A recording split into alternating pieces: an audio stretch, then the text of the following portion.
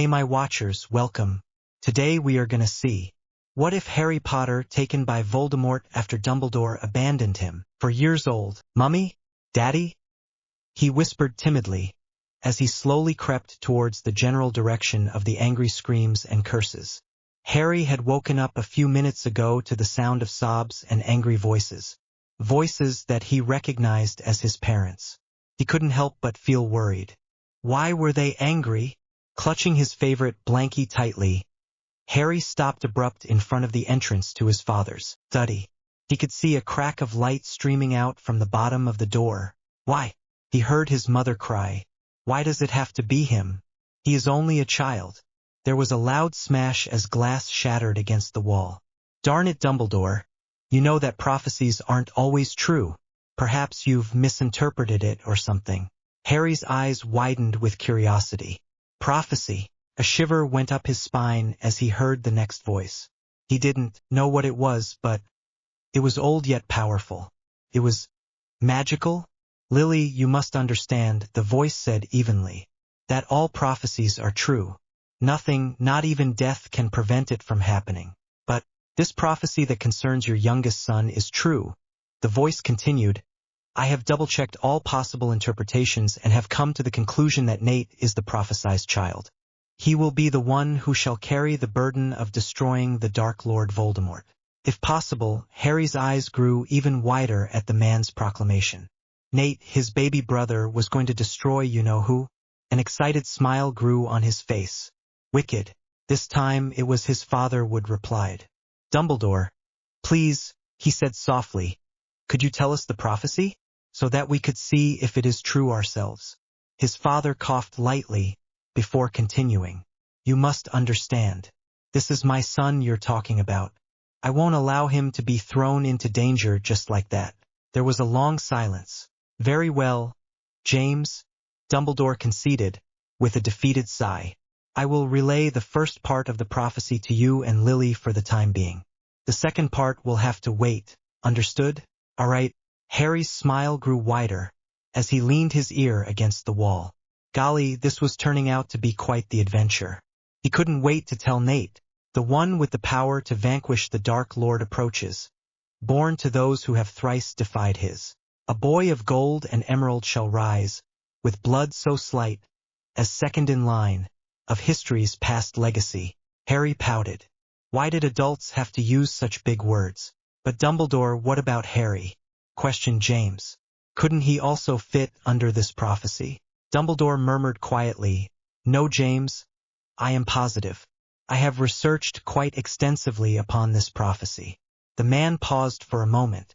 The last line is the one that makes me believe that Nate is the prophecy child. And it is your Gryffindor ancestry that proves this point. Harry blinked in confusion. Ancestry? How's that relevant? Dumbledore leaned back against his chair. Because, as your second-born son, Nate is second in line of the greatest wizarding lineage in our world.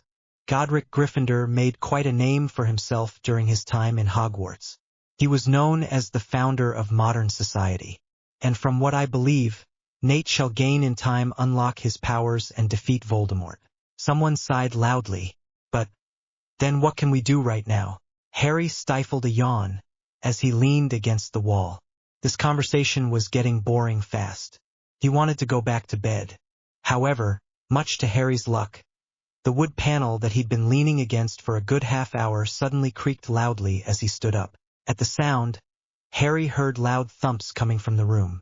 And moments later, the door swung open, revealing the irate forms of his mother, father, and Dumbledore. Oopsie! Harry blinked innocently up at his parents, as they quickly shooed him into the room. His eyes watered slightly before adjusting to the bright, glaring lights. His father's study looked distinctly scary at the moment. Harry James Potter, what were you doing out of bed at this hour? Demanded Lily the moment her son sat down. Her emerald green eyes, which were wet with tears, gleamed with annoyance. And spying on us none the less. Have you no shame? The boy flinched at her harsh words. Harry swallowed as he stared beseechingly into his parents' eyes. I heard screams. I was worried about you. Lily sighed, as if all her anger leaked out. She buried her head in her hands, feeling the strain that's been bugging her for the entire day. This was too much. First there was the prophecy, and now, what was she to do with Harry? Harry, child, called Dumbledore, as a worried glint flashed across his eyes. Look me straight in the eyes and don't blink. Harry gave the old man a weird look, but complied nevertheless. After all, it wouldn't do for him to anger his parents even more than they already were. A strange feel overcame him as he stared into the man's blue eyes. Tingled. It felt as if someone was raking their nails lightly against his mind. Obviously not the most pleasant of feelings. Harry fidgeted uncomfortably. He couldn't help but suspect that the man was trying to read his mind. A flicker of some emotion flashed across his mind, anger. He didn't want the man to read his thoughts. They belonged to him alone and no one else. Dumbledore quickly scoured through Harry's mind for any indication that the boy had listened in on their conversation. The boy's mind was peculiar in that his memories did not float about randomly as did most people. Instead, they descended in a steep spiral down towards his magical core. The headmaster carefully studied each memory in turn, before being his descent. Perhaps the memory was buried deeper? Leave, thought Harry desperately. Please leave already. A sudden jolt of magic caused him to jerk up in surprise. Dumbledore hesitantly sent out a tendril to touch one of Harry's memories and flinched as a jolt of unbounded magic hit him full on. Emotion magic, that is. The boy wanted him to leave, as his magic was subconsciously answering his prayers. Dumbledore flinched as another magical tendril hit him full on, compelling him to leave. And leave he did. There were other ways to ensure that the boy wouldn't recall anything that happened tonight. Though Dumbledore had to admit, he had never ever met a wizard whose innate magic was so powerful. He studied the woozy boy carefully. Perhaps Harry could be of some use to his brother in destroying Voldemort. Harry, child? Questioned Dumbledore, as he placed a hand to steady the boy. Surreptitiously he drew his wand, while giving both Lily and James a pointed look. I am sorry, Harry, he whispered softly, as he squeezed Harry's shoulder one last time. Obliviate. Harry had a second to panic before the curse hit. The last thing he remembered seeing was his parents' shocked faces and Dumbledore's guilty expression. And then darkness swallowed him whole. However, had Dumbledore been more observant, he might have realized that Harry's innate magic might have been able to protect him from the attack. That perhaps the spell had failed, or had it? Months later. Age 4. Harry, announced Nate with an innocent grin, as he saw his older brother enter the room. He raised his arms up for a hug, which Harry prompted gave. The younger boy looked completely different than Harry, though not so much that you couldn't see the resemblance between them. Nate had a head full of short, messy dark auburn hair and warm chocolate brown eyes. On the other hand, Harry had a pair of brilliant emerald green eyes and messy black hair. Looks or no, the two of them stuck together like peas in a pod. They were best of friends. Good morning, Nate, said Harry, returning the boy's smile. He reached over and mussed his brother's hair, causing the younger boy to cry out in annoyance and laughter. Moving past Nate, he went over to the counter and snuck an apple into his pocket, just in case he was punished again. Harry's stomach growled pitifully as he stared hungrily at his brother's meal. He hadn't eaten anything for days, as stated by his parents. Harry had accidentally set fire on a tablecloth with accidental magic, and his parents had been furious. He hadn't done it on purpose. Honest. It just happened. However, all the same, his parents were adamant in their decision, and he was sent to bed without food for around 2 or so days. His eyes watered as he recalled their furious expression. Why did they hate him so? Harry, are you in here? Called Lily as she entered the kitchen. Catching sight of her eldest son, she quickly motioned his over. Good. There is something I need you to do. Harry nodded quietly. I need you to. Lily paused as she caught sight of Harry's emotionless face. Oh, for God's sake, put a smile on your face. Boy, I'm not asking you to do much, she said crossly before continuing. Anyways, I need you to collect certain ingredients for a potion that I am making. I would do it myself, but I have to take care of your brother. So could you collect a few Ashwinder eggs, knotgrass, and some Murlap tentacles in the lake, please? Harry's eyes widened at the list. Where do I find Ashwinder? Eggs? He asked dumbly. Wasn't an Ashwinder some sort of snake? In the forest, of course, stupid, she replied with a snort. Lily turned around and stared at Harry. Well, aren't you going to get started? Yes, but... Harry hesitated. Aren't Ashwinders dangerous? Lily snorted once again. Only if you're foolish enough to get bitten. She sent Harry an exasperated look. Look, don't worry about it. An Ashwinder's poison is not potent enough to kill. So get going. Already. Harry nodded and quickly scampered out of the room. The moment he was out of his mother's presence, a large fat tear trickled down his face. Harry wiped it away angrily as he stomped out towards the forest. He wouldn't cry. He'd promised himself that months ago. Forest.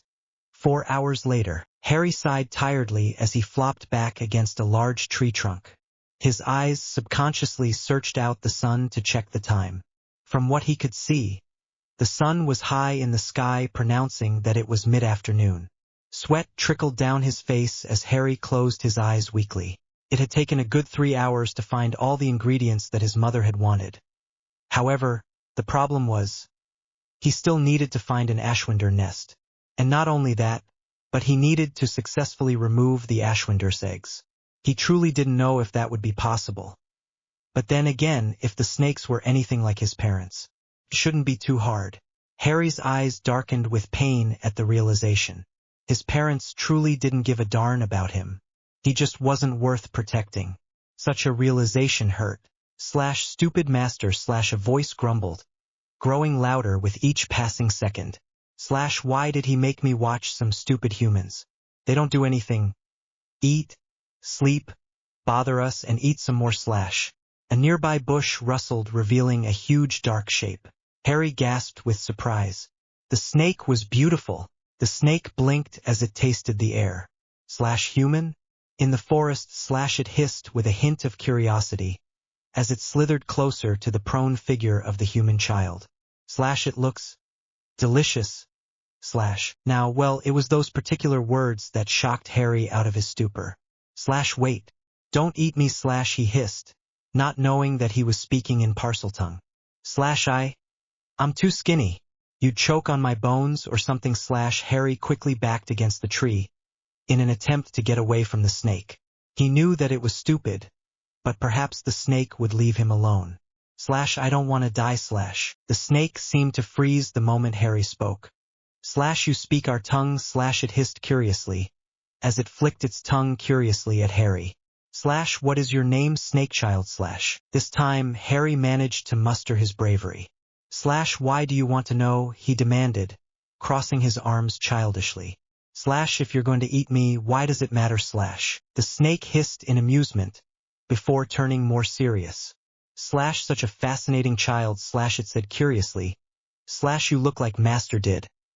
The snake circled around Harry, allowing the boy to stare in awe at her gleaming black scales. She preened at the attention, before deciding to answer the boy's pervious question. I am not going to eat you. She declared. You speak our tongue, snake child, and for that, alone, I shall not harm you, though it is strange. My master is the only snake-tongued in the world. Harry looked puzzled at the snake, carefully examined the snake's tongue, and then checked his own.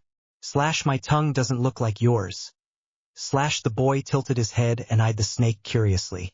I'm not a snake, silly. The snake released an exasperated hiss. Of course you're not a snake, you child. She flicked her tongue in annoyance. I meant that you are able to speak to me. In the serpent's language. Oh. He exclaimed, looking slightly embarrassed. I'm sorry.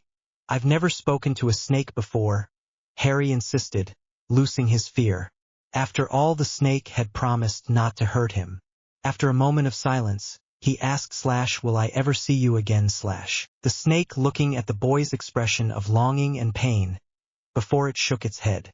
Of course, child, you are a very fascinating creature. I wouldn't mind visiting you every once in a while. Seeing that the boy had perked up at those words, the snake continued, if you don't mind me asking, but what is your name, child? I cannot tell my master about you unless I know your name.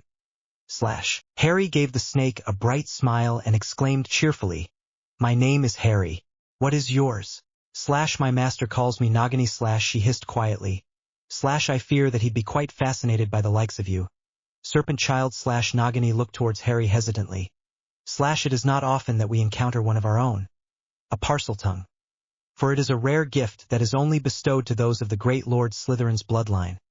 The snake slithered closer to Harry, until they were only a few inches apart. It is strange that such a dark gift has been given to one of the heirs of the light, especially a Potter at that. Who is Slytherin? Asked Harry cautiously. I've heard Mommy and Daddy say bad things about that house. Something about how they are all evil. Nagini tensed, as she bared her fangs with fury. Your parents, as well as most of the blasted wizarding world, is prejudice against Slytherins just because they happen to be ambitious. Not all Death Eaters come from Slytherin. Therefore, it is not fair for the entire world to blame everything that goes wrong upon them. The snake trashed her tail furiously against the ground, as if to make her point. Our Lord Salazar Slytherin was a good man. Powerful, sly, and ambitious.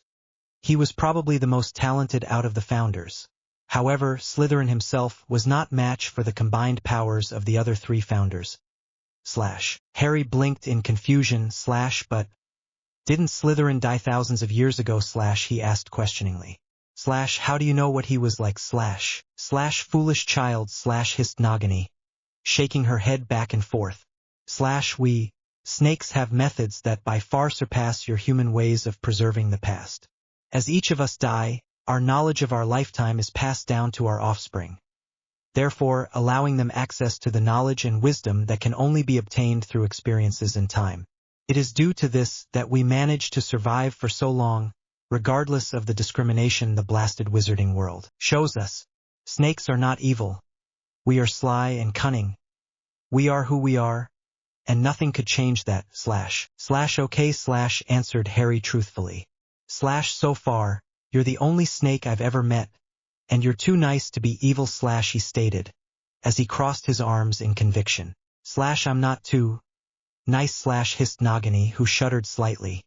I'm cunning and wise. Not at all nice. She insisted forcefully, completely unaware of Harry's confused look. Nagini's head suddenly jerked up, and she turned back towards the edge of the forest. Little one, I have leave now. My master is calling. He requires my presence. At that, the gigantic snake began slinking back towards the shadows of the forest. Harry shook his head slightly. Nagini. He asked quietly, making Nagini halt in her departure. Thanks for coming.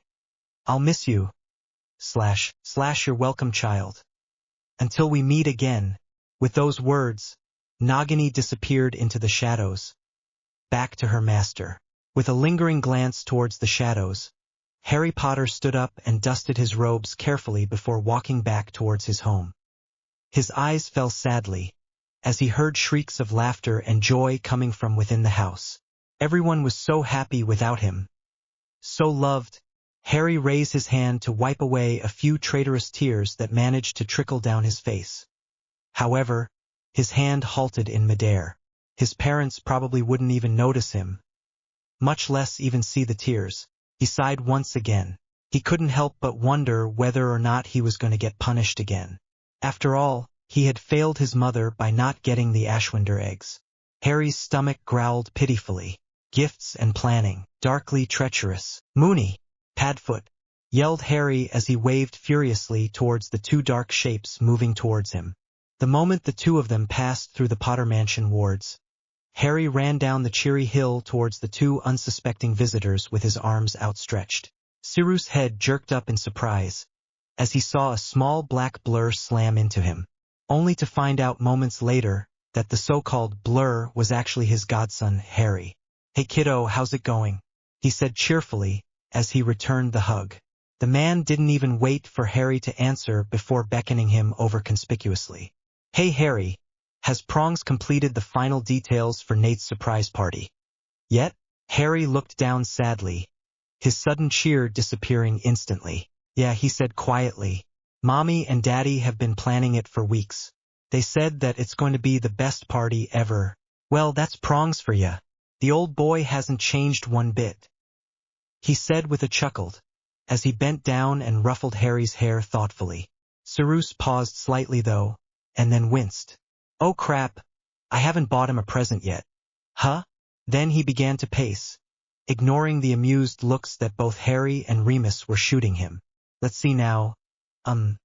What would a normal 4-year-old boy want? Sirius pivoted around a moment too late, and then crashed headfirst into a nearby oak tree. As if nothing had happened, Sirius just shook it off. Then again, Nate isn't exactly normal, is he? After all, anyone destined to bring down Voldemort and become a beacon of hope for the light side wouldn't at all be considered normal. Sirius sighed dramatically and flung his hands up in the air. Now what in the world can I get him? Nate likes food and sweets a lot, he added shyly, as if uncertain if Sirius actually wanted his help. He always complains about how Mommy hides all the candy from him. Harry paused for a second and tapped his finger against his chin thoughtfully. But Mommy also said that sweets are bad for us, and that our teeth would turn yellow and then begin to rot. Sirius rolled his eyes and turned towards Harry.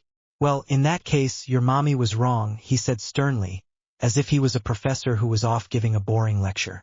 I mean, when I was a kid, you wouldn't believe how much candy I ate. I mean, I don't think I could have survived without them. His godfather then flashed a bright smile and pointed at his teeth. Harry, look. I mean, my teeth aren't rotting. As of a matter of fact, I think the sweets made it look even brighter, he said conspicuously, sending a wink towards Remus, who was currently eyeing Sirius with disapproval. Oh! His godfather clapped his hands in excitement and began heading towards the Potter mansion, unknowingly leaving a sad Harry behind in his wake. Harry sighed softly with disappointment before he turned towards Remus. Hey Mooney, he said with a small smile upon his face. The young child carefully studied Remus, and then frowned. Mooney, are you all right? You look ill, he said with a worried expression upon his face. Remus nodded with a gentle smile lit across his face. Don't worry, cub, he said lovingly. I'm fine. I've just been a bit worn out by one of my monthly activities. Seeing Harry's puzzled frown, he continued, I've just been under a lot of stress of late. Remus sighed dramatically. It isn't easy being a werewolf when you've got both Voldemort and the Ministry breathing down our necks. But I thought Voldemort was a bad man, he said looking puzzled. Daddy always told me that if I'm not good, Voldemort will come during the night and steal me away. Harry tilted his head in confusion. Why would Voldemort care about you though, Mooney? You haven't behaved badly lately, have you? No, cub. It's quite a difficult situation, replied Remus as he ran his hand through his sandy gray hair. I'm a werewolf, he said softly, as if that explained everything. That in itself makes me nothing but a dark creature. A monster. Voldemort is after me, since he wishes to recruit all the werewolves, while on the other hand the Ministry seeks to destroy me. Harry ran towards Remus and gave him a hug. Don't worry, Mooney. I don't think you're evil, he said cheerfully. I think you're the cutest, most fuzzy puppy/wolf in the world. At that, Harry began dragging a bemused Mooney up the hill towards the Potter mansion. Come on, I don't think Padfoot would be too happy if we kept him waiting. Slow down, Harry. I'm not as young as I once was, stated Remus as he tried to calm the energetic boy down. I seriously don't think I could keep up with you at such a pace. Harry eyed Remus out of the corner of his eyes. But Mooney, you're not that old, he said sincerely. I mean, I think you're still a bit younger than Mr. Dumbledore. Remus shook his head in disbelief as he followed Harry. Trust me, Harry, I'm way younger than Mr. Dumbledore. I mean, he's probably one of the oldest men alive today. Oh, okay, said Harry skeptically. Thankfully, though, during their conversation, they've managed to reach the front doors of the mansion. A head full of messy black hair and round glasses suddenly flung the door open. Mooney, long time no see, he greeted cheerfully, as he and Remus exchanged hugs.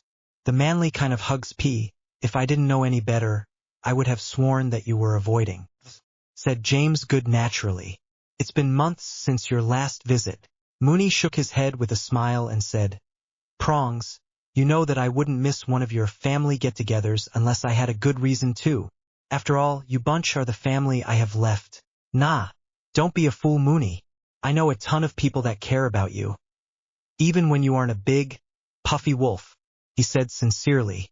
James slammed his hand against the back and Remus's back and said, "Now, enough of the sentimental crap, we have a party to discuss." At that moment, James seemed to finally notice that Harry's presence.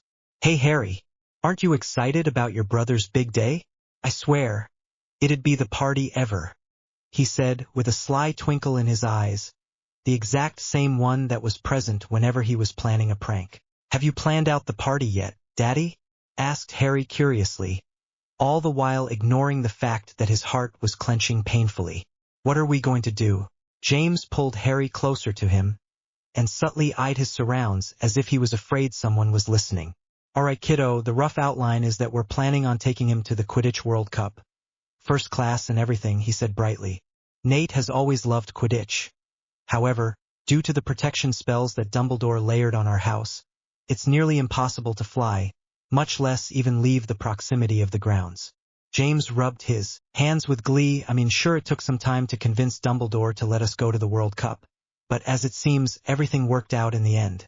"Oh, that's great, Daddy. I'm sure it'd be so much fun." "Right," agreed James as he nodded his head furiously. "Now that we've got that settled, Harry, could you go run along and help your mother while I talk with Mooney and Padfoot?" Harry nodded his head quietly and began to slip past the two adults until he felt a large hand stop him. "Wait a second there, Harry," exclaimed Remus, as he pulled out something from his worn-out travel bag. "Happy birthday, Cub," he said warmly, as he handed Harry a brightly wrapped package. Remus's smile grew wider as he saw how Harry's eyes began watering with joy.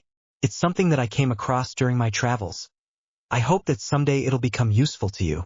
Harry instantly began tearing off the wrapping paper and ribbons the moment Remus finished speaking. Underneath all the sheets lay a phoenix-encrusted pendant. The phoenix had emerald green eyes, regal grayish-black feathers, as well as a pair of strong wings. In the background, flames were burning and twitching as it danced, making numerous shadows against the phoenix. Above that was a silver-blue circle that was encrusted sapphires and a few dark onyx stones. The pendant hung around a thick silver-gold chain. "Thank you, Mooney," he said sincerely, his eyes dancing with joy and excitement. "It's pretty." Mooney looked down at Harry with amusement in his eyes. "Yes, that too, however, it also has a few magical properties," he stated as if giving a lecture. "The pendant could protect you from most poison, as well as a few truth potions.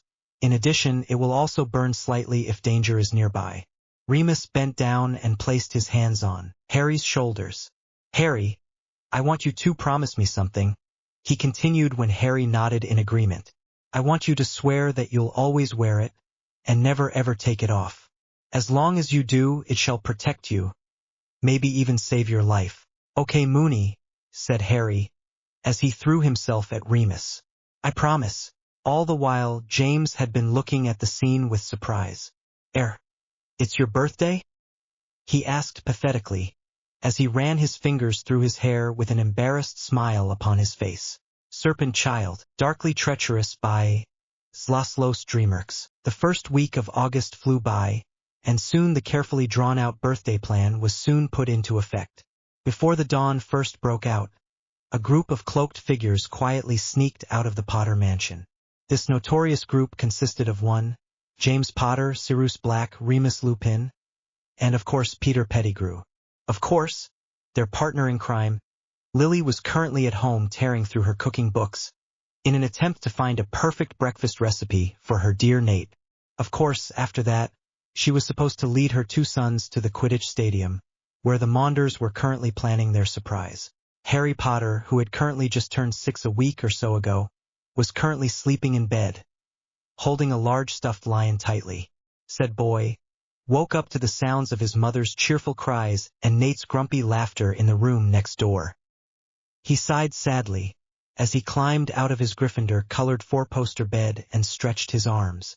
Moments later, the mother-son pair burst into his room. "Harry! Harry!" cried Nate as he threw his arms around his older brother. "Look at what Mommy gave me," he said proudly, as he held up necklace with a ruby-encrusted griffin roaring proudly at the center of the golden chain. However, unknown to both of the children, this necklace was actually a portkey in disguise. Harry smiled gently at his hyperactive younger brother and nodded in agreement. "Yeah, it is, isn't it?"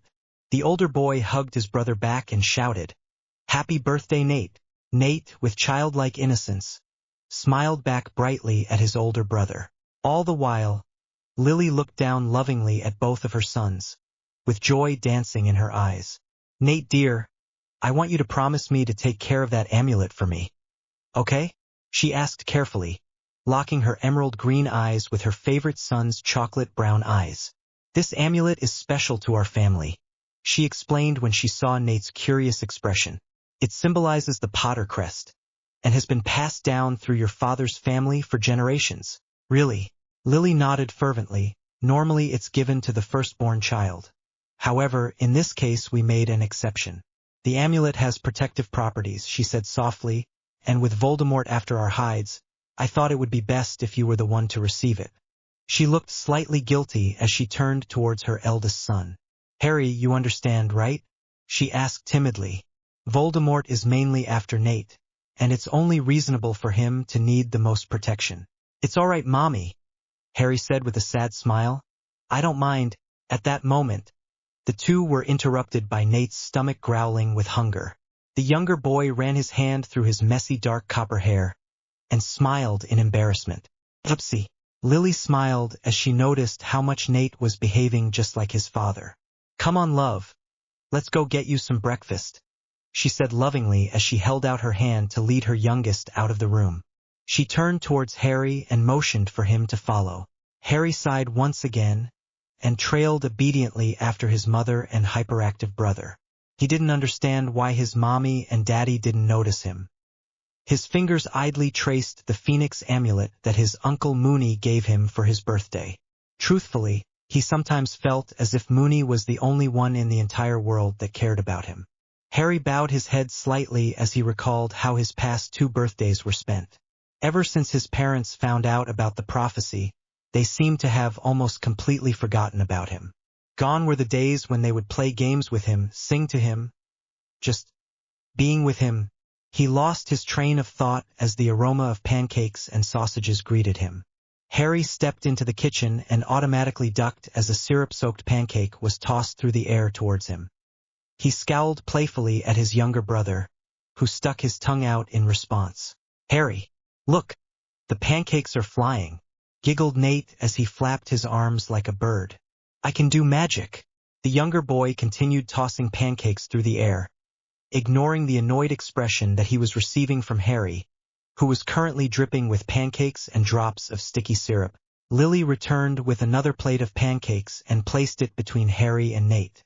She placed her hands on her hips and glared down gently the 2 boys. "Now you two," she said in a motherly fashion. "You should know better than to play with your food," she said, shaking her finger disapprovingly at them. "But, Harry dear," she said sternly, cutting off his retort. "You are a year older than Nate. Therefore you should be more responsible." Lily sighed and wrapped her arms around Harry. "Look, Harry, we're already in enough trouble as it is. Since Nate is not old enough to think for himself, you'll have to help him and protect him." The older boy nodded with a glum expression. "I'll try my best, Mommy," he promised, hoping against hope that when things got better, his parents would love him again. Harry looked down at his plate of pancakes, his appetite suddenly gone. His parents never listened to whatever he said anymore. Harry toyed with his food as he watched his brother literally breathed in the plate of pancakes, before polishing off a few sausages and eggs. At that, Nate then chugged down a few cups of pumpkin juice. Harry shook his head in amusement. If there was anything his brother loved, it was eating, just like their Uncle Padfoot. When Nate finished eating, he leaned backwards against his chair and placed his hands over his stomach like a content child. "That was yummy," Lily gently pulled Nate to his feet and beckoned Harry towards them. Now that you two are full, she said pointedly as she eyed Nate with a smile. I have a surprise for you. Nate was literally dancing around the table with joy. What is it, Mommy? Tell me, he said excitedly as he wrapped his arms around his mum. Please? Pretty please with a cherry on top? He asked, giving his mum a perfect example of their father's puppy eyes. Come on, Nate. Close your eyes and count to 3, she said cheerfully as she covered Nate's eyes. Now, Harry, be a dear, and grab a hold of your brother's hand. When Lily was sure that everything was going according to plan, she waited for Nate to give the activation words. 3, 2, 1, shouted Nate, and suddenly the Potter kitchen was empty. The 3 magical folks, a mother and her 2 sons, had disappeared without a trace. A volatile wind cried out through the darkened forest, as it tore apart and destroyed everything in its path. The black oak trees, bent with age, stood stubbornly against the wild torrent. A canopy of heavy leaves covered the forest, leaving the grounds shadowed with darkness, regardless of the time of day. Exotic flowers and plants littered the forest grounds, as they festered from within the darkness itself.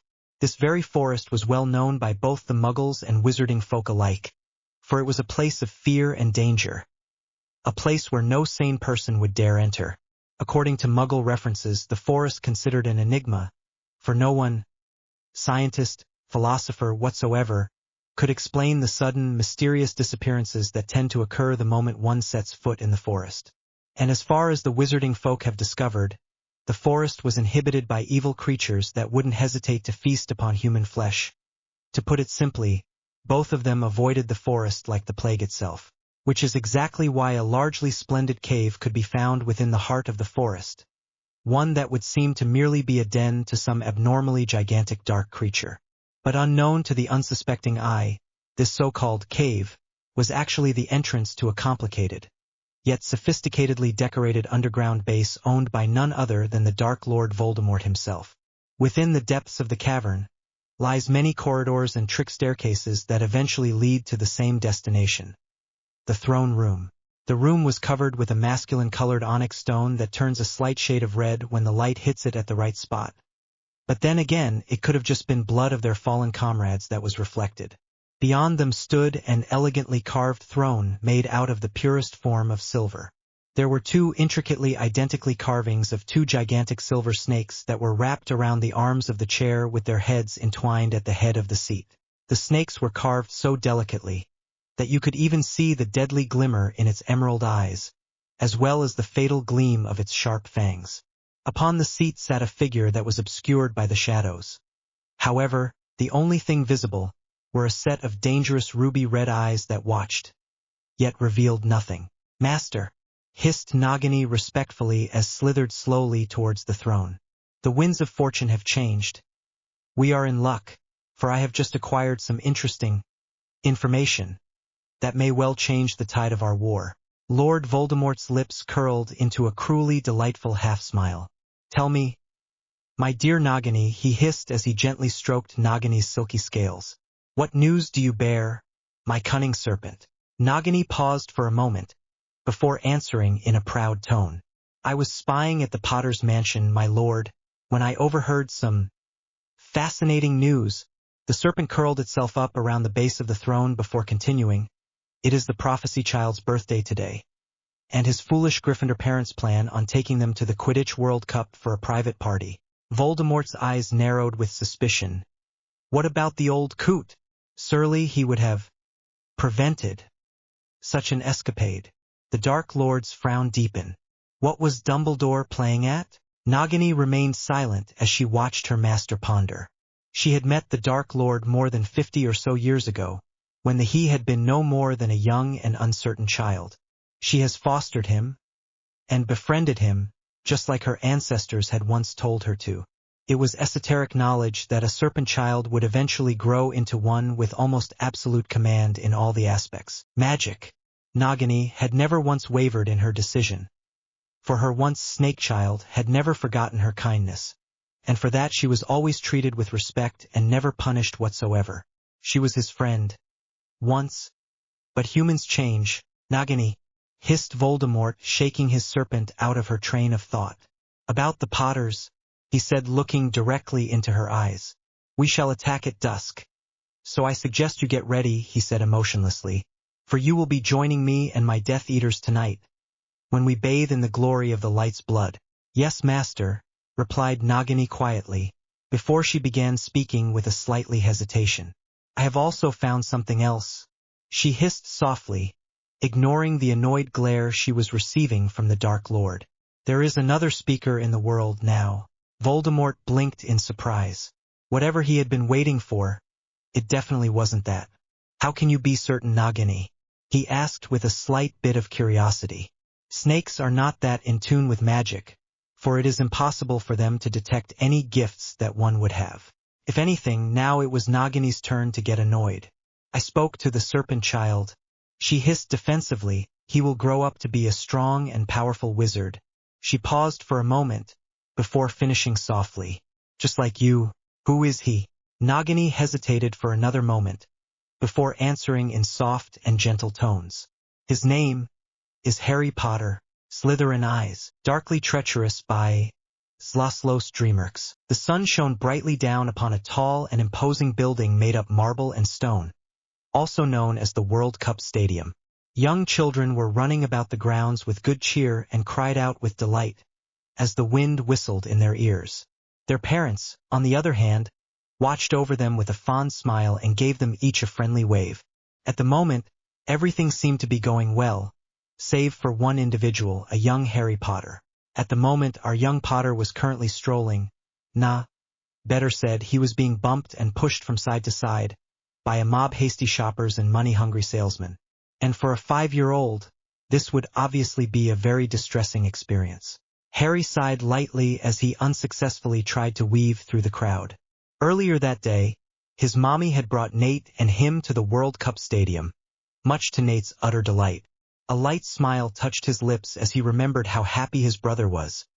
After all, despite everything, Harry still truly loved his brother with all his heart, and nothing would ever change that. Flashback. Mommy, cried Nate as he latched onto Lily's arm. Can we go shopping? He demanded with a bright expression on his face. When he saw his mom's hesitant expression, he gave her his best puppy eyes look. Pretty please? James saw Lily's obvious distress about denying Nate something, and spoke up. Now look here, my boy, he said warmly as he placed a hand on Nate's shoulder. We're both really sorry that you can't go shopping, he said reluctantly. It just isn't safe for you to go out there, even with our protection. It's just too risky. Nate didn't even blink. But Daddy, Harry will protect me like he always does, he said looking confused. He's my bestest best friend, and I want to buy him a present, declared Nate as he crossed his arms stubbornly.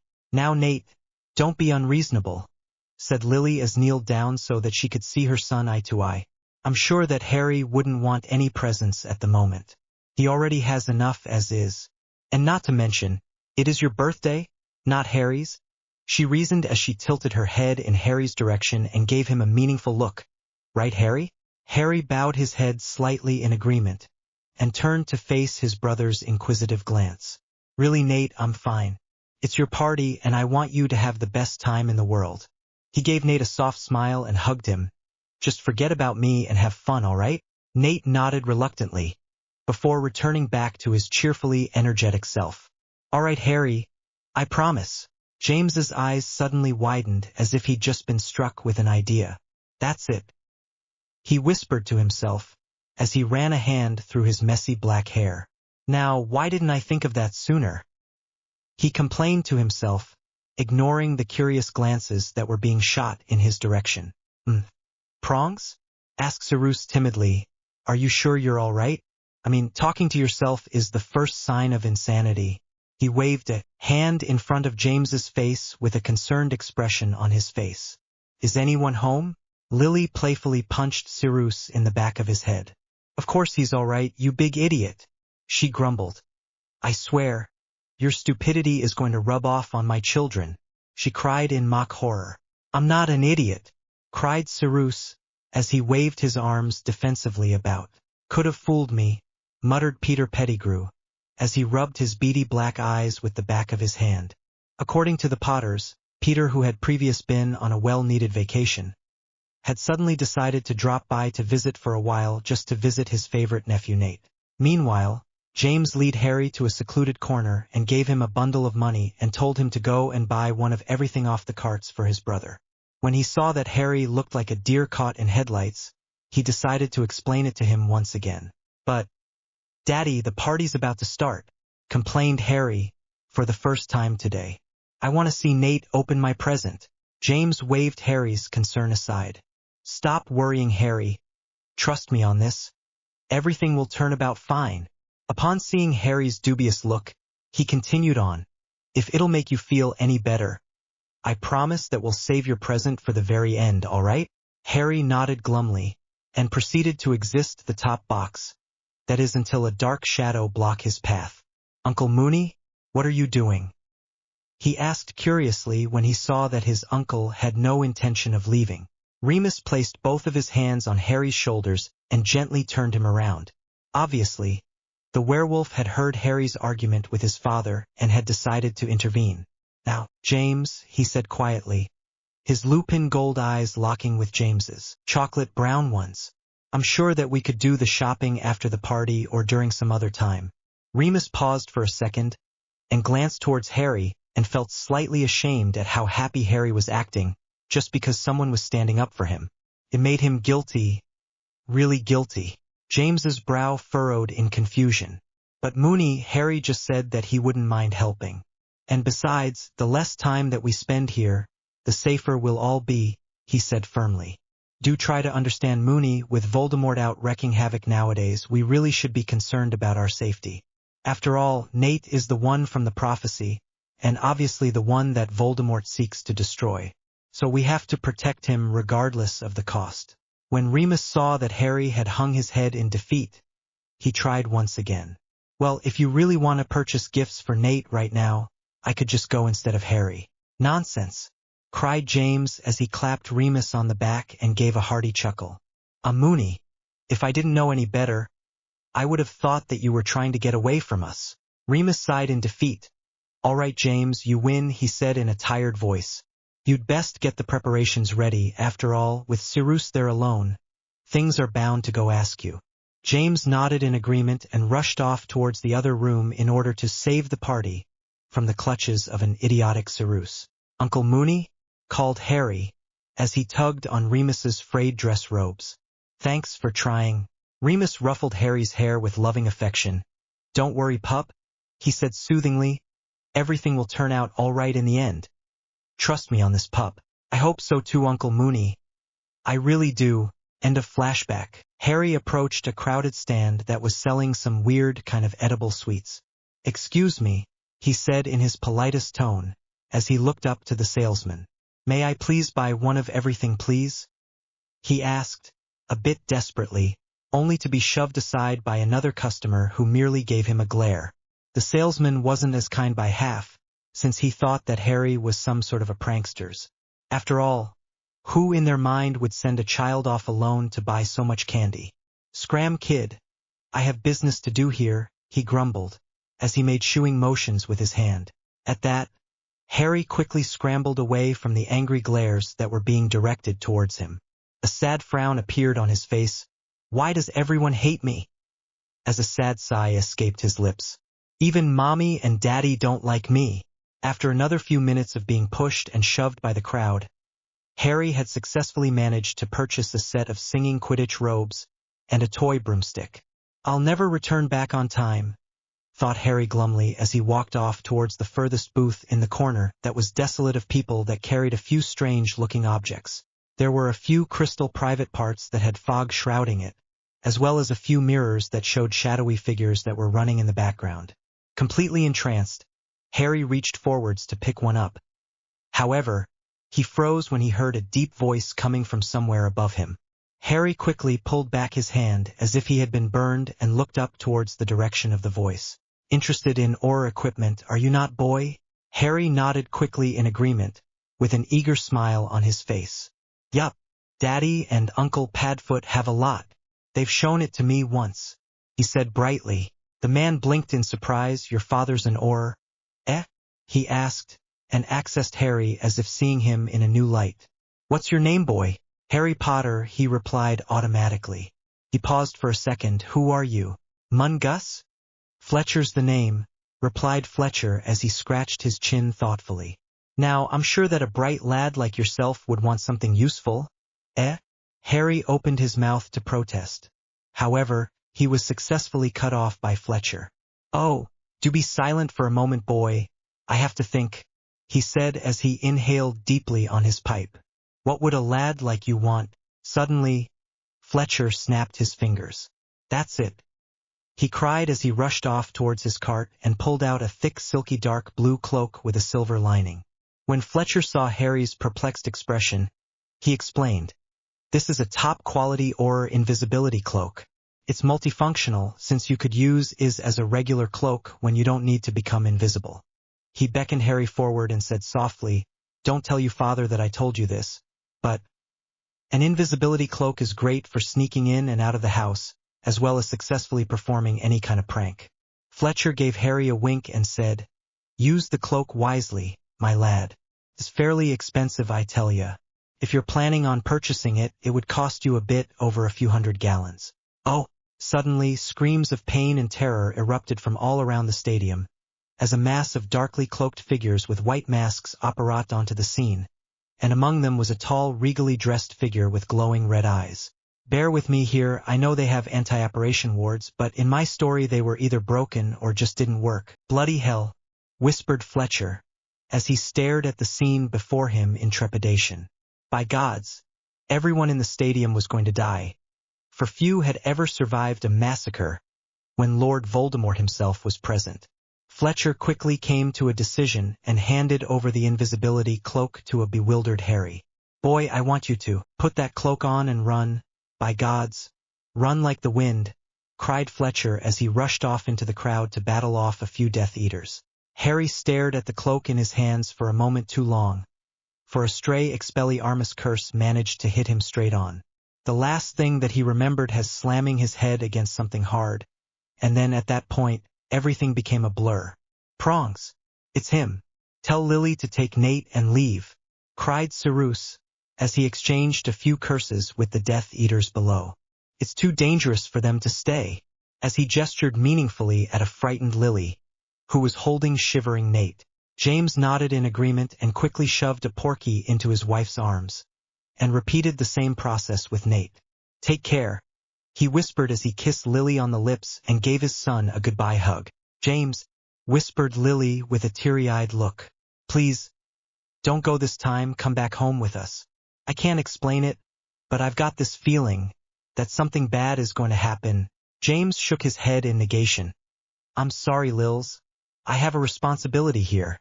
I can't just desert them like this, he cried, gesturing towards the battle that was happening below. I'm an heir, and I have to take responsibility for my actions.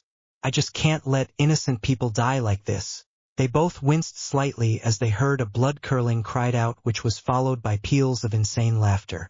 James, we're not leaving without you, said Lily stubbornly. After all, if you could help out a few people, I don't understand why I can't do the same.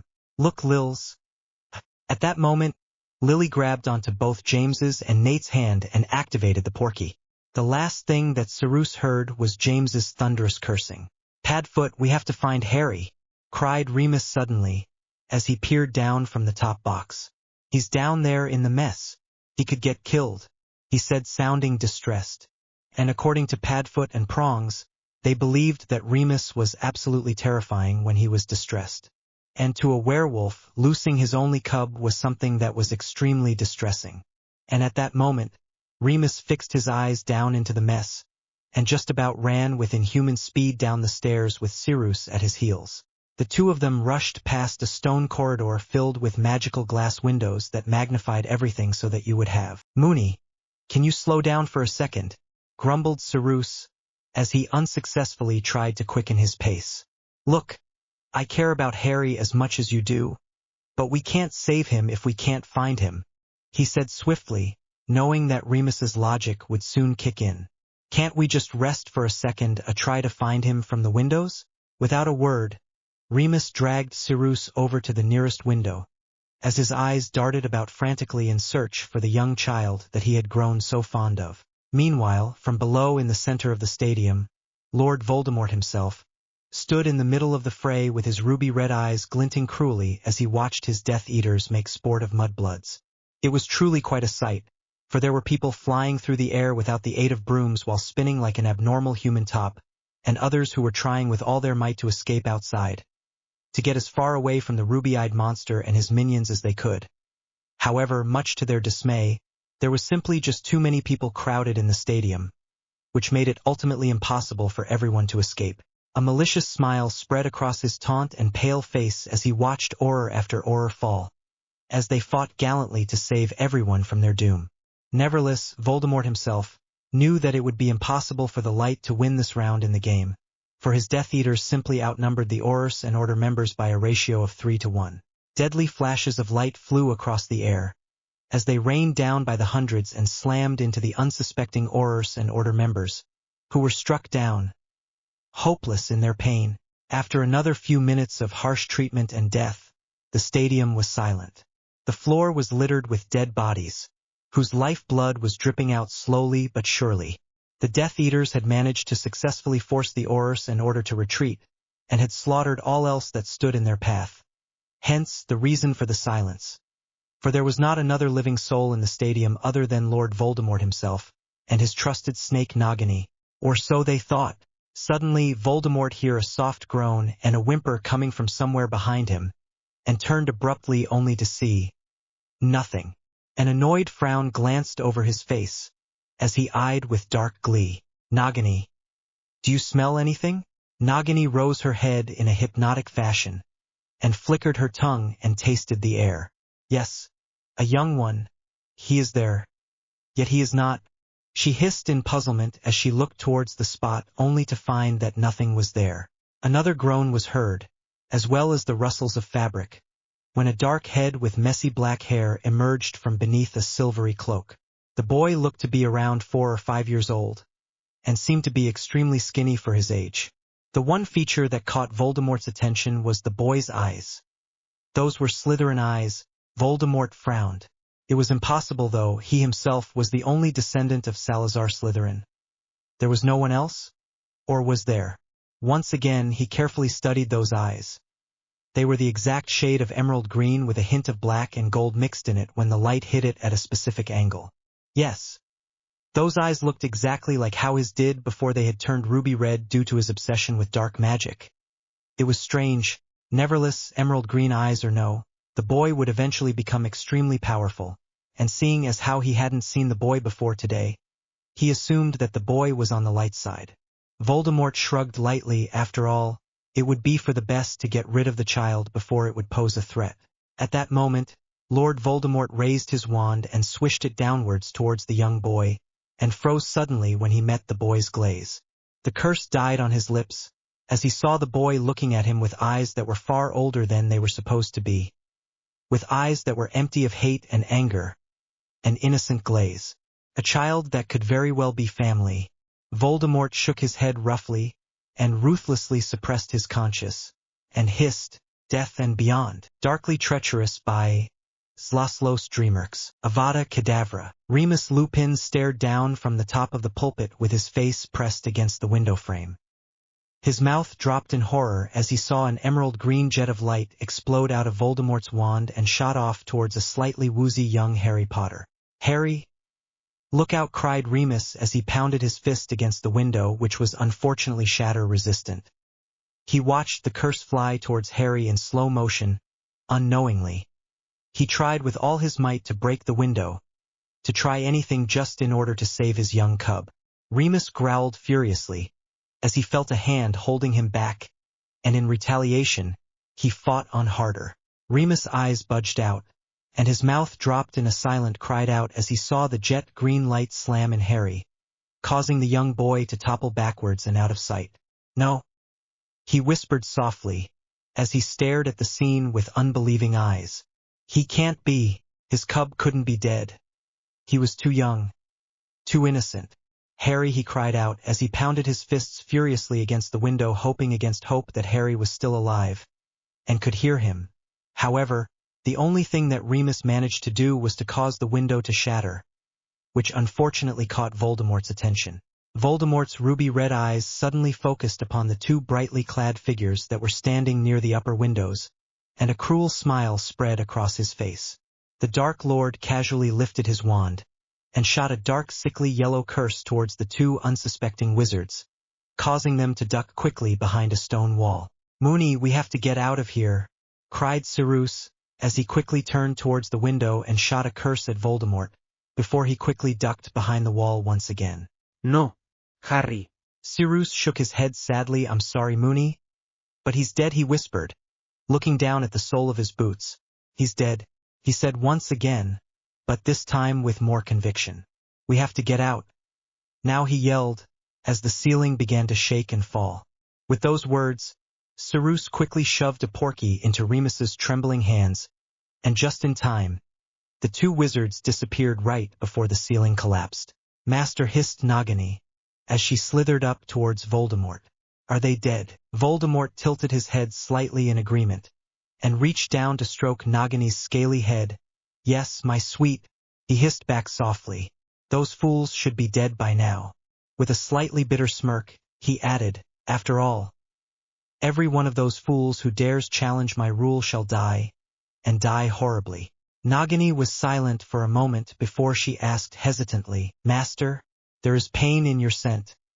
Are you hurt?" Voldemort stopped stroking Nagini and remained silent, as his ruby-red eyes stared emptily at the ceiling.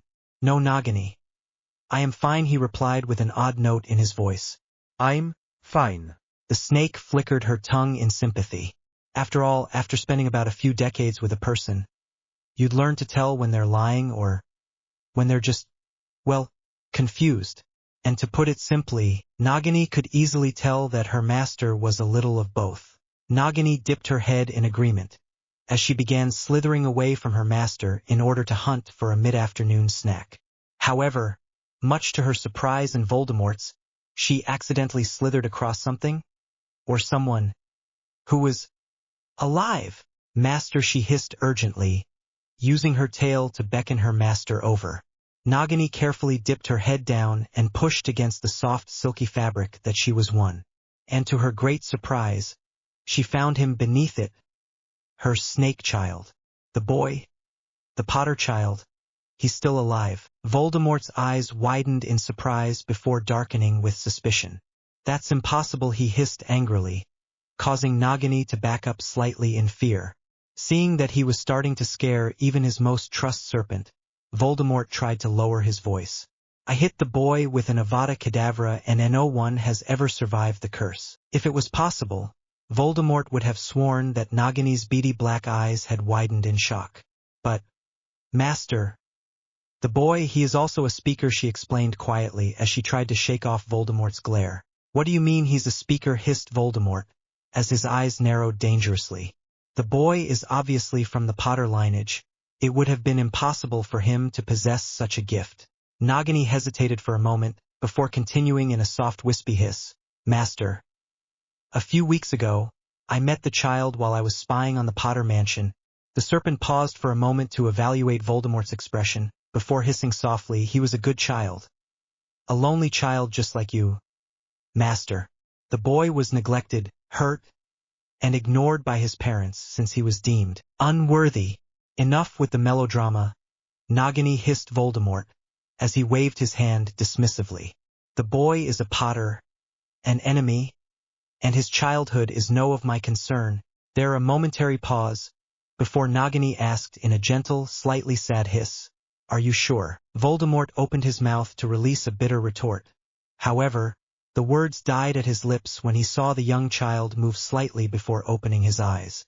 Young Harry groaned in pain as he rubbed the palm of his hand against his forehead, which was bleeding profusely. His eyes watered slightly in pain, but he refused to cry. "Boy!" hissed a menacing voice that was moving closer and closer towards him. "Tell me, how did you survive the curse?" Harry blinked his eyes furiously in order to get rid of his tears, and his eyes focused upon a dark-haired man with extremely pale skin and ruby-red eyes. "Who are you?" he asked curiously, as he tilted his head in confusions. "I don't think I've met you before." In reply, Voldemort just blinked in surprise. Never heard of him? By God! How stupid was the boy? The Dark Lord was jerked out of his thoughts when he heard the sound of joyous hissing and cheers. Nagini hissed Harry happily, as he wrapped his arms tightly against the large serpent.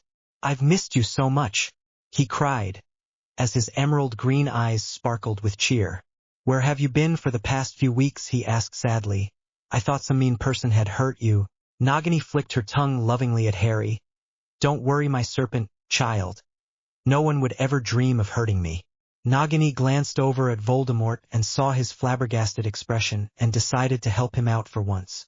"Look at me, my serpent child," commanded Nagini, as she waited patiently to gain Harry's attention. "I want to introduce someone to you. My master, Lord Voldemort. The Offer, Darkly Treacherous by Zlaslos Dreamerks. Bloody hell, Lils. You know darn well that it is my job as an Auror to help protect the innocents," snapped James, as he flung his arms up in frustration. "You shouldn't have whisked me away from there when I was needed." "Your son needed you," retorted Lily as she crossed her arms stubbornly.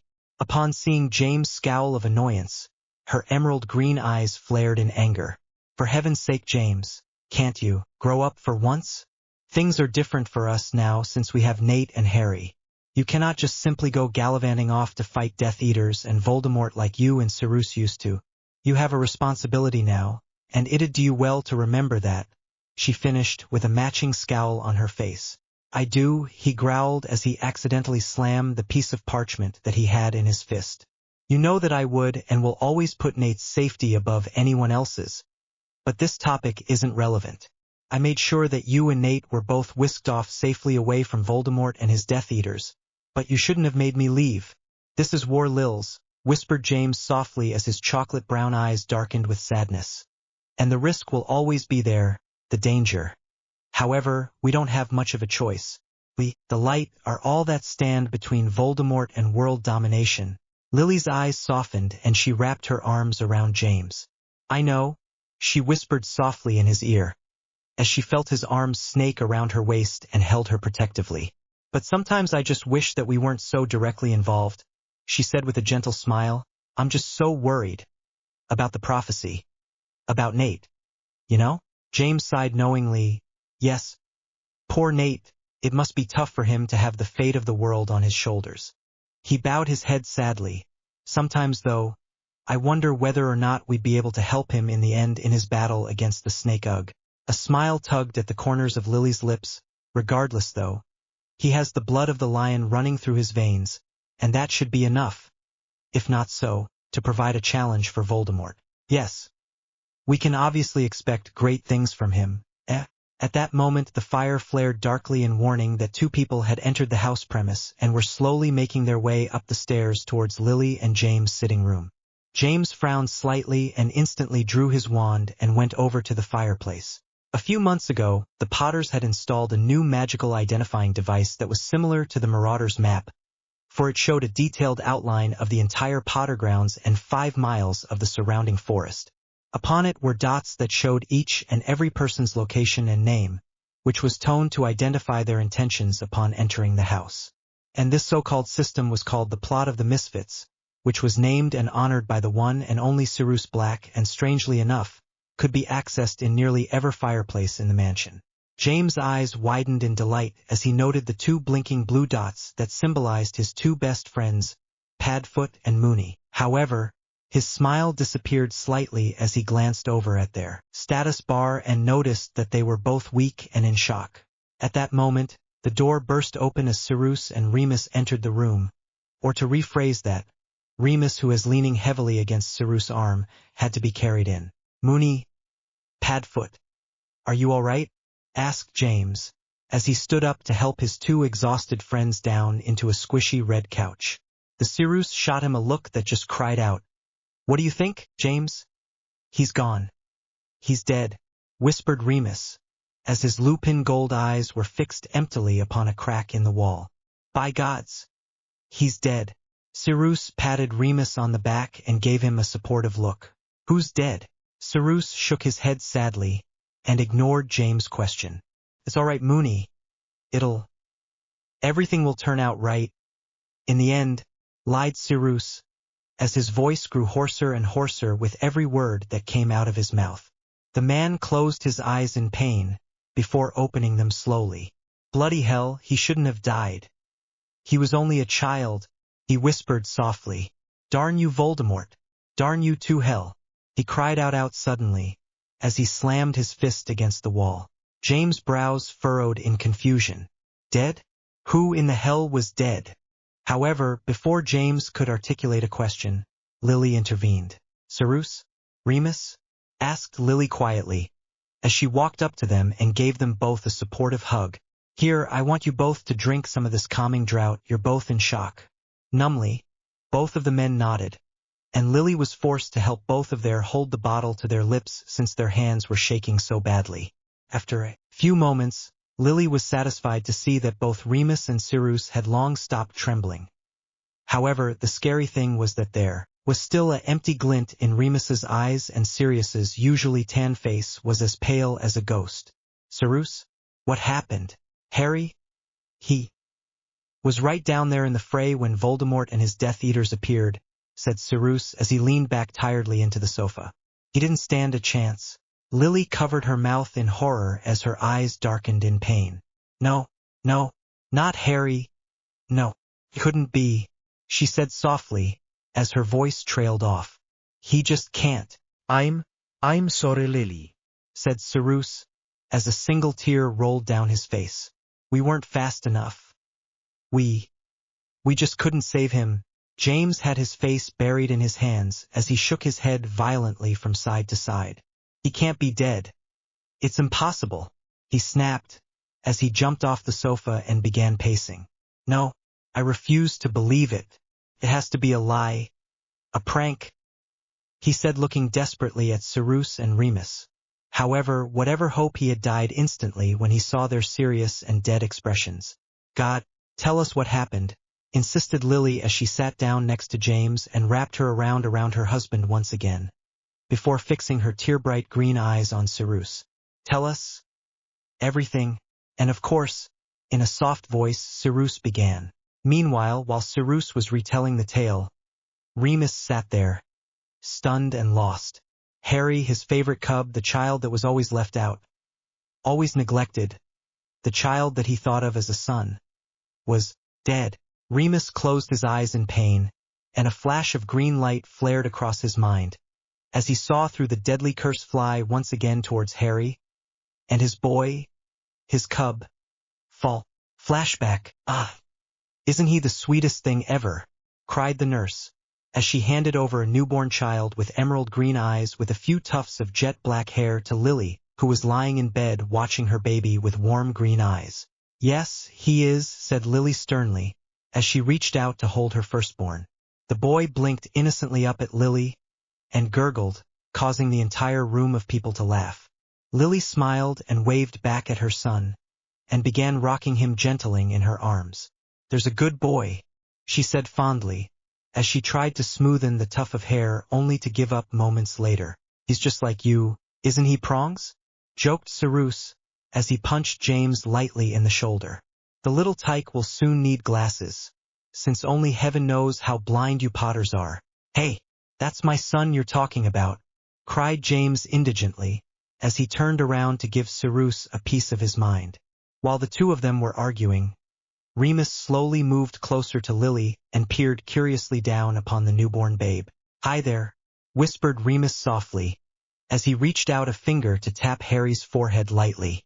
My name's Remus and you're going to be my nephew. Kiddo, I promise I'll always take care of you. Always. In response, Harry's tiny hands grabbed onto Mooney's large finger and held on tightly, before the young child gave him a slobbery smile. End of flashback. Remus's expression softened as he recalled Harry's innocent glaze and every cheerful smile. Everything had been so great, so perfect, and Voldemort had to destroy everything for them. His eyes glazed slightly, as another memory assaulted his mind, causing him to bite his lips in pain. New flashback, ready or not? Here I come, cried Remus, as he stormed into the hedged maze to look for Harry. Oh, Harry! Come out wherever you are, he yelled brightly, and a gentle smile tugged at his lips when he heard Harry's answering giggles and shrieks of laughter. Remus sniffed the air, and slowly turned around the corner of the maze only to see a small red blur streaking across the edge of his vision. You're so slow, Uncle Mooney, teased Harry, as he stuck out his tongue playfully at his uncle, before he made his escape through a small hole between the base of the hedge, just managing in the nick of time to escape from his uncle's grasp. If that's how you want to play it, cub, prepare yourself for the worst, exclaimed Remus, as he readied himself for another grueling round of hide-and-seek. End of flashback. Remus was jostled out of his thoughts when his ears caught the soft sound of feet pattering against tiles, and he lifted his head only to meet Nate's curious brown eyes. Eyes that were so similar to Harry's, innocent, carefree. Yet they were so different, for they lacked the darkness and the hurt that was almost always omnipresent in Harry's eyes. Mommy? Daddy? Asked Nate, as his bottom lip began to tremble slightly. Where is Harry? I want to introduce someone to you. My master, Lord Voldemort. Harry's eyes narrowed in confusion. Lord Voldemort? He repeated curiously, unaware of the fact that the Dark Lord was currently staring at him with a slightly disgusted expression. Harry rubbed his hand surreptitiously against his forehead, and his eyes widened slightly when he saw blood seeping down from his forehead. Due to his proclivity to get into nasty accidents, Harry learned from a young age that cuts and bruises should be mended instantly so that they wouldn't scar or hurt as much, seeing as how there weren't any adults around to ask for help except the ruby-eyed man. Harry walked up to the man and gently tugged on the man's robes. Excuse me, Mr. Voldemort. Sir? He asked as politely as he could, as he cocked his head up to look into the man's eyes. Can you heal it for me, please? Voldemort scowled fiercely at the young child who was holding his robes, and tugged it out of the boy's grip. The brat stared back calmly with those strangely bright emerald eyes, and looked at him not with fear but, darn it, with curiosity. At that particular moment, the Dark Lord spat out a few cuss words in Parseltongue, only to remember that the brat could understand every word that he was saying. Voldemort shot a glare towards Nagini, who was sniggering in the background, and was watching the scene unfold with an unholy glint of amusement in her serpentine eyes. And at that moment, the Dark Lord wanted nothing more than to crucio one of his Death Eaters, preferable Pettigrew, the bloody rat. Harry's smile dropped slightly when he saw that the man hadn't even moved a muscle. Maybe the red-eyed man didn't like him either, and wanted nothing more than to leave. I'm sorry for bothering you, Mr. Voldemort, he whispered sadly, as he turned away from the red-eyed man. I'll go away now. Voldemort's eyes narrowed slightly, as he reached out a hand and caught the boy's shoulder and turned him around. Listen to me, brat, he hissed menacingly. No one, not even you, shall turn you back to me unless I dismiss you. Understand? Harry just blinked and a small smile graced his lips. You mean you don't want me to leave? He asked, looking slightly shocked. His mommy and daddy never wanted him around. The Dark Lord just glared. Don't you understand English, boy? I told you to stay put. Okay. Voldemort looked surprised at Harry's willingness, before he quickly covered it up with a fierce scowl. Tell me now, brat, why you haven't heard of my name before? He asked suddenly. You are a Potter, one of the fools that revel in the light. Your parents should have taught you to hate me, brainwashed you to fight, to die as nothing more than a weapon. Oh, said Harry, as his eyes widened in realization, ignoring Voldemort's previous words. Now I remember. Mommy and Daddy did tell me about you once, he said as his voice turned sad. Was I bad today? He asked suddenly, as he turned large watery green eyes on Voldemort, who looked startled at the change of subject. Harry lifted his hand and wiped away a stray tear, before sniffling softly. Mommy and Daddy said that if I was bad, Voldemort would take me away, he said sadly, as he bowed his head in pain. I'm sorry, shoo. There, snake child, hissed Nagini as she wrapped herself around the now trembling boy, who was in response hugged her close against him. I'm sure that everything will turn out all right.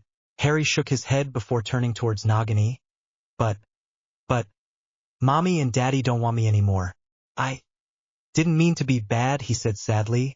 I don't even know what I did. Voldemort sighed loudly, and once again cursed the stupidity of the Potters, all 45 generations worth of them. The Dark Lord frowned slightly, as his mind began whirling frantically. The boy, no, better said, the brat, was obviously going to be quite special, for he managed to do the impossible and survive an Avada Kedavra curse straight on. Not to mention the fact that the boy could very well be a relative of his. His eyes lowered down to look at the Potter brat. No, make that a very distant relative. Yes. The Potter brat would definitively be more useful alive than dead. Look at me, brat, hissed Voldemort in Parseltongue, and 2 pairs of eyes instantly focused upon him. You know just as well as I do that your parents do not care for you, he said, trying to soften his voice, which only served to make it sound harsher. They were here earlier at the stadium. However, they did not care about you. Only that golden brother of yours was their concern. Voldemort's lips thinned out to an unpleasant smile, before he continued. After all, those fools left you here to die. Harry's eyes widened before he shook his head in denial. Mommy and Daddy wouldn't do that to me, he protested, as he crossed his arms stubbornly. They care about me. Voldemort's smile grew. Then tell me, brat, where did you Mommy and Daddy run off to now? He asked snidely. After all, it's only you and me in the stadium right now. That's right, brat, whispered Voldemort malevolently. They never cared about you. Never. The Dark Lord took in the boy's horrified expression and slowly tearing eyes, before he decided to take his plan to the next step. But I, on the other hand, am willing to take you in, to give you a place where you can call home. At those words Harry looked up slightly, as another tear trickled down his cheeks. The child had a hard time believing the Dark Lord's words about his parents. However, he couldn't deny the fact that there was truth in what he was saying. You would do that for me? Asked Harry, looking puzzled. But why? Voldemort took a deep breath, as his ruby-red eyes met Harry's emerald-green ones. Slytherin eyes. That is none of your concern. Boy, he hissed harshly, as he abruptly tore his glaze away. But the Dark Lord's eyes narrowed dangerously. But what? He snapped, as angry sparks shot out of his wand. Let me guess, you don't want to leave your precious Mommy and Daddy, correct? Voldemort leaned closer towards Harry and bent down so their faces were inches apart. Even after everything that I have offered you, he hissed softly. You dare refuse my offer? Harry's lips trembled for a moment, as he gazed at the Dark Lord with watery green eyes. I am sorry, he replied, as his voice trembled with sadness. I would love to go live with you, Mr. Voldemort, but Harry took a deep breath before continuing, his voice a soft whisper. I don't want to be a burden. There was a moment of silence, before Nagini decided to step in. Snake child? She hissed, as she flicked her tongue lovingly at Harry's cheek. Don't worry, you will never be a burden. We will be honored to have you stay with us. Really? Nagini nodded her head furiously, and hissed back. You have my word. Snake child. Voldemort's lips curled slightly in disgust, as he watched the scene from a distance. The bloody brat was going to be the death of him. Even though there was a chance that the boy had Slytherin blood running through his veins, chances were that the blood would be too diluted for the boy to be an heir. The Dark Lord glanced over at the boy once again and grimaced. The boy acted so Gryffindor it made him sick. Voldemort mentally sighed, before he mustered up the courage to spin a few more lies to convince that simpering fool of a boy. Brat? Asked Voldemort in a neutral tone, as he waited impatiently to regain the boy's attention. You need not worry about such trivialities, brat. Do you think I would make such an offer if I couldn't pay for your upkeep? He finished, his voice tinged with annoyance. Harry blinked slightly. I wasn't talking about money, he replied softly. People don't seem to like me. They usually avoid me as if I've got some sort of a disease. Something flickered across Voldemort's eyes at those words. I told you before, brat, that I will offer you a home. And I mean it." Harry's eyes brightened with joy, and a faint smile appeared on his face. "Thank you, Mr. Voldemort," cried Harry, as he ran up to the darkly clad man and gave him a warm hug. "You're the nicest person I've ever met," he said, as he wrapped his arms tighter around the Dark Lord, who was looking extremely shocked. Harry paused for a moment, before asking hesitantly, "Since I'll be living with you, may I call you Father?" Midnight Dream, Darkly Treacherous by Zlaslos Dreamerks. Beyond the darkly lit cave that glowed a mysteriously silvery ebony light, was a majestic chamber made from the purest of minerals. Gold, silver, diamonds, and gems sparkled about the floor, sparkling dangerously beneath the waning light. The echoes of screams rang about the corridors as one's life blood dripped, ever so slowly, across the jewels once again, tinting their luminous light with blood. This chamber itself was the place where nightmares were born, where they festered and grew. A place where neither man nor beast dared enter. That is, unless there was a calling for the dead, the humble followers who have slaved themselves to accomplish their master's dream. Their dream one of purity and power, a calling that will come tonight. Upon a tall, regal throne sat a lone figure dressed in a pair of velvety black robes with silver trimmings and a dark pair of dragon-hide boots. The man was extremely pale, with a head of long silky black hair, and demonic red eyes that were omnipresent. Always seeing. Always. There was nothing in the word that one could hide from those blood-crazed eyes, for they were always watching from the shadows, like a snake waiting for the right moment to strike. This man was none other than the Dark Lord, Voldemort. The Dark Lord's gaunt features twisted into a frown as his thoughts drifted towards the young boy, who was currently residing in the guest wing of his cave/mansion. The bloody boy, a Potter of all things, had somehow managed to dig his way into his skin. Truth be told, he simply had no idea whether Potter was a child genius or just simply insane. He was leaning towards the latter. The brat had the audacity not only to grab a fistful of his robes and tug on them, of all things, and may the gods be damned, the brat had hugged him. Had anyone else dared do such a thing, the unlucky person would have instantly been shot down with a quick Avada Kedavra. Bloody hell. The boy had shocked him so much all that he could do was stare. No one in his life had ever hugged him, nor shown him any sign of emotion other than respect, greed, or disgust. Voldemort twisted his snake ring about as he contemplated the boy's motives. It was such a marvelous play, such acting, in that the boy was a true Slytherin. It was quite delightfully done. The hugs, the emotions. Truth be told, he himself would be hard-pressed to find out whether or not the boy was being genuine or not. As for not getting killed, the boy had the shock factor by his side, not to mention a bit of Nagini's support as well. Yes, the boy would become great someday.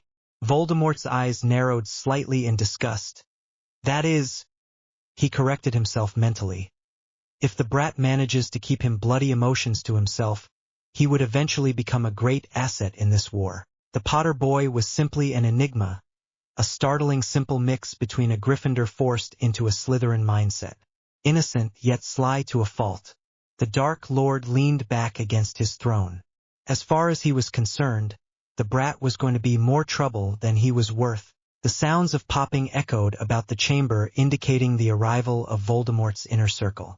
7 tall men and women donned from head to toe with thick black robes and ghostly white masks appeared from out of thin air, and before turning about to bow down reverently to their master, the Dark Lord inclined his head slightly and waited patiently for each of his followers to climb up the steps to his throne and kiss his robes. The Death Eaters filed up in line one by one to greet their master, before returning back down the steps, awaiting their lord's further instructions. Death Eaters, he hissed softly, as he made a move to stand up. We have accomplished much over this past week, have we not? Ruby-red eyes swept across the shivering line of Death Eaters as a cruel smile bloomed across his face.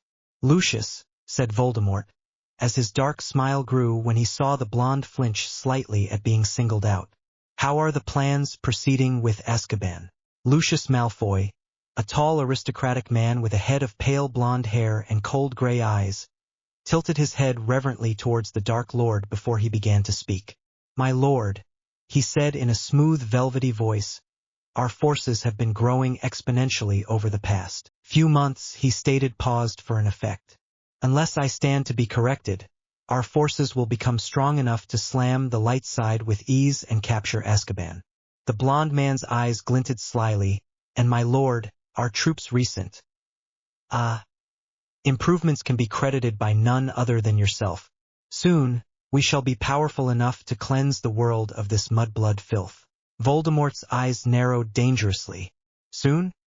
he hissed angrily, causing Malfoy's face to pale with fear. "Are you insinuation, my dear Malfoy, that my troops are not strong enough to match Dumbledore's right now?" he said in a deceptively pleasant tone, which caused most of the Death Eaters present to tremble. No. Or are you suggesting that I myself am, dare I say, weak? Lucius's face had turned the exact same shade as his mask, and his smoky gray eyes was wide open in fear. My lord," stuttered Lucius as he tried to regain his composure. "It is a well-known fact that you are the strongest wizard in the world, and no one, not even that muggle-loving fool Dumbledore, can even compete with you. My lord, you have no equal in this world, for you hold in the very palms of your hand the power of destruction, a power that knows no boundaries." Malfoy swallowed before continuing. "I offer you my deepest apologies for speaking out of turn, my lord. As for your Death Eater army, I can assure you that they are an extremely powerful lot and can very likely destroy the old fool easily." The Dark Lord fingered his wand, as he glanced down at the trembling blonde. "Eloquently stated like usual, Lucius," he said harshly, as his demonic eyes focused intently down upon his victim. "But sometimes I wonder exactly how true your words actually are." Malfoy bit his lips nervously and managed to draw blood. "Yes, a sly one you are, but can you back up your words?" challenged Voldemort as he twirled his wand about lazily. The elder Malfoy's pale face flushed slightly as the insult hit home. "Of course, my lord," replied the blonde, though his words were dripping with wounded arrogance. "After all, I sincerely doubt there is anyone that is more committed to your cause than my family. Rest assured, we Malfoys will never betray you." Voldemort's lips curled into a thoughtful sneer, as his thoughts drifted off towards the young Potter brat. "Yes, your family," he sneered, fully aware that Lucius had taken a step back in fear. A faint image of the emerald-eyed brat flickered across Voldemort's mind as the child's godforsaken words echoed about his ears. "May I call you father?" Bloody hell. The Potter brat was starting to get on his nerves, even though he wasn't even present. The Dark Lord pushed away all thoughts about young Potter, and focused his attention towards a shaking Malfoy. It was fairly obvious that the man was scared, even though Malfoy was obviously trying his best to conceal it behind a blank and polite expression. "My family, my lord?" Voldemort's eyes narrowed slightly before he spoke. "Am I to assume that you speak for your entire family, Lucius?" The Dark Lord paused for a moment to allow those words to sink in as his attention focused upon all his Death Eaters. "On what evidence do you have to base their loyalties upon?" The room went dead silent, as all of the Death Eaters stared quietly at the floor, hoping dearly that their lord wouldn't notice their presence. Lucius Malfoy took a deep, shaky breath before stating in a cool and precise tone, "My lord, my family and I have supported and bowed to your power for years," he said before trailing off slowly. "My son, Draco, for example, is most eager to join your ranks and can hardly wait until he becomes of age." Voldemort elegantly dipped his head in agreement. "Fair enough," he said softly. "Only time will prove the depth of your loyalty." At those cryptic words, Lucius bent down to kiss his master's robes, before quietly edging his way back down the stairs towards the other Death Eaters. "By the way, Lucius, see to it that you do not overestimate you nor your family's worth," hissed Voldemort as his ruby-red eyes gleamed with malevolent joy, and pointed his wand towards the blonde Crucio. The next morning, Albus Dumbledore, the head of the Order of Phoenix, and the unofficial leader of the Light Side, was smiling jovially as he fled into Potter Mansion to speak with the Monders about their new mission for the Order. Out of all the people in the Order, the Potters and company were pretty much not only the most entertaining, but also the smartest and most creative individuals on their side. Truth be told, Dumbledore was actually quite close with the family and was almost like a doting grandfather whenever he visited, which was rarely ever. The headmaster frowned slightly upon entering the elegantly decorated reception room. He couldn't place his finger on it, but something was wrong and different about the place. The magic levels were completely messed up, though rarely anyone in the world knew. Albus Dumbledore possessed the gift of empathy. This particular skill allowed the sneaky headmaster to do a surface scan on one's emotions and soul. I'll go more in depth as the story goes on. Dumbledore mentally flinched as the magical and emotional vibes that were present within the room bombarded his mind. There was so much negative emotions within the room, for it was filled with such unbelievable pain, anger, and disgust, an emotion that he'd never seen nor felt before within the cheerful compound of the Potter mansion, save for when he was around young Harry. The boy always had an air of sadness around him, yet such purity. To the headmaster, the boy's emotions felt more like a cleansing rain than a dark storm.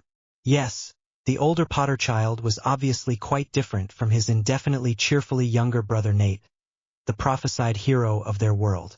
With a sense of dread, Dumbledore slowly made his way across a towering hallway filled with magical photographs of the previous Potters and their families who tried to engage him in a conversation, which the headmaster politely declined as he conspicuously sped up.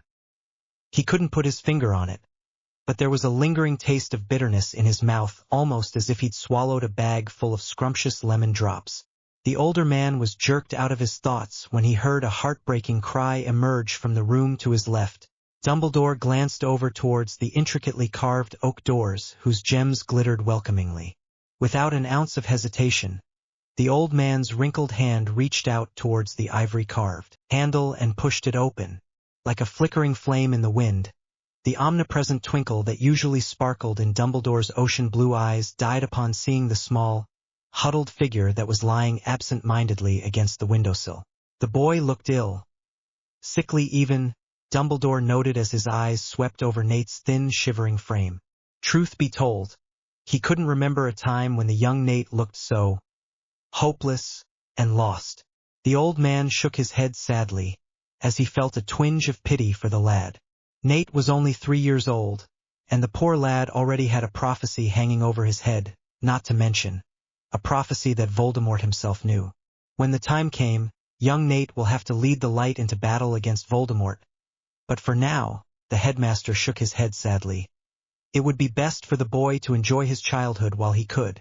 Dumbledore blinked slightly as his eyes focused upon the silvery drops that were cascading down from the boy's chocolate-brown eyes. Tears? Nate was crying. The headmaster slowly made his way up to boy, taking slow and steady steps towards Nate, as if not to alarm the lad. Nate? He called out quietly, as he stopped a foot away from the weeping boy. When the boy didn't respond, Dumbledore slowly reached down and placed a comforting hand upon the young boy's shaking shoulders. And truth be told, the headmaster was sufficiently shocked when young Nate flinched away from him and turned away. "Nate, my boy, what is wrong?"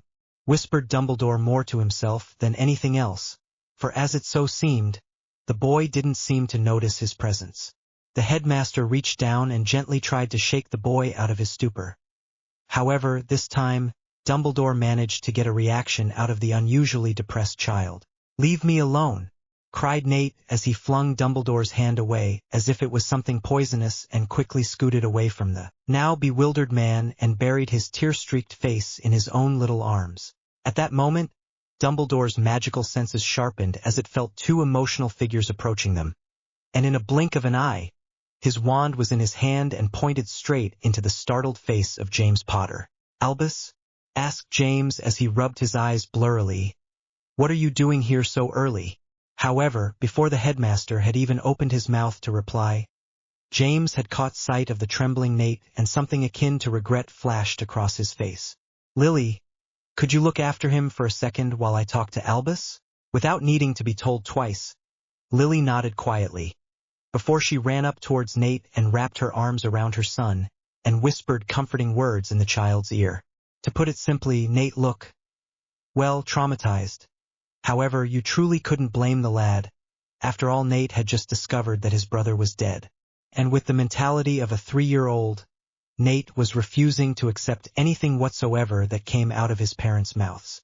James went over and gave his son a supportive hug before ruffling his hair lovingly. "Don't worry, Nate," he said hoarsely, and had to clear his throat many times before he could force out the next few words.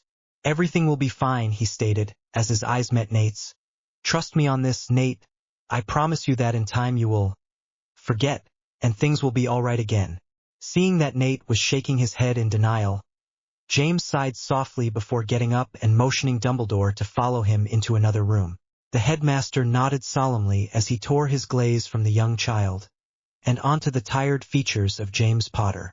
The man's usually messy mop of hair was even worse than usual, and his chocolate-brown eyes, which usually sparkled with devilish glee, was cold and empty.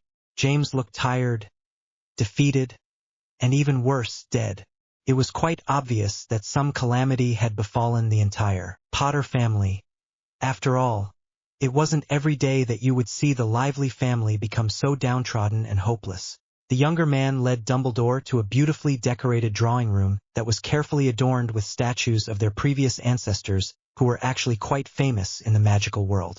At that, James abruptly strolled across the length of the room, making sure to wipe his boots clean on the rug in order to not annoy Lily before collapsing onto a scarlet velvet armchair, and motioned for Albus to do the same.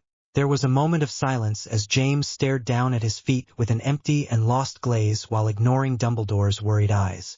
"James, what's wrong?" he asked softly, and flinched slightly in shock when James' eyes flared with anger. "What's wrong?" repeated James, as he stared at Dumbledore with an unknown glint in his eyes, as he leaned forward so that his face was only a few inches away from the headmaster. "I'll tell you what's wrong," he practically spat. "My son, the one you swore to protect from harm, is dead." There was a long moment of silence before Dumbledore managed to regain his composure. "I beg your pardon?" he stuttered out, as his aquamarine eyes darkened with confusion. "Do explain yourself, Mr. Potter," he said sternly, as he met James' accusing glare. "Unless I am mistaken, your son isn't dead," he said, pausing for a moment. "Only a matter of minutes ago, you were comforting the lad." James' face turned a nasty shade of red, and his normally cheerful chocolate-brown eyes were shining with emotion.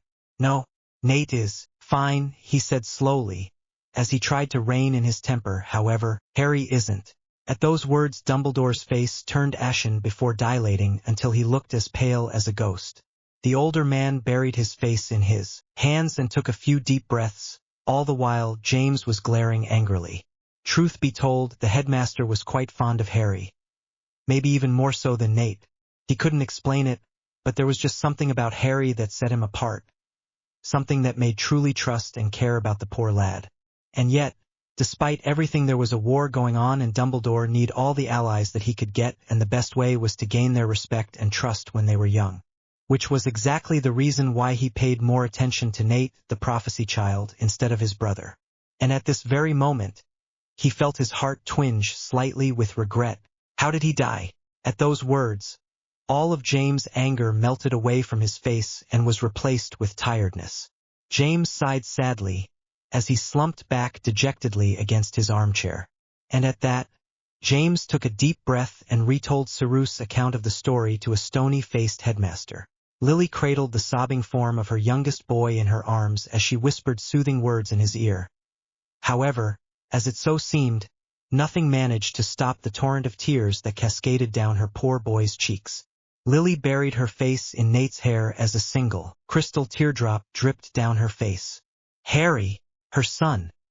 The loving, wonderful boy that was always there for her when she needed help or comfort.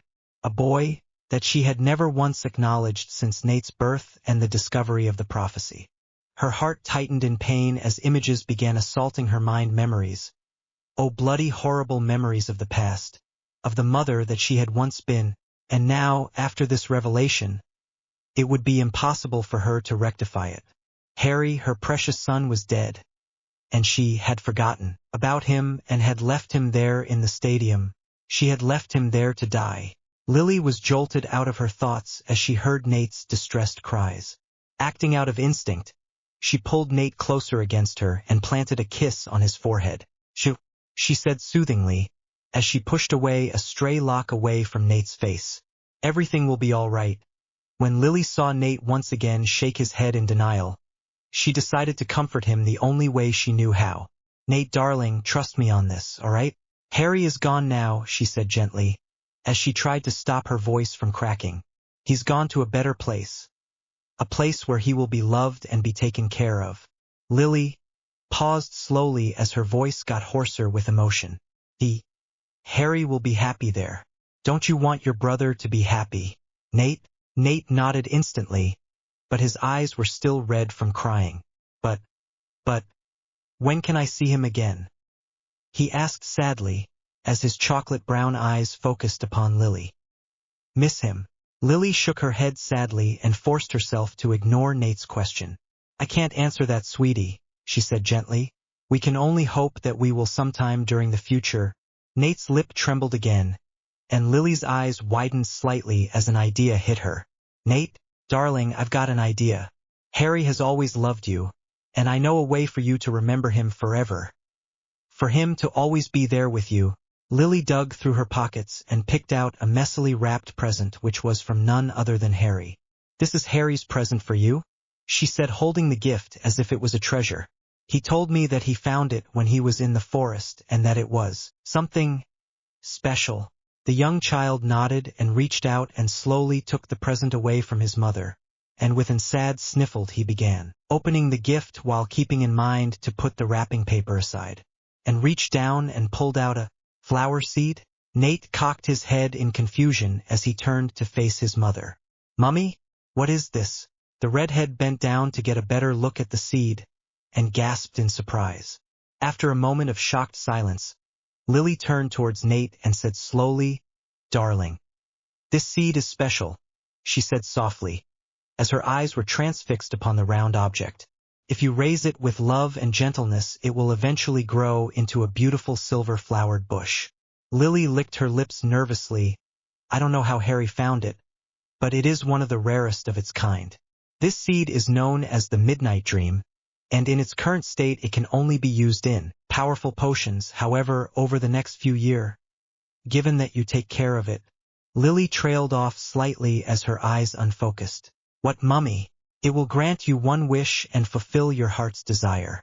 Innocent Promise. Darkly Treacherous by Zlaslos Dreamerks. It was around noontime when young Harry awoke. The sunbeams were shining down rather brightly through the window onto the boy's innocent face, causing said boy to bury his head beneath his sheets. However, for some reason things didn't seem to work out correctly since Harry had somehow managed to get himself tangled within the blankets. After struggling for a few minutes, Harry fell down and landed in a heap on the ground. Ouchie! Groaned Harry as he rubbed his sore buttocks surreptitiously before staring about blurrily. His eyes darted about in a confused fashion before he narrowed his eyes and squinted. /N. His vision isn't that bad yet since he's only a kid. Dark velvety blues and greens. Merlin. From what he could see, the entire room was a sea of blues and greens with hints of silver and ebony lining. Truth be told, it was, well, a tad weird. At least for Harry at any rate. His original room at Potter Mansion was decked with bold Gryffindor colors and quite a few other unique colors that were personally selected by none other than the infamous Sirius Black himself. His old room was cheerful, bold, and a bit on the flashy side, but then again so was every other room in the Potter Mansion. Therefore, it was fairly understandable for young Harry to be wearing a dumbstruck expression when he finally got a good look at his surrounding. Dark, the entire room's presence felt strange, sad, and well, completely different from anything he'd ever experienced. Truth be told, it felt almost like as if he was in another world, one that was dark, mysterious, yet lonely. His emerald green eyes brightened with curiosity as they re-examined the room, this time with more care. To his far left stood a set of heavily locked trunks with sinister-looking runes drawn upon it. With was set up a slightly old-looking green tapestry with delicate gold and silver trimmings falling daintily down against the ebony-tiled floor. Above that was an enchanted window that looks out over the forest. The cave is half underground, with dark blue curtains blowing slightly against the breeze. And beyond that was a small sitting room that was equipped with a darkly polished fireplace that had emerald green fire dancing about. A few comfortable black armchairs were scattered about the perimeter of the room, with a medium-sized coffee table in the center. To put it simply, the room was stunning. Harry stood up as he stared about the room in awe. It was absolutely beautiful. Nevertheless, there was something about it that made Harry hesitate. Something just wasn't right. DDD. A dark black snake slithered silently through the din of the corridor, as it hissed menacingly and bared its fangs at any unlucky Death Eater who dared to cross her path. Her scales shone like liquid silver and her gray eyes flared cruelly beneath the light of the torches, making her seem like a creature of the night. A creature of destruction and death. At the moment, said Snake was not in the mood to converse. Her red-eyed master had just awoken her from her mid-afternoon slumber and had sent her off to fetch the boy. Her master had vaguely mentioned something along the lines of teaching stupid, insane Gryffindor brats their place. Nevertheless, none of that mattered.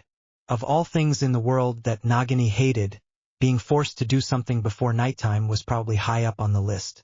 And right now, she wanted nothing better than to fetch the boy and go back to magically heated rock and bask until the sun set. But that wouldn't happen. Unless she was mistaken, her snake child was going to ask a lot of long questions and waste time.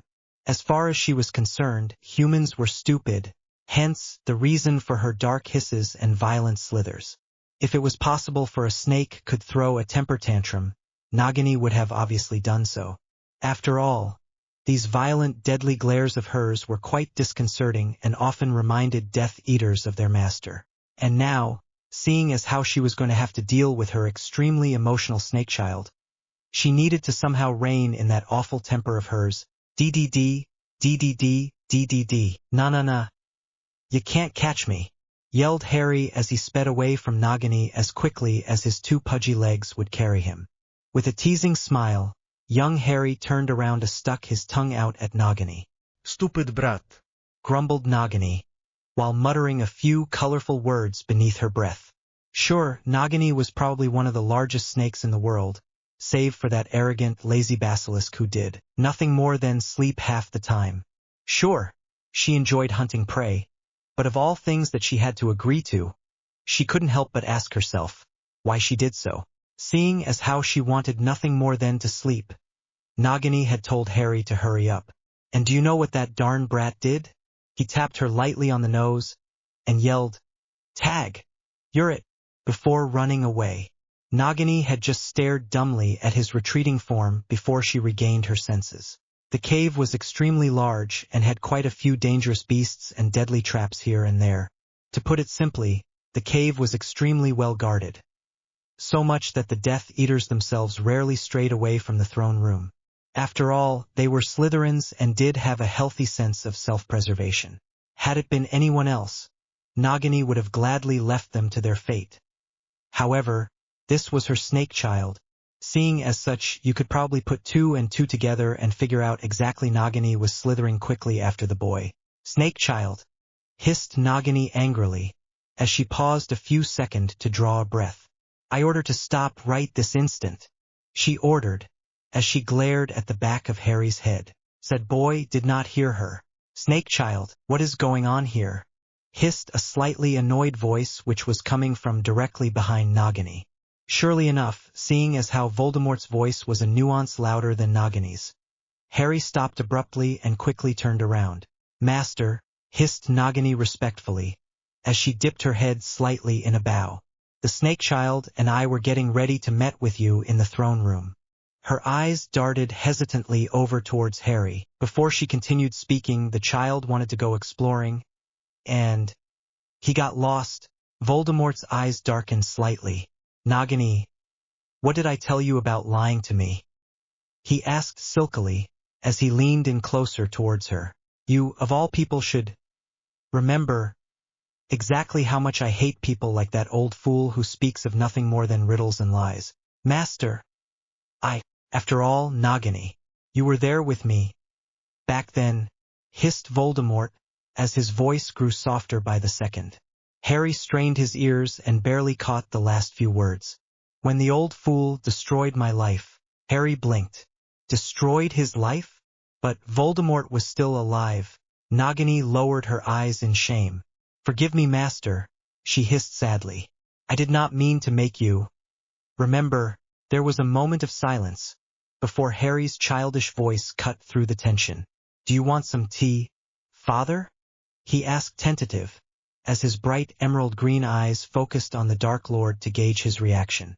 The last time he'd called the Dark Lord that, Voldemort just stared at him for a long time, as if trying to figure the reasoning behind why a young child like himself would actually want someone like Voldemort as a fatherly figure.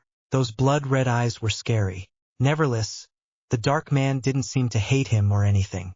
And seeing as such, Harry, being the neglected child that he was, believed that Voldemort was his chance of having a normal family for once. One that would love him and accept him for who he is. When he was younger, he had often dreamed that his Uncle Remus would come one night and take him away. But it had never happened. His lovable uncle was always sick and rarely visited. It hurt. There. However, now he finally had a chance. Even though his new adopted father was a bit on the creepy side, it was better than nothing. Harry pushed away his thoughts and smiled brightly at the ruby-eyed man. "My mummy used to make it for us when we were sad," he explained, and for some reason, both the snake and her master stared at him as if he'd suddenly grown an extra head. But then again, it wasn't every day that a 5-year-old child cheerfully offered to make tea for a Dark Lord. There was a long moment of silence before Voldemort cleared his throat loudly. "Brat, I have a proposition for you," he stated calmly, ignoring the boy's previous words and endearment. The Potter brat was starting to get all sentimental on him, and it was absolutely disgusting. Harry blinked innocently. "What is a proposition?" Nagini answered quickly, when she noticed her master's quickly increasing annoyance. "A proposition is like a deal. A promise, as you humans put it." "Oh, brat, seeing as how you are going to be living in my home for the next few years." Voldemort inwardly grimaced at the thought of a disgustingly Gryffindor child running about. "You will owe me a, dare I say, department of some sort." The bloody brat nodded in affirmation. "Okay, I'll do anything to help." Voldemort's lips twisted into a dark smile. The Potter boy was a fool, and a stupid fool to boost. He would bet his life that the brat had no idea what he had just agreed to, nor feel the leftover magic that was floating about.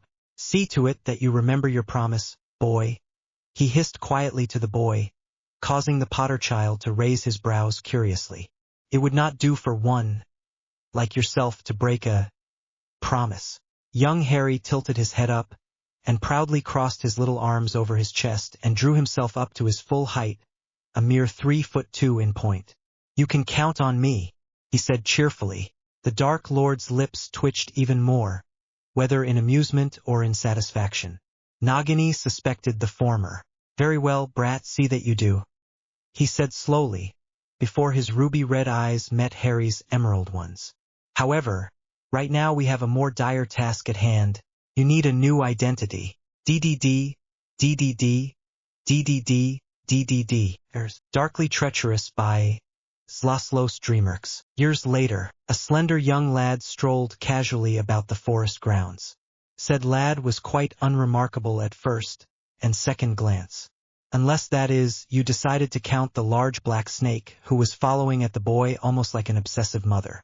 The lad was around 8 years old, and had a mop of straight black hair which was tousled due to the wind.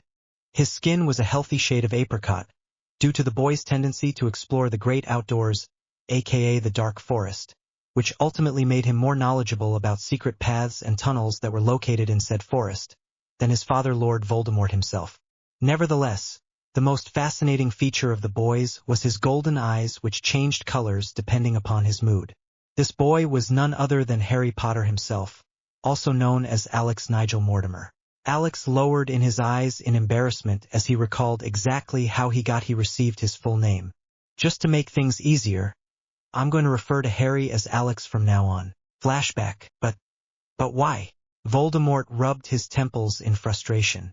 "Brat, it is during times like this that make me question your sanity." "But I like that name." "No, it's cool though," said Harry with a pout. "I've always wanted to name my goldfish that." "Your goldfish?" This is going to be your name, you insane brat, growled Voldemort through clenched teeth. The older man's fingers were twitching sporadically, almost as if he longed to grab his wand and hex the darn brat. Luckily for Harry, Voldemort had given his wand to Nagini, who was patiently waiting outside, just in case. After all, it would do him no good if he killed off the boy so soon. But I think Bob is a great name. I mean, Bob the Goldfish has a nice ring to it, don't you think? No. But Voldemort dug his nails into his throne and took a few deep breaths. All right, brat, I'm only going to stay this once. Understood? His ruby-red eyes glared towards Harry, as if daring the lad to argue. The boy nodded.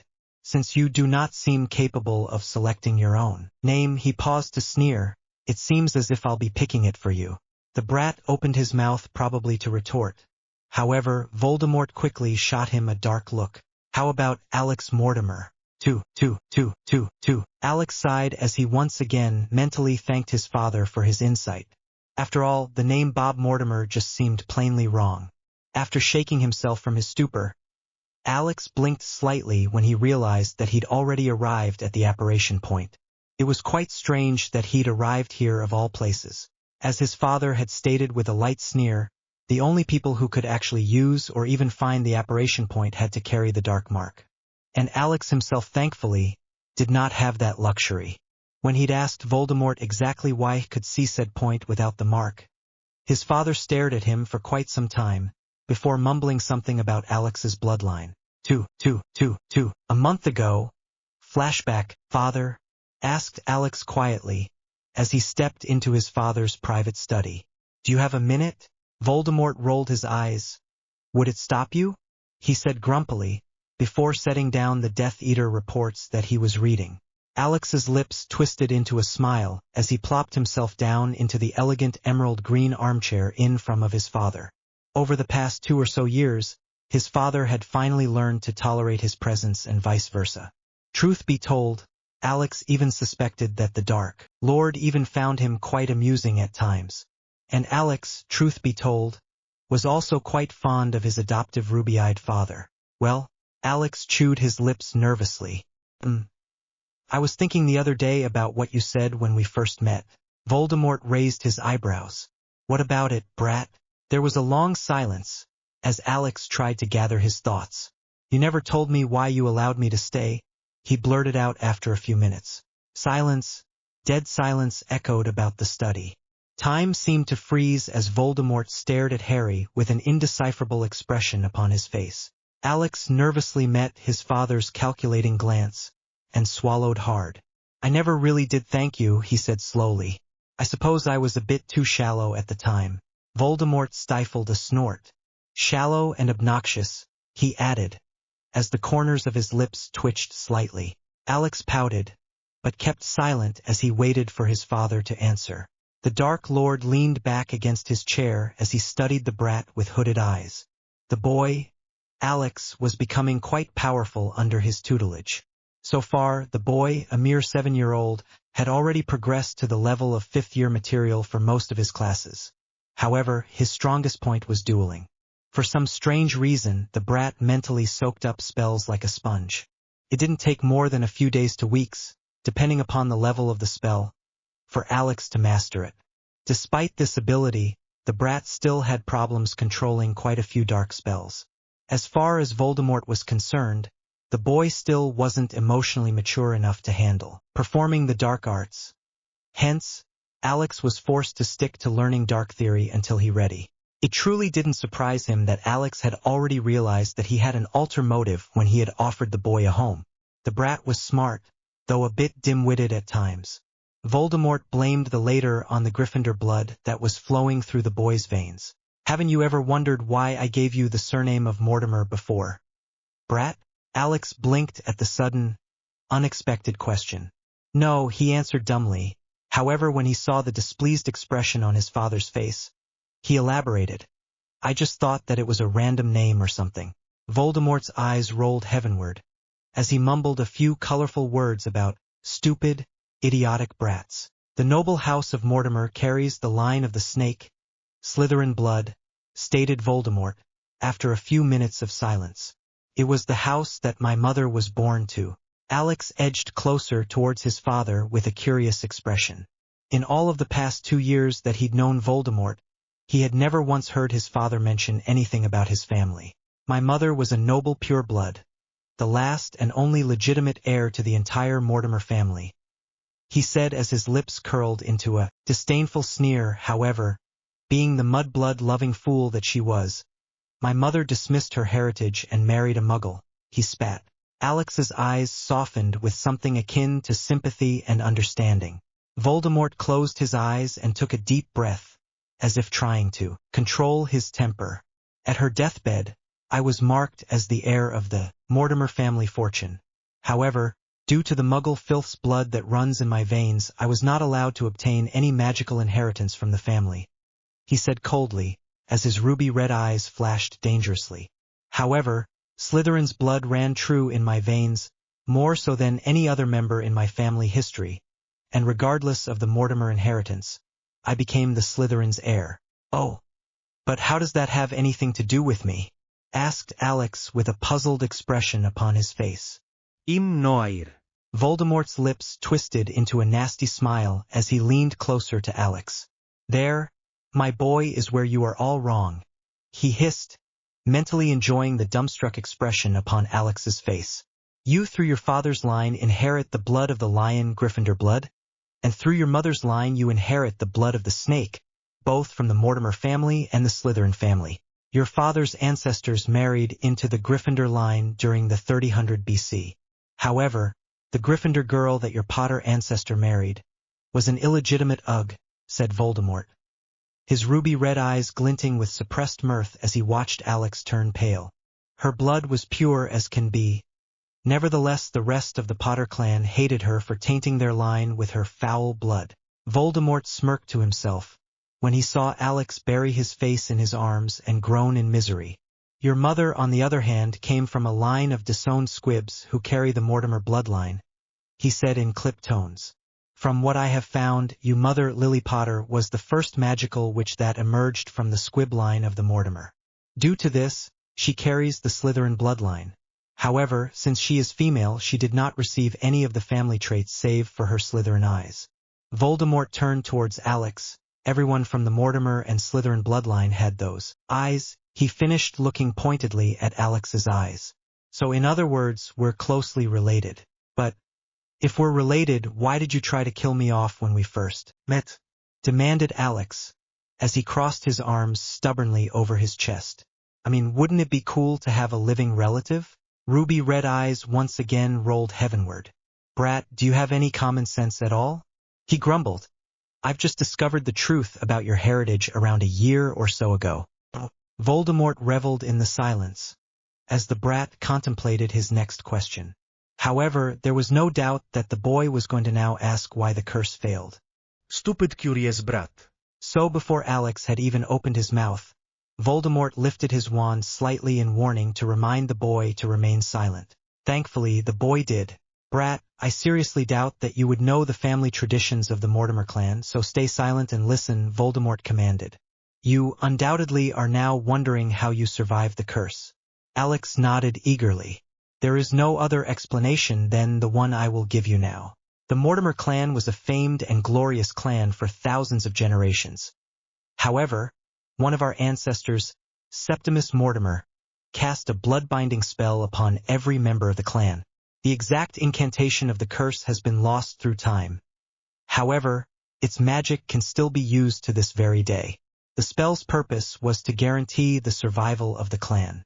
The clan's single heir at the moment cannot kill another member of the Mortimer clan until said heir designates another family member as his own heir. Voldemort paused to sneer lightly, and seeing as how I did not have an heir, nor did I know that you were a family member, when I cast the killing curse upon you, I marked you as my heir. End flashback. 2. Alex sighed loudly. Even to this day, he still had a hard time accepting the fact that he was the heir of 2 of the founders. The entire idea seemed preposterous. He wasn't that strong. Well, at least not that much. With a grumpy expression on his face, Alex turned his back to the apparition point and decided to hike a bit further than usual into the forest. There was nothing better, in his opinion, than a good walk through the forest. Before Alex had even moved an inch, a sickening green light flashed, and without wasting a second Alex instant dove under a large rock near the side of a cave. Show yourself, mudblood. Two, Death Eaters, darkly treacherous by Zlaslos Dreamerks. Alex's golden eyes narrowed as he silently muttered a quick disillusionment charm and taped himself on the head with his wand. He mentally winced in disgust when he felt something akin to an egg trickling down from his head. As much as he hated this particular spell, he really had no other choice right now. A soft crunch of pebbles to his right made him turn his head sharply towards the noise. He chewed his lip nervously. Death Eaters. There was a whole group of them, around 13 or so of them. From what he could remember from his father's meetings, most of these Death Eaters belonged in the inner circle. Alex sighed. Due to the fact that his father, too paranoid for his own good, he had blatantly refused to tell any of his Death Eaters about Alex's existence. After all, Voldemort did believe that there was a leak somewhere in his inner circle. And as far as he was concerned, the longer Dumbledore was ignorant about Alex, the safer the boy would remain. But then again, this did bring up a sort of problem. These inner circle Death Eaters would kill him off at sight. Not what is it? Asked a deep throaty voice, as the man raised his wand cautiously. Not held up his hand in silence as his eyes took in the surrounds carefully.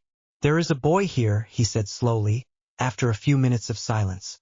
A mudblood, to be exact. At those words, the Death Eaters tensed up with excitement, like a wolf getting ready for the kill. Alex, on the hand, obviously aware of the Death Eaters' mounting excitement, licked his dry lips nervously and gulped. A mudblood? This close to our Lord's hideout? Stated a slimy-haired man, with a hook nose sarcastically. Preposterous. Knott's ebony black eyes darkened as he matched the man's glare. Are you suggesting that I was lying, Snape? He hissed back furiously. The man in question, Snape, raised an insolent eyebrow as he glazed calmly back at Knott's now purpling complexion. Did I now? He said with an aristocratic drawl. If I recall correctly, you managed to make that assumption all by yourself, he finished mockingly, his tone equally condescending. Alex watched with fascination, as Knott's face turned brighter in sheer anger. Darn you, he spat, as he moved in until his face was inches away from the greasy man's. Without missing a beat, Knott's lips curled in threateningly as he bared his teeth. You'll pay for this, Snape, he spat, before turning on heel and walking away. However, much to Alex's surprise and utter shock, in his fury Knott shot a reducto curse towards the cliff, the exact same one Alex was currently hiding beneath. Oh crap! In a matter of second, Alex quickly weighed his choices. Stay still and pray that somehow no rocks would fall and smash him, or B. Conjure a shield and run. His golden brown eyes widened in shock when he saw a few rocks tumble down near and land with a loud thunk merely a few inches away from him. He did the most sensible thing and shouted, Protego, and a bright red dome appeared over him, and ran like the wind. The boulders crumbled into pieces as they came into contact with Alex's shield. However, this was by all means not a silent affair. Boom! Crack! Thunk! Alex cursed softly under his breath when he saw that the Death Eaters staring straight at him. Even though he had protected himself from being smashed into putty by the boulders, his shield had given away his position. Silently deciding, Alex cancelled his disillusionment charm and faced the Death Eaters with a determined smirk. His father had always said that his fighting style was to Gryffindor for his liking. Alex shrugged. Oh well, it was too late to change things right now. Knott's face lit up with a cruel grin. Well. Look what we have here. As the other Death Eaters followed in suit, Alex gulped. Injure Snape, resident potions master, and Death Eater turned spy, was not having a good day. First of all, the headmaster, the barmy old coot, had decided for some weird reason that he was lonely of all things. Not to mention, the old coot had taken it upon himself to bring Injure some cheer and company. In other words, he had invited the entire Potter clan over to Hogwarts for the summer. If he hadn't known any better, he would swear that Dumbledore had quite a few loose screws in his head. Company indeed.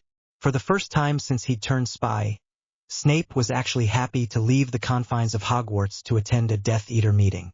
As far as he was concerned, anything was better than spending time with the Potters. It was absolutely disgusting. Snape swallowed a sigh. Like not. He too had caught a glimpse of the dark-haired boy. However, being a spy and such, Snape was determined to give the boy time to escape. However, the bloody boy just didn't seem to get it. He had legs, for heaven's sake. Why didn't the brat just run and save him the trouble? Not's lips then twisted into a sickening smile. A mudblood, like I said, he said smugly as he shot Snape a triumphant look. Snape inclined his head lazily. Your point being, he drawled. Not exploded and raised his wand to attack Snape. However, Snape was faster. In one swift moment, the potion's master raised his wand and cut it downwards, sending a hex towards his dark-haired opponent. Not staggered backwards. At that moment, Alex saw an opening and quickly applied his strongest shield over his flickering protego. He ran and jumped behind a fallen boulder to his left, just missing the streams of spell flying over his head. Alex stuck his head out and swished his wand in a 7 movement and shouted, Abrigio. A thick stream of silver-blue light shot off in the direction of the Death Eaters, and managed to hit a brunette man who Alex didn't recognize.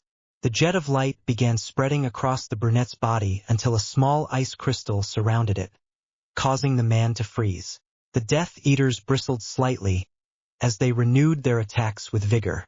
Alex watched as the boulder he was hiding behind start to crack. It was hit, spell by spell.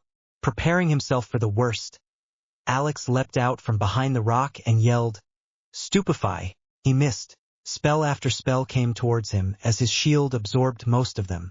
However, there were quite a few spells that he had to dodge. Alex traded curses with the Death Eaters, successfully knocking out 3 more of them, including on Lucius Malfoy. Alex's eyes flickered nervously.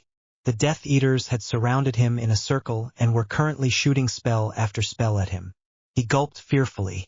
It would only be a matter of time before he would be hit. Crucio on 3, ordered a dark-haired man with cold silver eyes, as he watched the battle from the sidelines. The Death Eaters responded to the order instantly.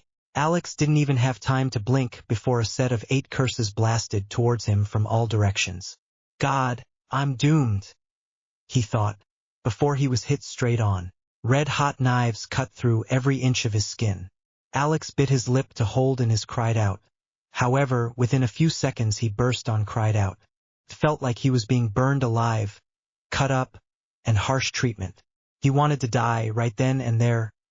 Anything to stop the pain.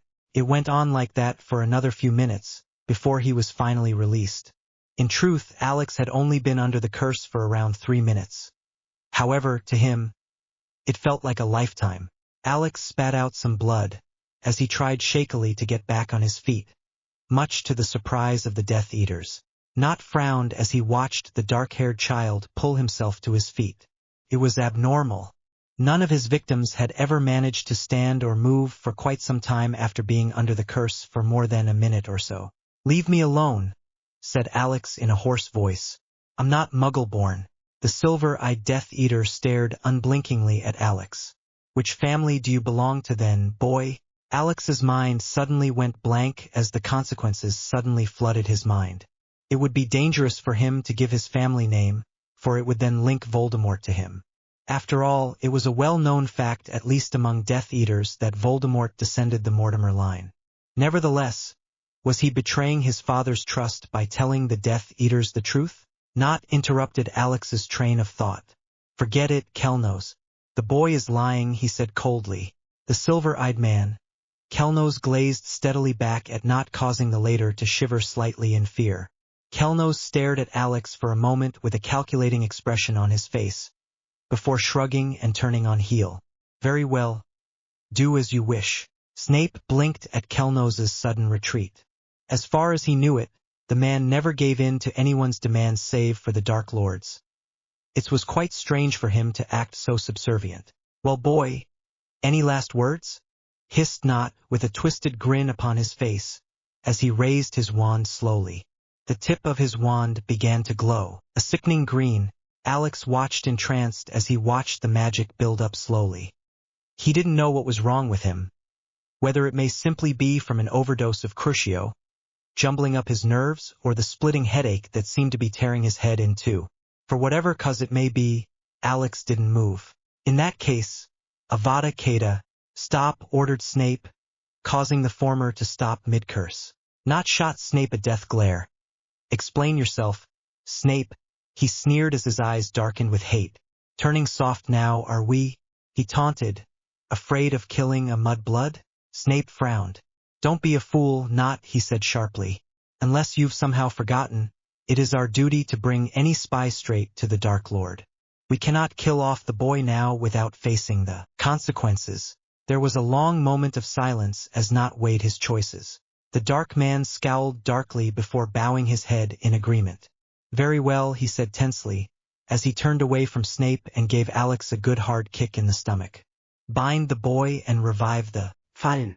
Alex fell to his knees and clutched his stomach in pain. Darn it.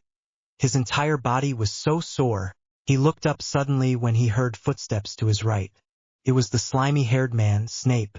Alex shot a half-hearted glare towards the Death Eater and struggled to bring himself to his feet.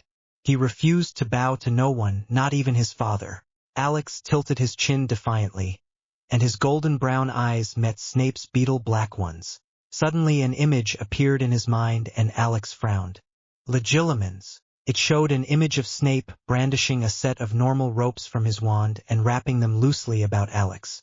Then the image zoomed in and focused on the wand that was still in Alex's hand. Alex blinked and shot Snape a thankful smile. It seems as if he still had hope. Finished yet, Snape?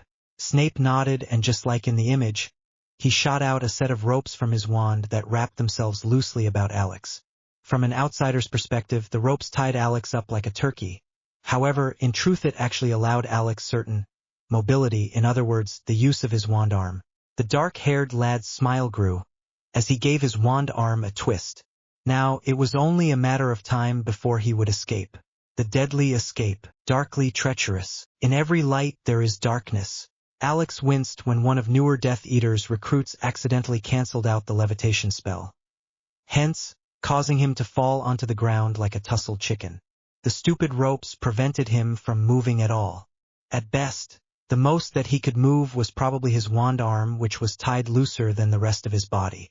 Alex bit his lip in pain as he hit the ground back first. Darn it. His entire body was still stinging from the aftereffects of all those bloody pain curses. Bloody hell, if the man didn't look so incompetent, Alex would have sworn that he'd done it on purpose. He shot a dark glare at the man, which the Death Eater gladly returned. After a few minutes of glaring, the Death Eater turned away and swished his wand in an awkward motion and levitated Alex from the ground. Stupid Death Eater. Alex's eyes narrowed as he surveyed the Death Eater group around him. To his left were two Death Eaters, Malfoy and Nott, and to his right was Snape and the incompetent fool of a Death Eater that had dropped him.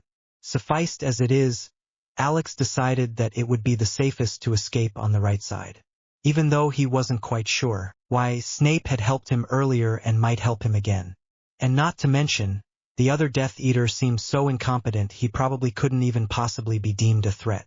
But the real question was, where were the rest? There were around 13 Death Eaters originally. However, right now there are only 4 guarding him. His lips curled slightly into a frown. It would be quite difficult to escape unless he knew where his opponents were located. Alex twisted his head slightly to the side, stared behind in hopes of catching a glimpse of some more Death Eaters. He saw nothing. It was strange. Too strange. Had the Death Eaters simply gone ahead to answer his father's call and avoid punishment? Or were they hiding behind the trees waiting for him to escape so they could harsh treatment him some more? Alex sighed mentally. He didn't like it. His escape plan had too many holes. It was simply too risky. A devilish sparkle entered his eyes though. Hey, you only live once. Injure Snape's lips curled into a disgusted sneer when he saw his partner, Alden Parkinson, fail in casting a simple levitation charm. It was simply astounding how inept these new Death Eaters were. Bloody hell, the Dark Lord seemed to accept just about anyone into his ranks these days. And well, seeing as how he was on the light side, he truthfully couldn't tell whether or not it was a good thing or a bad thing. It was one thing for the light to be able to defeat these fools. However, it was another that he was the one that had to remain with these bumbling idiots all day. It was disgusting. Speaking of disgusting, why hasn't the stupid boy escaped yet? After all, he'd already shown the boy what to do, and by all means the lad should have escaped by now. Snape bit his lip to swallow the vile curses that just begged to be released. Darn it, didn't that fool of a boy understand that the closer they got to the Dark Lord's fortress, it would be near impossibly for the boy to escape. There were guards stationed at all the posts and some other Death Eaters lying hidden in the forest. Snape frowned slightly. The boy was as good as dead. Sure, he could admit the boy had talent. However, he had no chance against an entire army of Death Eaters. Nevertheless, if the boy had to leave, it would be best for him to do it right now. Alex fingered his wand for a moment, and silently mumbled a spell to loosen the ropes slightly. Not enough that the Death Eaters would notice, however, enough so that he could move a bit more. His golden-brown eyes scoured the ground around him. The Death Eaters were still prowling about him, as if he was some human sacrifice about to be made. Nevertheless, the four men did not notice anything amiss. Now was the time to act. Alex closed an eyes and concentrated on reaching his magical core. It was a sparkling liquid mass of pure energy. Alex tentatively reached down and touched one of the tentacles that were flailing about. Alex's breathing grew harsh as a jolt of magic shot up through the tentacle and into his body. He felt so much power, energy, and strangely enough, fear. His father had once warned him about the dangers of core magic. It was just about as dangerous as it was powerful. According to Voldemort, your magical core was alive and had a mind of its own to a certain degree. It did not like being controlled, and because of such it was extremely dangerous. However, he needed power right now. There were too many Death Eaters about, too much danger. And because of that, Alex did the one thing that his father, Voldemort, was even weary of doing. His grip tightened on the magic tentacle and he gave it a slight tug to get more magic. And at that moment, he did receive magic, a wave of furious energy crashing down upon him. Alex clenched his teeth and waited until the pain would subside. Didn't. It was all that Alex could do not to burst out, cried out in pain. Bloody hell, it hurt. Though despite this, he still held on to the strand of magic that was feeding him energy. He couldn't give up now. He just couldn't. His magical core was angry, it wanted revenge, and because of it Alex was suffering. Please. I'm sorry, thought Alex, as he felt another wave of pain hit him. Stop it.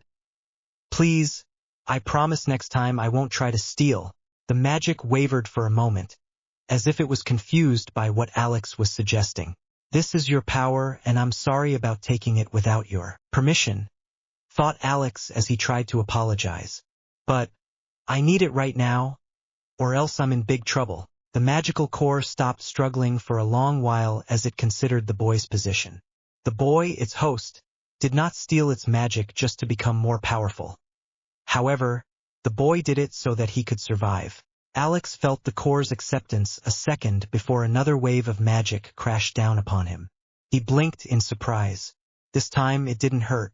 The magic felt peaceful, soothing, and it calmed and energized him. He lay there for another few minutes wallowing in the magic, before he realized that time was running out. Alex opened his eyes and smiled. It's showtime, not glared at the boy's still form in disgust. If he didn't know any better, he would have sworn that the boy had fallen asleep. The boy was a prisoner of all things. Why in the name of hell did the mudblood look even more comfy and relaxed than the rest of the Death Eaters? A small vein appeared on his forehead as his fingers twitched slightly as if longing to curse and harsh treatment the lad. The boy's eyes suddenly snapped open. Not saw Malfoy take a step back in shock. The blonde had a look of horror etched upon his face as his pale gray eyes stared blankly towards the boy. Not frowned and followed Malfoy's glaze and gasped. The boy, the mudblood's eyes were glowing dimly in the dark, like those of a predator. Not felt his hair stand up in fear. It was all that he could do to prevent himself from bolting away from the boy. He flinched slightly when the eyes shifted from a golden brown to a dark emerald shade. However, when he turned back the eyes had returned back to normal. Why are we stopping? Asked Parkinson dumbly, as he scratched his cheek in a lazy motion. Malfoy sneered disdainfully. Fool, he spat as shot a dark glare towards Parkinson. His lips curled in disgust, as he took in Parkinson's incessant scratching. Stop it, Parkinson, he said sharply. You're a pureblood, not some fleabag mongrel. But it's— Shut it, growled Nott, as pointed his wand threateningly at Parkinson. You too, Malfoy, he added when he caught sight of Malfoy's taunting smile. The dark-haired man ignored both Malfoy's and Parkinson's glares and turned away. However, Nott stopped mid-step and frowned before tilting his nose and sniffing. Smoke! Alex's power sizzled against the magical ropes that held him prisoner. In his mind's eye he could see his power, a dark royal blue hue, fighting against the rope's magic which had a distinctively silver sheen to it. It was quite interesting, to tell you the truth. He had never seen magic like this, so raw and beautiful, and yet it hurt. Instinctively, Alex reached out and pooled in some of his core magic into himself. The effect was instantaneous. The Death Eaters ducked as one. Smoke, dust and derbies scattered about the entire field, as some of the surrounding trees shook from the magical whiplash. And it was at that moment that Alex decided to make his move. Actiaco pleathum, whispered Alex as he swished his wand in a circular motion before cut downwards. A thick stream of slimy green goo bubbled out of his wand and spread quickly across the forest grounds. Everything that the goo touched transformed into more goo, until almost the entire ground in a 35-meter radius was covered with it. He smiled slightly to himself. God, how he loved this spell. When his father had taught it to him, he had been slightly hesitant about learning how to perform this acid-spreading curse. The curse was extremely hard to cast and only a select few could cast it since it required a tremendous amount of power and control that in addition, the curse was also quite deadly if it was preformed correctly. However, the downside was that it was also quite dangerous to the caster unless they added an extra protection charm for themselves. Alex held his wand up to eye level and whispered, "Inthui," and a bright golden mist emerged from his wand and surrounded him. Within a few seconds, the mist slowly crept up against his skin and began fusing into his aura. Alex's smile grew, as he stepped down right into the goo, only to feel nothing. Thankfully, he had managed to perform the spell correctly. However, if he hadn't, well, let's just say that his feet would be burning along with the rest of the Death Eaters. Darn you! Cursed Nott, as he tried to levitate himself above the growing spread of acid only to fall right back down. The dark-haired man released a string of curses before turning towards the golden-eyed boy. His eyes narrowed when he misinterpreted Alex's smile as a triumph smirk. Momentarily forgetting the pain in his feet, Nott shot a deadly curse at Alex before growling. "You'll pay," he swore with an insane glint in his eye. "I'll make your regret the day you were born." Alex ducked just a few inches away from the curse. Without missing a beat, Alex quickly conjured a magic carpet from one of the fallen boulders and jumped on. Mentally, he cursed himself for acting so foolishly and staying about. The acid-spreading curse doesn't prevent its victim from moving. However, it does tend to make movement extremely painful. He tapped the carpet and urged it to start flying. Alex turned his head slightly and gulped when he saw Nott's insane glare. No, as far as he was concerned, the pain from the acid-spreading curse was not going to be enough to stop Nott from exacting his vengeance. "Avada Kedavra!" cried out two voices that Alex recognized as Malfoy and Nott. At that moment, two deadly flashes of light shot towards Alex with frightening speed. And for the first time in his life, Alex could truthfully admit that he was scared. His body was still sore from the massive amount of crucios. He just couldn't move fast enough to dodge. Even with the help of his core magic, Alex knew deep down that he wouldn't be able to dodge both of those shots. He closed his eyes in resignation and acceptance. Dimly from the background, he heard another killing curse being fired at him. This was the end. There was no possible way for him to survive. "Accio, Alex!" hissed a dark serpentine voice, and with a start Alex was jerked out of range only to fall right into a pair of cold arms. Alex let out a slight whimper as his broken bones slammed against a seemingly rock-hard chest. He struggled slightly and tried to escape. However, the man refused to let go. "Brat, the wrath of a lord, darkly treacherous by Zloslos Dreamerx, Avada Kedavra. Voldemort's rub-red eyes grew wide as he caught the blood-soaked figure standing defiantly against his prize Death Eaters. Had it been any other boy, the Dark Lord would have dismissed the fool's death without a thought.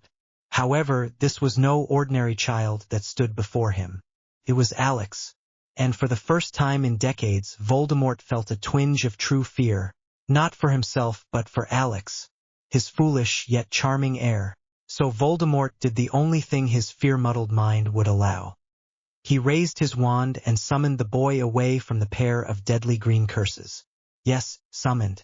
Had Voldemort been in a more sane mood, he would have been disgusted at his lack of self-control and the fact that he'd cast an elementary curse of all things.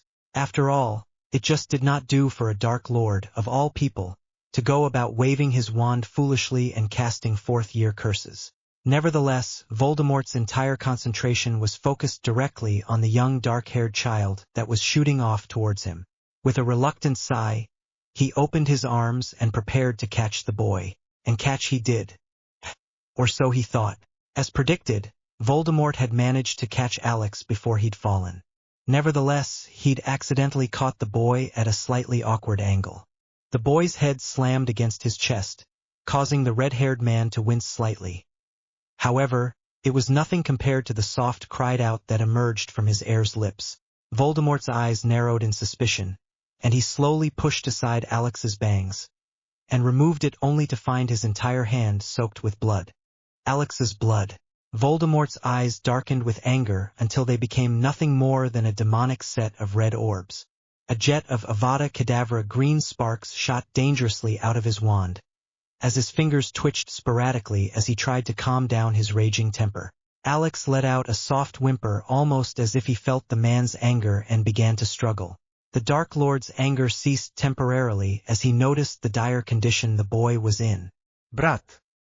He hissed softly as he tightened his hold on the boy. Alex abruptly jerked to a stop just in time to prevent his elbow from slamming into his man's stomach. His mind felt muddled and numb. Hell, his entire body felt that way. Alex tilted his head slightly and looked up hopefully at the man's face. Father. Seeing that help had arrived, the adrenaline that had kept him awake for the past few hours died. Like a waning flame in the wind, the power from his core instantly disappeared, causing Alex slumped tiredly against Voldemort's thick velvety black robes and wrapped his arm around his father's neck to prevent from falling. Voldemort frowned slightly at Alex's sudden tiredness, before asking in a neutral voice, "Where are you injured?" The boy did not answer. Brat. Still no answer. Boy? Nothing. Alex? He tried hesitantly, the boy's name feeling weird on his tongue. In the past 3 years, he'd never once referred to the boy by his name. Just the usual brat and occasional boy. The lad wearily opened his eyes, and tired golden brown eyes met Voldemort ruby-red ones. "You've never called me that before," he whispered softly, almost sadly. Voldemort felt a slight trickle of guilt at the boy's words, but he suppressed them instantly. "Yes, brat. Alex," he corrected after a moment's pause. "Where are you hurt?" The boy's eyes closed slightly before fluttering back open. "Everywhere," he whispered softly, as he sagged weakly against his father. And it was at that moment that Voldemort felt the weak tremors coming from his heir. The boy was shaking like mad. However, the only cause of such tremors was due to magical exhaustion, or overexposure to harsh treatment. Looking carefully at Alex's drawn and pale features, Voldemort bet on the later.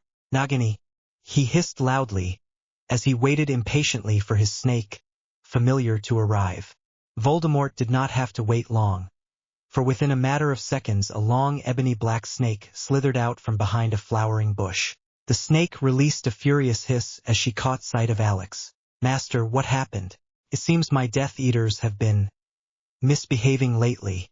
Nagini shivered slightly when she tasted the dark taste of pure anger in the air. Her master was angry, very much so indeed. The last time she'd caught him so angry was the day he'd murdered his father, and for the first time in her life, she slightly pitied the light. Yes, let that barmy old fool try and attack her snake child. She snuck another glance at Voldemort and slithered a few steps back when she saw his expressionless eyes and face. Yes, the light would be doomed if they dared to lay a finger on her snake child. As it so seemed, Alex had managed to somehow sneak himself into the Dark Lord's heart, or at least what was left of it. How may I help, Master? Voldemort's expression darkened slightly as he took in Alex's injuries. He raised his wand and mumbled a few choice incantations under his breath and waved his wand in a triangular motion before pointing directly at the boy. Hialatus, he hissed, and the open cuts on Alex instantly mended as a few thin black scars appeared in their place. Without further ado, Voldemort conjured a flying stretcher that was set to follow Nagini.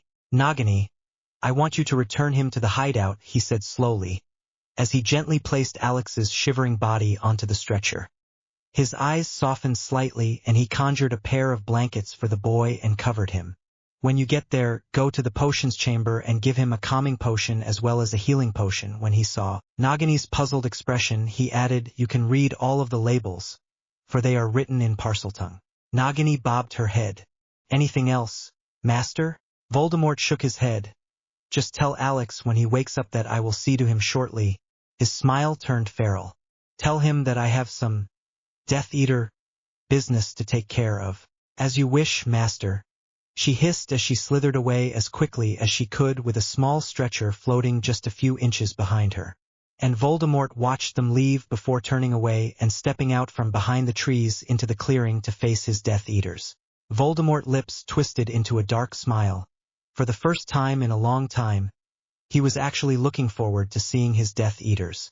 Not released a low growl of fury when he saw the killing curses miss the boy and slam into the ground, causing a large dust cloud to emerge and cover the surrounding area. With a disgusted cough, Not waved his wand and dispelled the dust cloud, only to find that the mudblood was missing. He frowned slightly, as his mind ran over the event that occurred during the last few minutes with care. If he hadn't known any better, he would have sworn that he'd heard another voice, but that was impossible, for the only people in the surrounding area were Death Eaters. Nott's lips twisted into a gleeful smile, that is, unless they had a spy among their ranks. Yes, he was quite sure that this little tidbit of information would enhance his status in the Dark Lord's inner circle. Nott licked his lips greedily at the thought. To think, he was gaining so much just by torturing a mudblood. It made him feel all giddy inside. Ick! Bloody dust! Spat Malfoy from somewhere behind him, as he heard the blonde quickly cast a cleaning and refreshing charm on himself. Nott rolled his eyes. Malfoy's. He thought in distaste as he saw the blonde man cast another wrinkleless charm on his robes, before eyeing it once again in inspection. Nott, should we pursue the mudblood? Asked Parkinson as he struggled to pull himself onto his feet. However, much to his disappointment, he slid on a puddle of acid and fell right back down. Ouch! He yelped, as he rubbed his hands over his sore buttocks. Malfoy, who had just recently completed his grooming, turned towards the Parkinson with a scowl. Of course not, you fool, he snarled, as his lips curled into a distasteful sneer. We are wasting too much time on a mere mudblood, he said delicately, as he twiddled his wand precariously in his hand. I have better things to do than chase an animal through these forests. Precisely, a snaky voice added from behind the three men. Malfoy turned slightly at the voice. Where were hiding for the past few minutes, Snape? He asked with narrowed eyes. Afraid of a mudblood child. The oily-haired man sneered back in response. Afraid of a mudblood?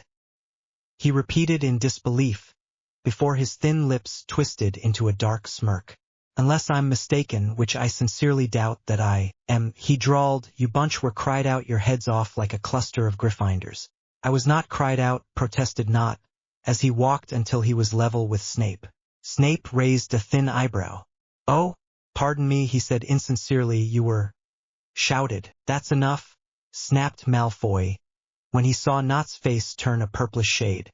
Malfoy shot Snape a dangerous glare which the potion's master gladly returned. Stop baiting him, Snape, he ordered. Snape rolled his eyes in response. However, to Malfoy's relief, he wisely held his tongue, and an uncomfortable silence fell among the four Death Eaters, as they eyed each other with annoyance. So, what are we going to do now? asked Parkinson loudly, his voice cutting through the tension like a knife. I'm bored. You're bored? Snape rubbed his temples in frustration, as he felt another headache coming into being. Forget about the mudblood, snapped Snape, as leaned tiredly against the charred trunk of a tree. We're already late for our Lord's meeting, he said bitingly.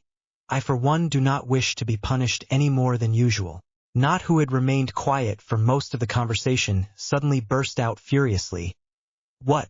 He cried out, as he pointed an accusing finger at Snape. You're just going to let the boy escape? He asked in disbelief. Being his usual snaky self, Snape snorted. Your sense of perception is astounding. Not. The boy has already escaped, and has probably long gone from here. But our Lord is going to be furious at us as it is, finished Snape as he turned away from Nott. Our Lord does not tolerate mistakes, of any form whatsoever. Suddenly feeling vicious, he added.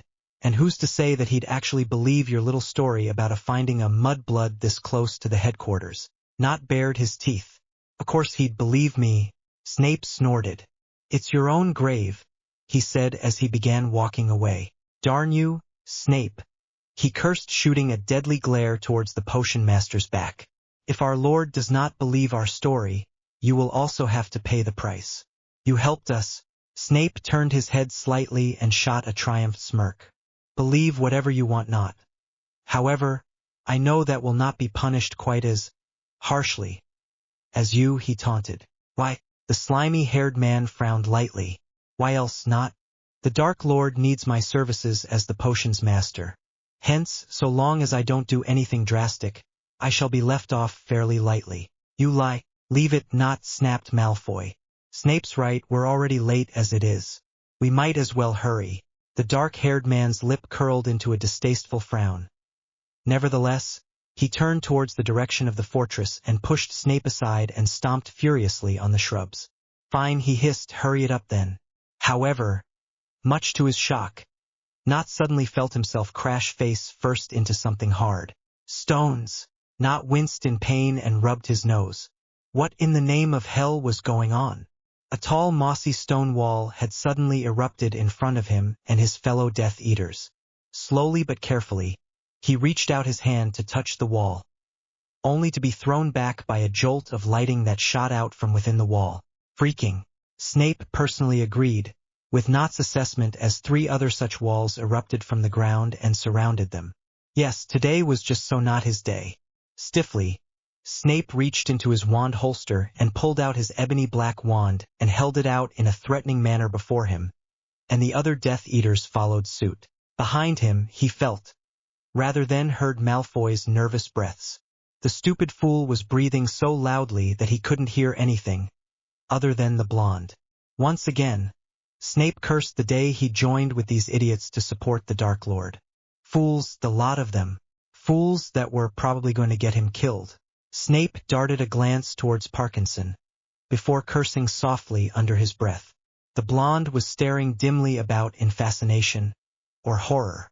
Snape bet on the former. Parkinson was too stupid to realize when his life was in jeopardy. Hey Snape, doesn't that rock look like a snake?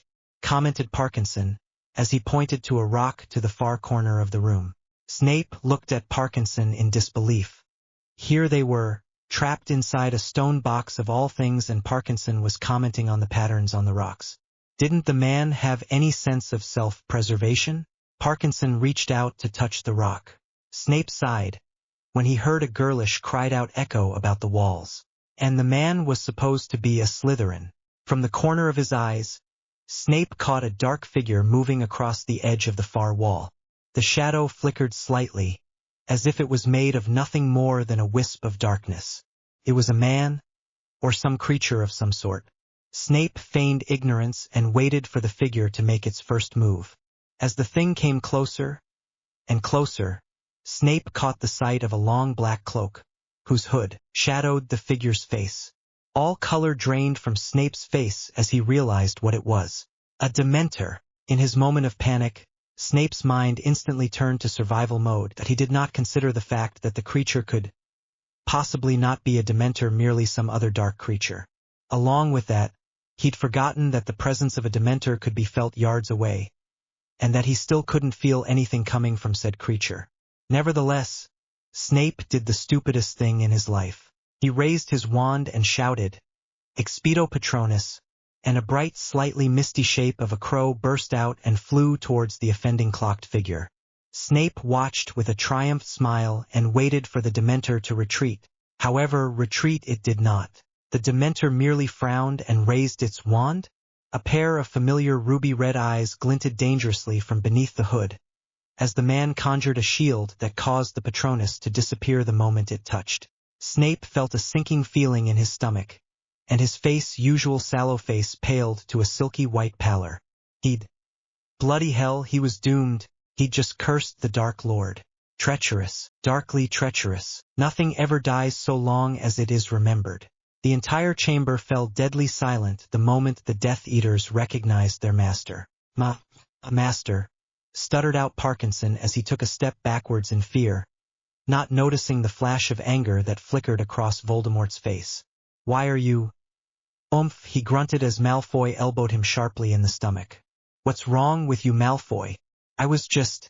Voldemort's ruby-red eyes narrowed slightly. My lord, interrupted Malfoy with a silky smile. You honor us with your presence, he said reverently, as he tried to soothe the Dark Lord's temper. How may we be of service? The Dark Lord's fingered his wand, as he glared at his Death Eaters. Crucio, he hissed softly, as he placed all 4 of his Death Eaters under Cruciatus' curse.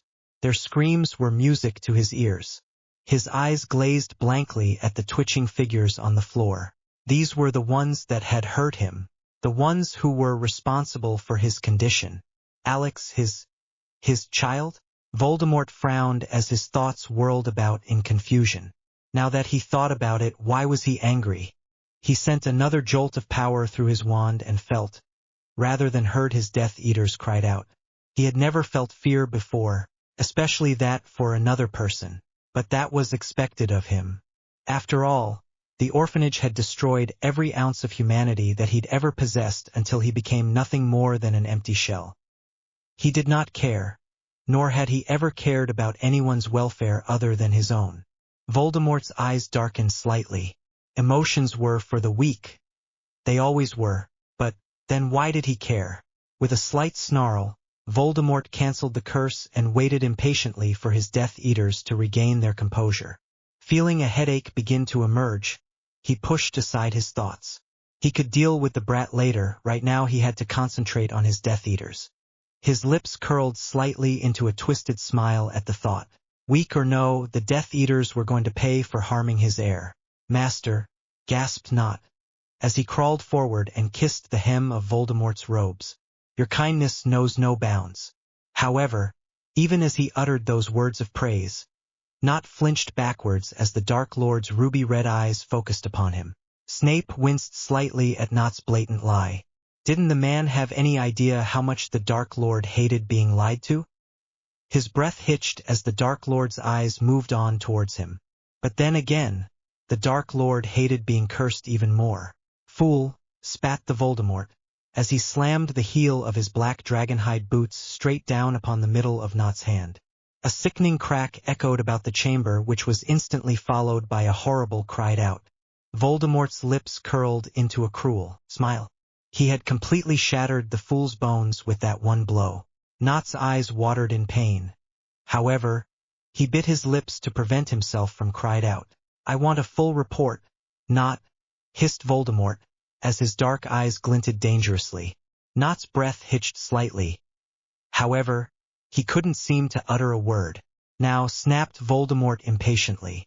My lord, would you like me to? Began Malfoy, only to drop back down to the floor cried out when the Dark Lord shot another Cruciatus curse towards him. Do not test my patience, Malfoy, hissed Voldemort, as he cancelled the curse after a few minutes. Next time you might not be so lucky. Malfoy bowed his head in respect as he rose stiffly from the ground and stepped back in line with Parkinson and Snape. If there was one thing that he'd learned over years of service was that silence was golden, or at least in Voldemort's case.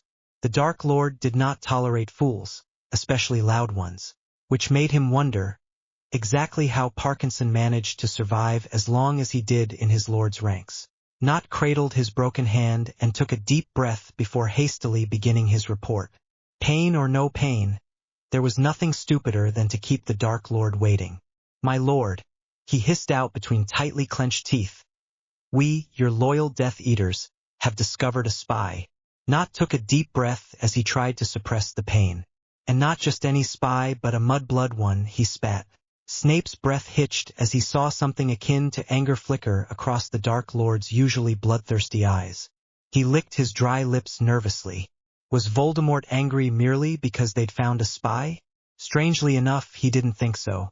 He'd served Voldemort for decades as it is, and the man did not get angry easily.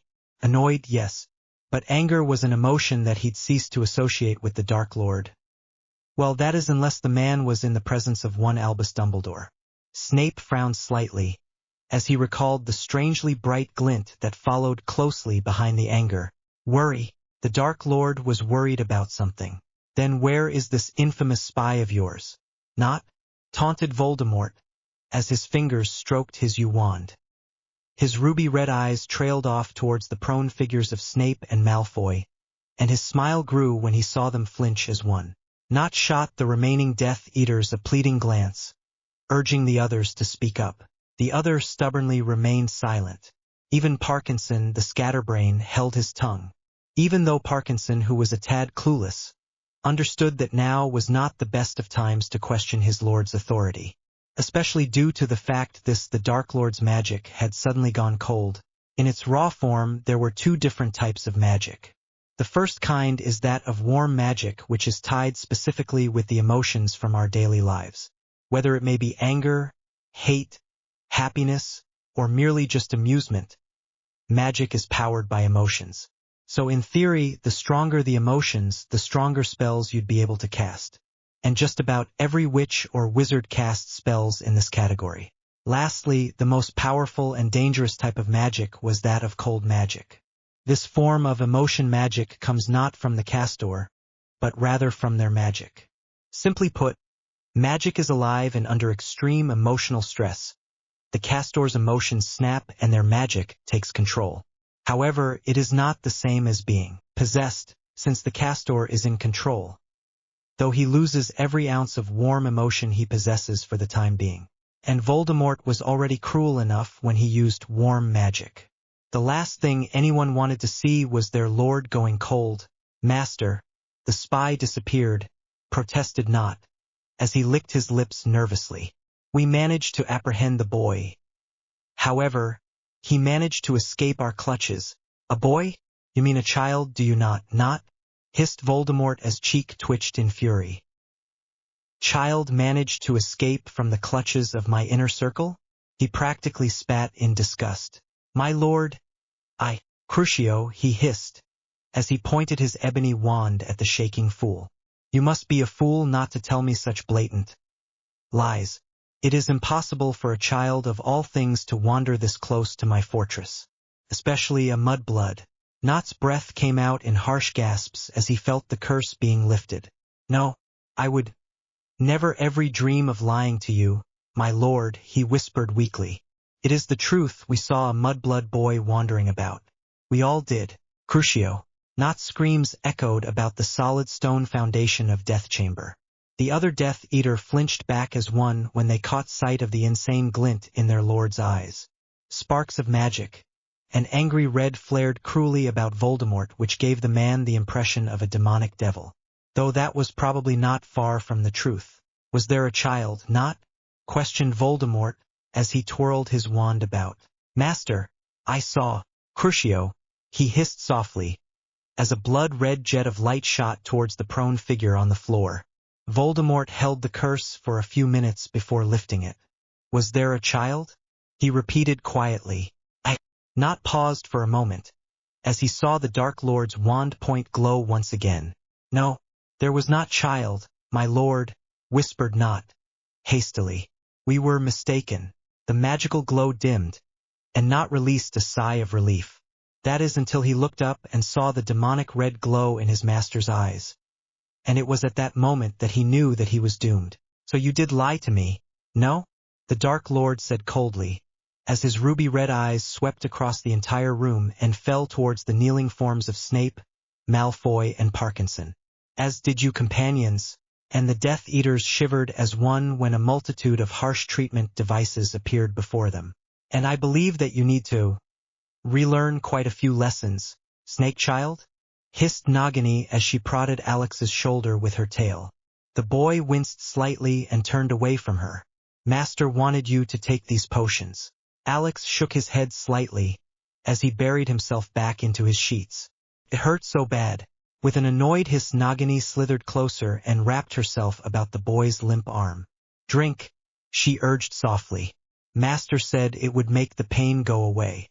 Alex felt something slimly drip down his shirt and forced his eyes open before shutting them in disbelief. Nagini was curled on top of him, trying to force a vial of potions down his throat. A vial that she happened to be balancing with her tail. Was the day going to get any stranger? Weakly he opened his mouth and waited for Nagini to pour the potions. Nagini positioned her tail right over Alex's mouth and tilted the potion ever so slightly, so that the drops of gunk slowly made its way down the boy's throat. You are very lucky to be alive, Snake Child, she hissed quietly, as she continued to pour the potion in. Master snakes do not like competition. Alex took a deep gulp and slowly felt the pain ebb away. Snakes? He repeated, you mean Death Eaters? Nagini bobbed her head. Yes, Death Eaters, she amended.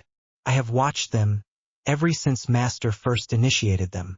They are cruel, and would do anything to gain Master's favor. Treacherous little snakes they are. Nagini hissed in disgust.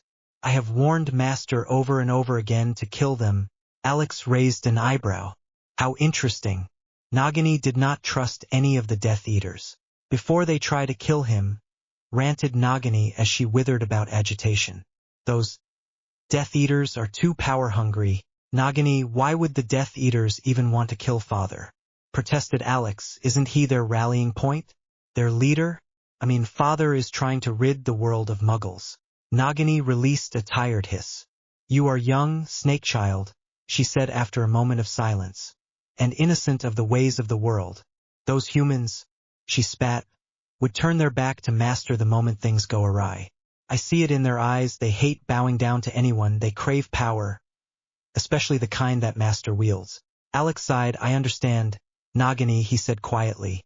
So basically Death Eaters would do anything just to gain power, even if it goes as far as assassinating Father.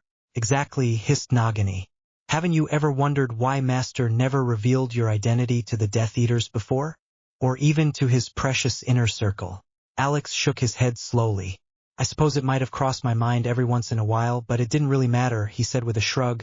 I was happy with the way things were, so why would I care if I was acknowledged before his Death Eaters? It's not like it makes a difference one way or another. Father cared about me. Alex paused for a second, before asking hesitantly, didn't he? Nagini flicked her tongue at him and hissed comfortingly. Master is a difficult person to understand, she said soothingly. I have been with him for almost 50 years. But, Nagini paused for a moment and looked directly into Alex's glamored golden eyes.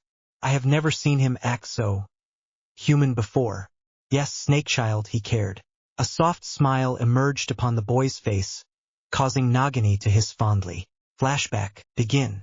Alex instantly ducked and rolled to his left, barely dodging the sharp glimmering sword. Without missing a beat, he quickly drew out his own sword and turned just in time to block a possibly fatal blow from his father. Is that the best you can do, brat? Taunted Voldemort, as he eyed his heir with something akin to disappointment. Show me that you are worthy of the noble name of Mortimer. A smile tugged on Alex's lips. All right, Pops, he teased, causing Voldemort's eyes to widen in surprise. During that moment of inattention, Alex quickly jumped back and swung his sword towards his father's neck. The satisfying clash of metal against metal echoed about the room. Alex's golden brown eyes met his father's demon red ones, and then Alex grinned. A second sword, though slightly shorter in length, appeared in his other hand. Alex quickly cut at his father's exposed stomach, hoping against hope to score a hit. However, much to Alex's disappointment, The moment his sword made contact with Voldemort's pale skin, said man disappeared. What? Alex froze when he felt metal pressed against his throat. He sighed dramatically and leaned back against his father. All right, you win, he said grumpily. Voldemort removed the silver dagger away from his heir's throat. You're still too slow, brat, he said in annoyance. The least you can do is last more than a few seconds against me in battle. Alex bowed his head in shame as his father's words echoed about his mind. However, he was jerked out of his thoughts when he felt a cold finger tilt his head upward. Do not fret, you will become strong one day. Brat, said Voldemort, as something akin to pride flashed across his normally expressionless eyes. One of these days you will show the world who you really are, and I will always be by your side. Instructor? Darkly treacherous. Memories are fickle, they can either harm or help you. Random. 3 weeks later, Alex strolled quickly through the corridors of the hideaway as he made his way to his father's private study. His robes, this time a shade of midnight blue, whipped about his lean figure as his golden brown eyes darted about cautiously. A month or so ago, Alex would not have even bothered to bring his wand around unless he planned on going outside. However, after his capture, Alex had learned his lesson. The lesson of caution. During his imprisonment, he'd learned firsthand how cruel and deadly Death Eaters could be. His father had once told him about his Death Eaters. However, as it so seemed, Voldemort just happened to gloss over a few minor points. The very points that his father knew he would not like to hear. But, surprisingly enough, he wasn't angry. For some unknown reason, his father tried to preserve his image of childhood. Voldemort had never physically harmed him before, though there had been quite a few close cases when he was younger. Alex shrugged lightly at the thought. He had been quite a brat back then, and he was quite surprised that his father had actually managed to keep his temper in check. Though at any rate, Voldemort did punish him from time to time, but nothing too horrible. Alex let a small smile cross his lips at the thought. Back then, his punishments often involved survival training in the dark forest with Nagini for company and extra protection, of course. For the most part, he just had to camp outdoors for a week or so, before he was allowed to return back to the compound. Or sometimes, Voldemort wanted him to practice his scouting skills and search for a particular item in the forest. It was purely education, of course. During one of his meetings with his father, Voldemort revealed his past at the orphanage. Alex was intuitive enough to read between the lines and see the truth. His father hated Muggles with a passion. Though his father was a Slytherin, Alex seriously doubted that he would have picked up the propaganda from his house about mudbloods and such, had it not been for the Muggles at the orphanage. His father had been independent and powerful. However, his life and beliefs had been molded by those around him. Molded by their hate, their disgust, and of course their punishments. And because of that, Voldemort wanted to give Alex the one thing that he'd never had. The power of choice. He did not want Alex to be a slave to his emotions, but for him to have the power to be his own person. The power to stand against the world. Alex stopped about a foot away from an ivory model of a skull which hovered delicately on top of a silver column. May the lords of Slytherin reign, he hissed in Parseltongue. The skull's empty eye sockets glowed for a second before a hidden panel silently slid open in front of him. Without wasting a second, Alex quickly stepped across the threshold as the panel closed with a gentle click. A dark blue jet of light flew towards him, a freezing curse by the looks of it. Alex quickly whipped out his wand and muttered an incantation as a silver dome erupted from his wand. The moment the curse hit his shield, a soft suctioning sound occurred as Alex's silver shield absorbed his father's curse. You're late, brat. Alex shrugged but gave his father a slightly apologetic smile. I lost track of time. Voldemort raised an eyebrow as he studied his heir suspiciously. You've been studying? He stated quietly. How unlike you. The boy flushed slightly at the truth of those words. Before his encounter with the Death Eaters, there was nothing more in the world that he hated more than studying and going to his lesson. Hell, there were times in the past when he'd played the sick child just to escape his lessons. Though he had been caught each and every time. Well, I guess I'm growing up, tried Alex. Voldemort frowned as his eyebrows rose in disbelief. Alex pouted. Hey, what's with that look? He said in mock defensiveness. I am getting older. Physically, yes, his father conceded, though mentally, I'd have to say that you've digressed over the years. You're an even more annoying brat than you were when I first met you. Thanks, said Alex as he scratched his head in confusion. Voldemort rolled his eyes. Such Gryffindorish expressions were as disgusting. And of all things, such expressions did not belong on his heir's face. Tell me, brat, he said after a moment of silence, what is it that you are studying? You have never cared much about magic, nor any of our lessons. Alex winced. Touché. He knew that he wasn't the smartest chip off the block nor the most enthusiastic. But geez, did his father have to remind him of that every single time? He looked up and met his father's glaze and smirked slightly. Well, everything, I guess, he said simply. Voldemort scowled. Can you be any more vague, brat? Is that a question? Teased Alex, as he gave his father a comforting smile. If you really want to know, just answer the question, hissed Voldemort, reverting to Parseltongue as an annoyed glint flashed across his eyes. Stop playing the fool, it does not suit you. Alex frowned and crossed his arms in response. Well, you did tell me to practice using my mask whenever possible, he said in a hurt voice. If you wanted me to stop, you could have just asked me. The Dark Lord's eyes softened for a second, before becoming its normal indifferent glint. The boy was becoming quite the talented actor. Before he taught the boy, Alex had been a mess both mentally and physically. He remembered the time he'd walked in, seeing the boy crying himself to sleep. Alex had been so dependent and clingy at first, for he had been scared that his newly appointed father would hated him, just like his real parents had. And even to this day, something Alex reverted back to his original self, and showed his true face without the happy mask, and revealed a hurt, emotional child. Brat. Alex, Voldemort corrected himself as he paused for a second to think of how to put his thoughts into words. I must admit, your mask is quite good, he said awkwardly. Your acting will be quite useful for the dark later on during the war. Alex looked down at his shoes, as he mumbled something under his breath. Speak up, brat, commanded Voldemort. The boy fingered his robes nervously, as his eyes darted about worriedly. I said, muttered Alex, as his hands bundled into fists. Would it matter to you if I was useful or not to your cause? He whispered softly. Voldemort blinked in surprise.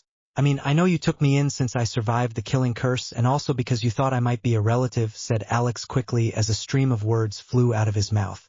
But what if I'm not strong or smart enough to help you? Would you get rid of me like you would with your Death Eaters? Voldemort frowned as his face void of any expression, though his mind was racing. He had to give it to the lad. Alex was smart to be able to put together the clues and come to such a conclusion. A conclusion that he had considered a few years back when he'd first taken the boy in. He had known it was a risk trying to raise a light family child as his heir, and he knew that the boy's true loyalty could never be certain. Nevertheless, Voldemort tried to assuage his heir's fears. After all, it would do him no good if the boy became scared of him. For if that did happen, the boy would become weak. Have you forgotten, Alex? He hissed delicately, as he leaned forward and stared into Alex's glamored golden brown eyes, that you are my heir, and the heir of Slytherin for that matter. You are more important than a mere Death Eater, his father sneered lightly. And God forbid I ever treat you as of such, he drawled, trying his best to look convincing. So then you wouldn't. Voldemort wand sent out a jet of angry red sparks. This subject is closed, he snapped, causing Alex to flinch black slightly. When he saw a tinge of fear in his heir's eyes, Voldemort strengthened his occlumency shield and focused on blocking all of his negative emotions. The boy was always capable of riling him up even with the simplest questions. If you wish, we can save this discussion for another day. He ground it out through his teeth, trying his best to sound generous. Alex nodded hesitantly, but remained silent. Well, snapped Voldemort after a moment of silence. Are you going to answer my question? Alex blinked in confusion. Which question? He asked blankly. We talked about a lot of stuff. Your studies, his father prompted, as the tension in the room lessened. Alex rubbed chin thoughtfully. Well, it is the truth, what I said earlier about wanting to learn everything. I mean, I plan on studying Well, everything, arcane magic, aura level spells, possibly more core magic. Alex paused for a second as he looked worriedly at his father. And I was wondering if it wouldn't be too much of a trouble, that is, if you could find me a tutor of some sort. Voldemort's eyes narrowed. Not that there's anything wrong with your lessons, said Alex quickly, as he noticed his father's quickly darkening expression. I just thought that maybe you'd enjoy more time to yourself, he said quietly. I mean, you've spent so much time teaching me when you could be out commanding your Death Eaters. The Dark Lord frowned, but remained silent as he contemplated the idea. It was a risk to involve his Death Eaters in anything related to Alex, especially when the boy was not strong enough to defend himself against such a force. His Death Eaters were quite power-hungry, and as his heir, Alex was a threat to their positions. And it would not do for the boy to die. But then again, his lessons with Alex was draining away his time with his Death Eater raids and attacks. Foolish child, cursed Voldemort as he glared slightly at Alex. My Death Eaters would snap your weak little spine in half the moment they meet you. Or within a few months' time, you'd meet your end at some unfortunate accident. The Dark Lord rubbed his temples, as if trying to fend off an incoming headache. You are not strong enough. Hence, you are not yet worthy of their respect. Alex flinched slightly at the last few words, but regained his composure almost instantly. But what about Snape? He asked quietly, as he ignored his father's previous words. He's third in command of your inner circle, a master of potions, and of course a good dueler. And on top of that, he said slowly, I don't think he'd hurt me. And exactly how did you come to this conclusion, brat? Drawled Voldemort, as his ruby-red eyes glowed with annoyance. The boy sighed. Well, for one, he didn't try to curse me the first time we met, and he helped me, he added silently to himself. Besides, so far I've only studied the theory part of potions. I won't become a competent potion brewer if I don't have practice. And who better than the world's best potion master to instruct me? He asked flippantly. To have master teach you, interrupted Nagini as she slithered into the room. Fortunately enough, the only snake in their hideaway was Nagini, since after all, most of the hidden rooms are parseltongue protected, so it would not do for any random snake to open the doors. Master is good at potions, but Voldemort glared at his familiar. Nagini, I do not have enough time to waste teaching this child another discipline. Especially one needs so much instruction, he hissed, before pausing for a second. Very well, boy, he grumbled in English, I will inform Snape about his new position tonight. His lips curled into a dark smile. Nevertheless, I will still continue your dueling and magic lessons as I see fit. After all, I refuse to have my heir become weak. Alex suppressed a groan. Meet me at the throne room at 7 tonight for your lessons with Snape. Spy? Darkly treacherous. The wind is the song of eternity. Bledlu. It was approximately 6:45 when a darkly cloaked man stepped out from behind the underbrush that hid the hideaway's apparition point. Tall and slender, the man possessed a seemingly skeletal appearance. Not to mention, the addition of his unhealthy shade of sallow skin made him look sickly and of course dead. He was but a perfect image of a grim reaper. The man slowly reached into his robes and took out a silver pocket watch. He cursed softly as he quickened his stride towards the cave, taking care to avoid the puddles of mud and the disgusting creatures that inhabited them. A poisonous-looking creature with dull red eyes and mud-brown scales approached him. Without wasting a second, the man waved his wand in a cut motion and said creature exploded in a small poof. Though despite all of this, he never once paused to view his surroundings. He needed to get to the throne room instantly. It seemed like hours as he made his way through the numerous security and identification checks. As it so seemed, the Dark Lord was becoming even more paranoid. A few years back, the only security they had was the Dark Mark identification check. However, now, there was something akin to 11 different spells and wards he had to get across. Quickly he checked his watch again, before pushing open the large ebony doors that lead into the throne room and was greeted with darkness. The atmosphere was stuffy and heavy, with a tint of evil saturating its walls. Unconsciously, he took a step back as the torches suddenly flared to life and flickered dauntingly against the stone walls. This was too familiar. It was almost a recreation of the Dark Lord's harsh treatment room, the one in which he and his companions had been punished for the mudblood incident. As Not called it, Injure, hissed a cold voice to his left. You have arrived. The man, Snape, turned towards the throne and met the ruby-red eyes of the monster, who sat there. My lord, he greeted as he bent down on his knees and kissed the hem of the Dark Lord's robes. Even so, Snape's eyes carefully scanned the perimeters of the room as if searching for an intruder, or the presence of another Death Eater. It was strange. Why in the world would the Dark Lord summon him? Alone? Snape's eyes widened slightly as he caught sight of a small figure leaning casually against his master's throne. Surreptitiously, he studied the figure from beneath his eyelashes. The figure was a boy, and by his size a child around 8 or 9 years old. The boy's face was carefully obscured by the shadows. Rise, commanded Voldemort, as he eyed Snape with a calculating expression. His lips curled into a dark smile when he noticed that Snape was fidgeting slightly under his glaze. How may I be of service, my lord? Crucio, hissed Voldemort, and flicked his wand towards Snape. He held the curse of a long minute before releasing it. Did I give you permission to speak, Snape?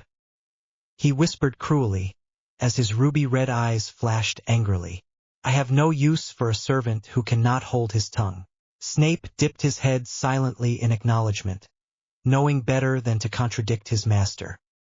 He forced himself to remain still when he heard the Dark Lord's snake, Nagini, swept towards him.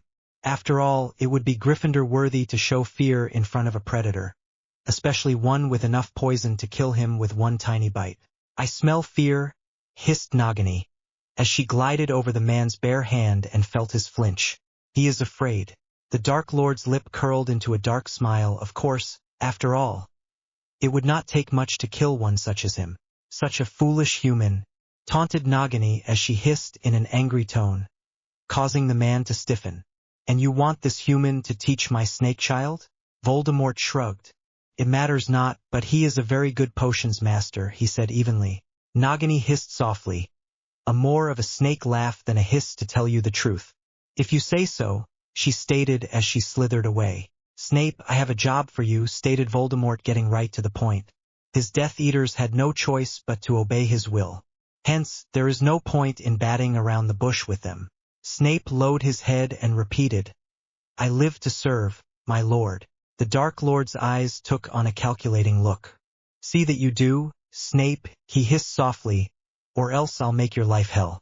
So much that you'll be begging for mercy like the worm you are. The slimy-haired man swallowed nervously, but nodded his head in agreement. Alex, you may come out now, he hissed this time in a gentler tone. Voldemort placed his hand on the boy's shoulder, almost fondly, Snape noted, and turned his blood-red eyes towards Snape.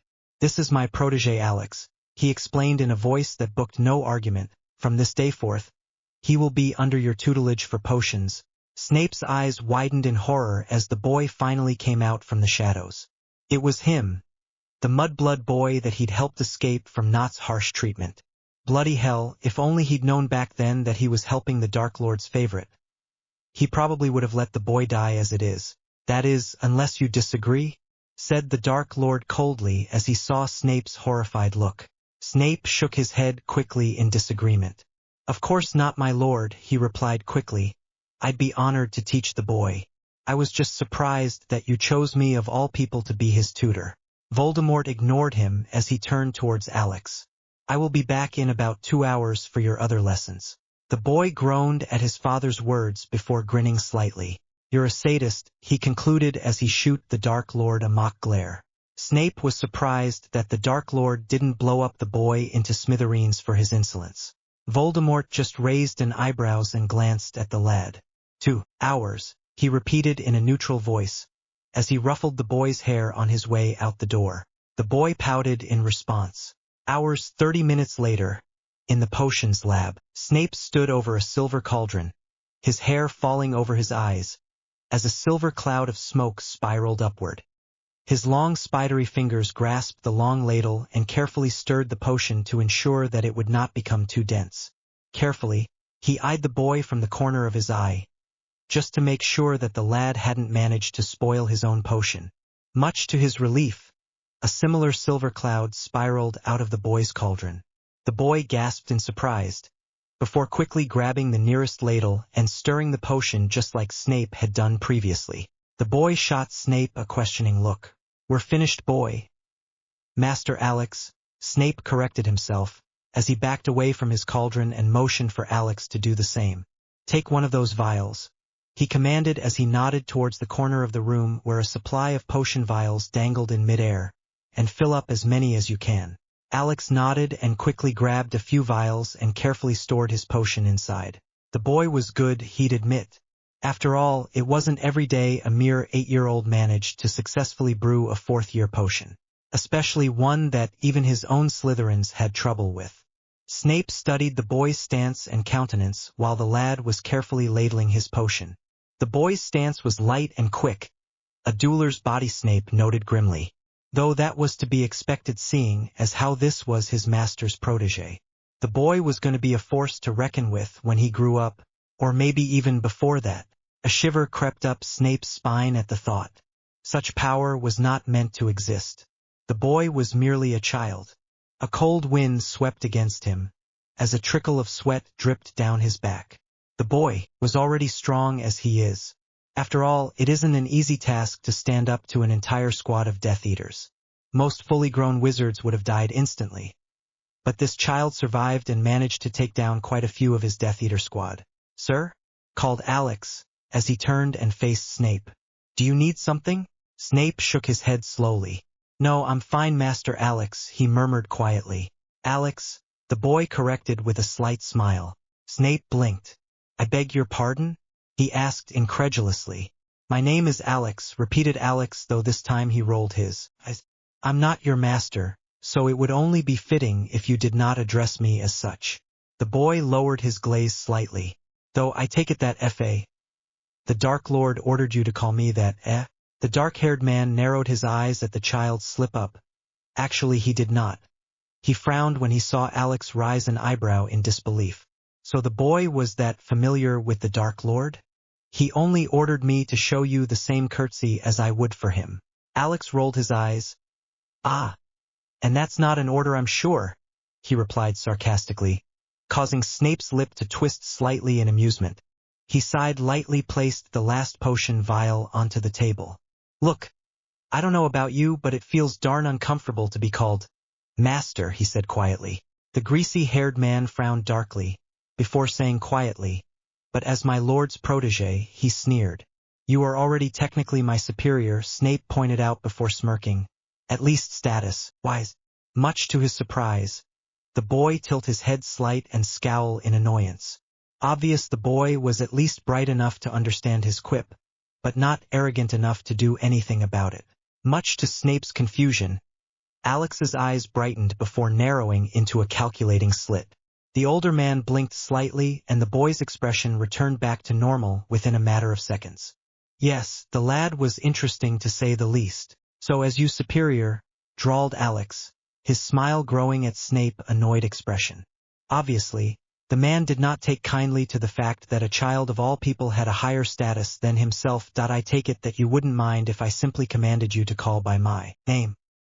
He leaned back against the table and met the greasy-haired man's glaze. Much to Alex's disdain, the man simply snorted in disbelief. "Don't be a fool, boy," snarled Snape, as he quietly cast a silencing charm around the room. "The Dark Lord's word is law. And even if you are my superior," he sneered at the word, "my loyalty is first to my lord and master before anyone else." Alex yawned and tilted his head to the side. "That," he said dryly, "was the fakest speech I have ever heard." Snape's eyes narrowed. "Your loyalty isn't to the Dark Lord," the boy continued, as he boosted himself up onto the table so that he could look Snape eye to eye. "Is it? What are you implying?"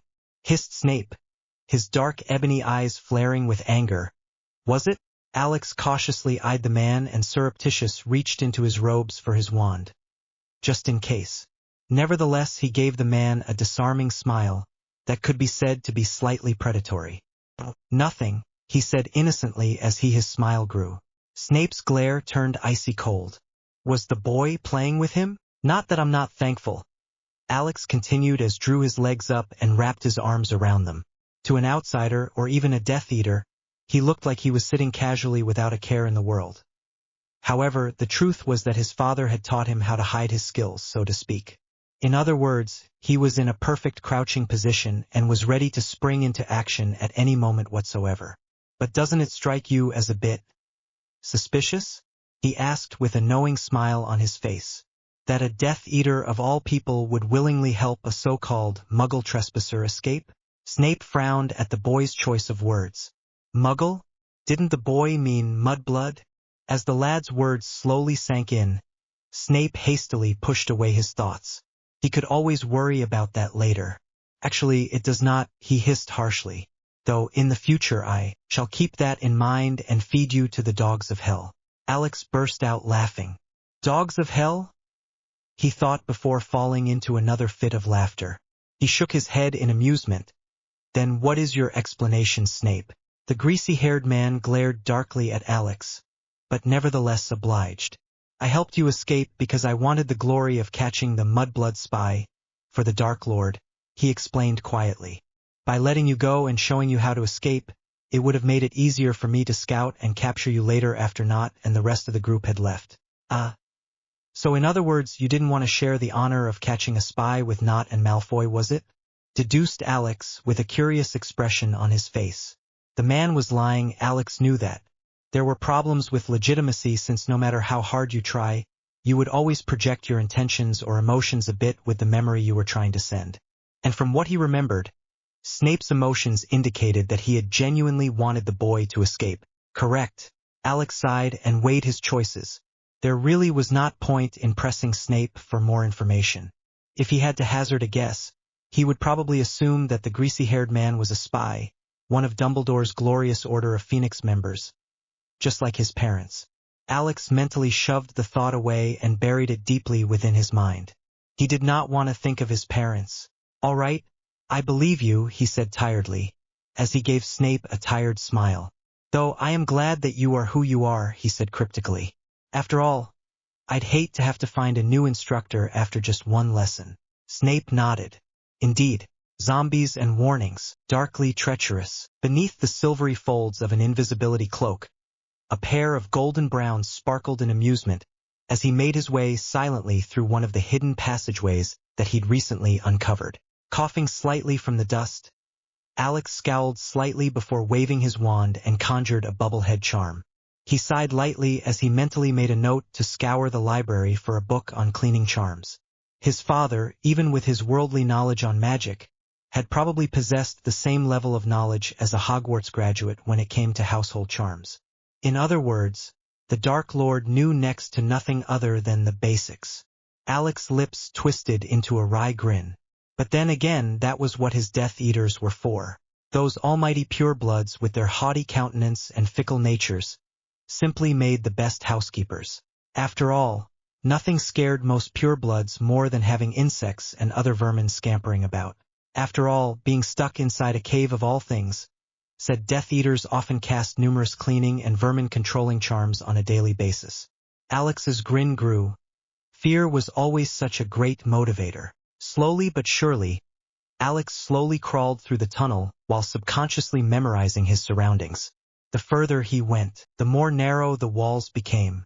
The tunnel had become so constricted that Alex had been forced to crawl on his belly in order to make his way through. Idly, he noted that no one probably older than 9 would have been able to get this far. Alex froze when he heard a soft thump echo through the thick stone walls. Mentally cursing his luck, he quickly drew his wand out of his hoister. He paused as he tried to figure out where the thumping noise came from. Had he been in any other position, Alex would have instantly tried to find cover. However, in this case, such his plan was doomed to fail. He was stuck in a tiny tunnel that he could barely move in, nevertheless. Run. To put it simply, he was a sitting duck. Alex stiffened when he heard a soft thumping noise echoing again from up ahead, which followed by a squeak. Dimly, he noted that the noise sounded unusually familiar. Fueled with determination, Alex slowly made his way through the tunnel, mind you, wand first. Had he been a true Slytherin like his father had wanted, Alex would have already decided to make a strategic retreat, seeing as how there would be no possible way to fight in such a constrained area.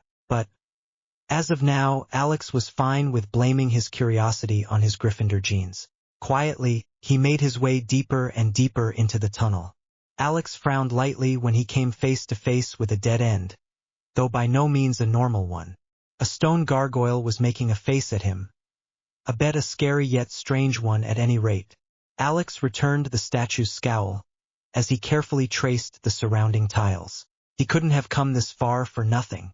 Alex's eyes widened in surprise when his hand came across a hidden switch. Jackpot, he thought joyfully, as the stone tile next to him shifted and opened. His eyes alight with curiosity, Alex crawled towards the opening and peeked in, and a wicked smile crossed his face. The tunnel led straight into his father's private chambers, a place where Alex had only seen once in his entire stay. If anything, that one peek into the Dark Lord's private rooms was something that Alex would remember throughout his life.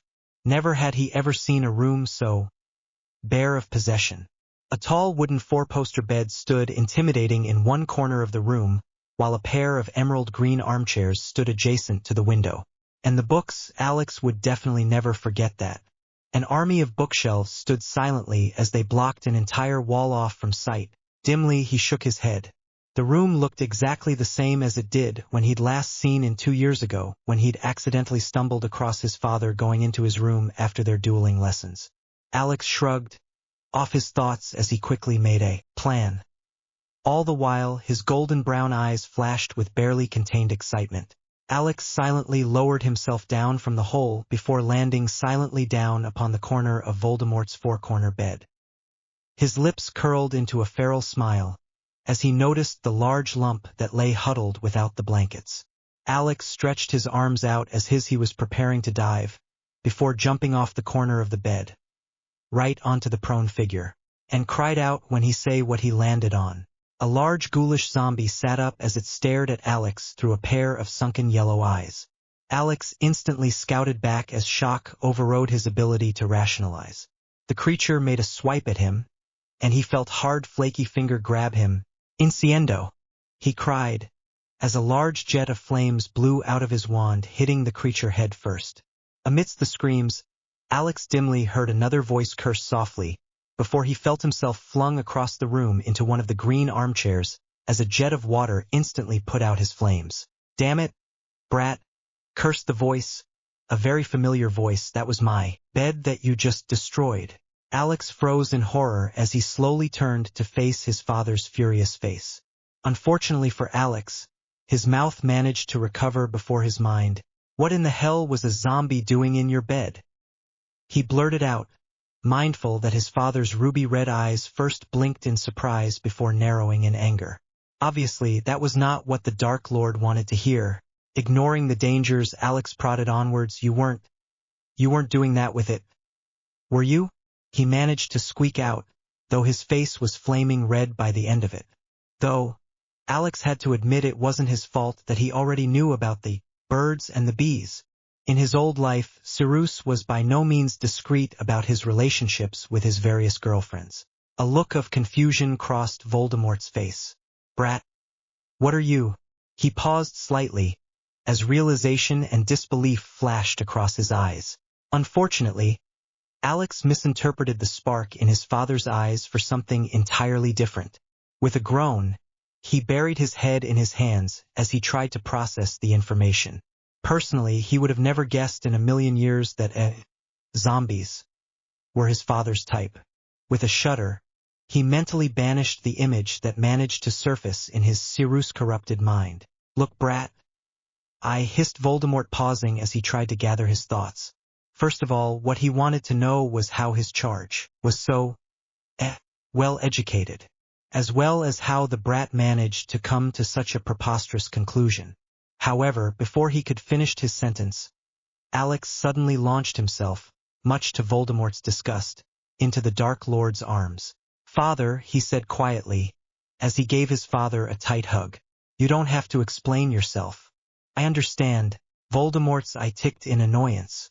"Boy," Alex shook his head and buried himself deeper into his father's arms. "It's all right, you know? I don't mind who you, the boy made a face, do that with, he said gently though he looked slightly green.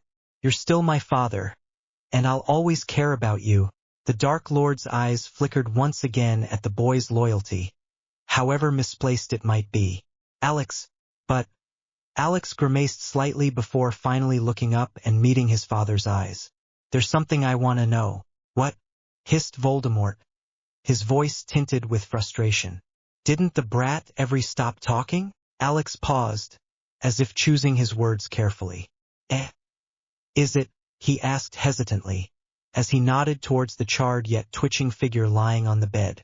Is that a guy or a girl? He managed to cough out, as he stared determinedly down at the pebbled ground. An hour later, Alex scratched his head as he shot the Dark Lord an apologetic smile.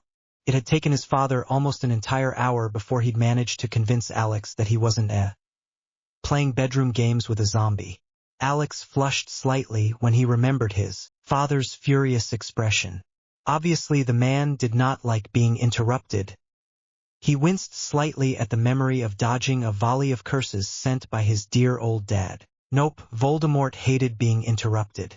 His father had deliberately set up the zombie, which Alex later found out was nothing more than a transfigured pillow, to scare and attack him. Apparently, Voldemort had discovered the secret passage a long time ago, and had set up necessary wards that alerted him when someone breached them. And his father had felt Alex's magic when he entered the room. Hence the reason the zombie did not try to kill him outright. Alex slumped back against the armchair and gave his father a curious glance. So what are you going to do with it? He asked, motioning towards the still twitching figure on the bed. The boy's eyes widened as a thought occurred to him. You know, you could introduce it to your Death Eaters? He suggested gleefully, as an image of Nott and Malfoy running about in circles cried out like a headless chicken. It would be for a greater good, he said defensively, when the Dark Lord's glare focused upon him. Is that so? Of course. Alex was quick to add, as he gave his father his most charming smile.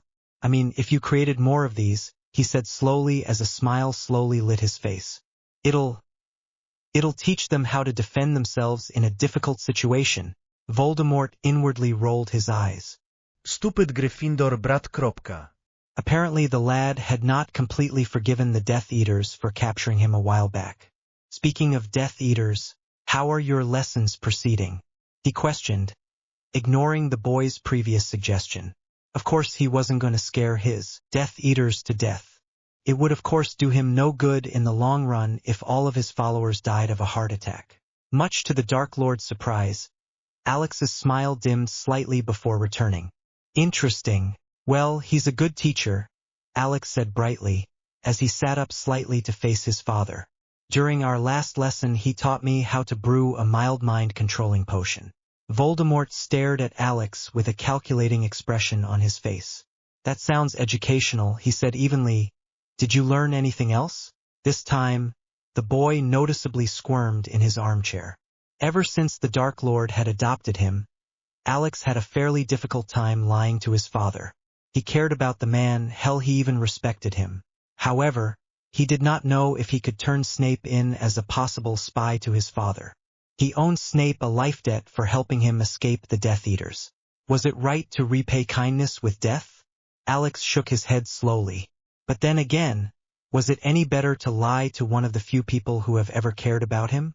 Stealing his nerves, Alex raised his eyes and met his father's suspicious glaze. Actually I did, he replied calmly, his face stony. Oh? What, pray tell? His father drawled. Alex hesitated once again. Spies were killed instantly in the most horrible way possible. He did not want that to happen to Snape. The man was a decent teacher, though with a biting tongue. Given time, he was pretty sure that he'd come to like the man almost as much as his Uncle Mooney. He didn't know why, but Snape somehow reminded him of his favorite uncle, though he was unsure of the reason. They did not even look alike. But then there was his father to think about. If Snape actually was a spy, then he would deliver useful information to Dumbledore and the rest of the light side. In turn, such information might possibly threaten his father's life. Alex had grown attached to the Dark Lord over the past few years. The last thing that he wanted to do was allow something bad to happen to the man simply because he was too scared to divulge information. Alex sighed. He didn't like either scenario, so instead he was going to do what he did best, telling half-truths. "There is something that I need to tell you," he said quietly, "something that I found out a few weeks ago." Voldemort raised an eyebrow and waited for Alex to continue. I think you have a spy in your ranks," he said awkwardly, as he ran his hand through his hair. Alex stared at his shoes for a second before continuing. "You know how I like to explore around the hideaway?" he asked, waiting for his father's nod. "Well, one day, I came across one of your Death Eaters, and I saw him hide a phoenix amulet into his robes." "Who was it?" his father ground out through clenched teeth. Alex's head jerked up in surprise at the venom in the Dark Lord's voice. He knew that his father was going to be angry that there was a spy, but he never expected him to be this furious. It was a darn good thing that he lied. "I'm not sure," he said softly. "I saw him near the entrance, and it was too dark for me to see properly. Do you think you'd be able to recognize him if you see him again?" Alex shook his head negatively. "I doubt it," he said seriously. "It really was too dark for me to tell." Voldemort shot a suspicious look at his heir. "And may I ask why you choose to withhold this information for so long?" He hissed softly, obviously not pleased with Alex's actions. I wanted to find the spy for myself," he explained softly. "You were so busy the past few weeks, and I didn't want to bother you with trivial information." The Dark Lord remained silent. "You do know that I'd never do anything to deliberately harm you," pleaded Alex, now genuinely hurt. He truthfully did want his father to be safe. If he didn't, he obviously wouldn't have revealed any information about the spy to his father. "You looked so tired," he said weakly, "and you weren't even eating properly," he said, throwing his arms up hopelessly. "I didn't want you to die from stress or something." Voldemort's glare lightened somewhat, but his expression was still hard. "Next time, boy, you will report all of your findings to me," he barked. "Even if it is against your better judgment." Alex could only nod his head as he tried to swallow the lump in his throat. "Though I am pleased with your information," his father added, somewhat reluctantly when he saw Alex's sad face. "It will certainly come in use." Alex looked up at Voldemort and gave him a weak grin. "I'm glad," he said quietly, as the Dark Lord shooed him out of his bedchambers. He shrugged lightly as he tried to push away his thoughts. He'd informed his father about the spy problem, while also managing to protect Snape from a messy death. Alex sighed. It certainly wasn't easy being a Dark Lord in training. "Hogwarts, Uncle Mooney," cried a voice softly as he made his way through the numerous hallways of Hogwarts. The boy paused as he heard a soft shuffling sound coming from one of the classroom. Said boy had a head full of messy brown hair and a pair of gentle chocolate brown eyes. Unlike most children, the boy carried himself with an air of quietness and understanding. A complete change from the loud and sunny attitude the lad had possessed before it had happened. The day his brother was murdered, Nate Potter, a youth of 6, had grown up slightly after his brother had left. No longer did he smile unnecessarily, nor did he participate in anything really fun, as Cyrus put it. All in all, he had become more withdrawn since Harry was killed. He did not enjoy pranks at all anymore. Instead, he preferred tending the midnight dream bush that Harry had given him, and so far the bush had numerous silver flower buds. Nate's smile widened. According to Auntie, Sprout, the flowers would be ready to bloom in a matter of months, and then he'd be able to see Harry again. A soft smile grew on Nate's face at the thought. He'd really missed his brother. A lock clicked open before a quiet voice inquired gently, "Nate, what are you doing here?" causing Nate to jump in surprise. "Aren't you supposed to be playing Quidditch with prongs?" "Mooney!" cried Nate as he turned around and gave his uncle a warm hug. Uncle Mooney ruffled his hair fondly, before pushing his away slightly so that he could look Nate in the eye.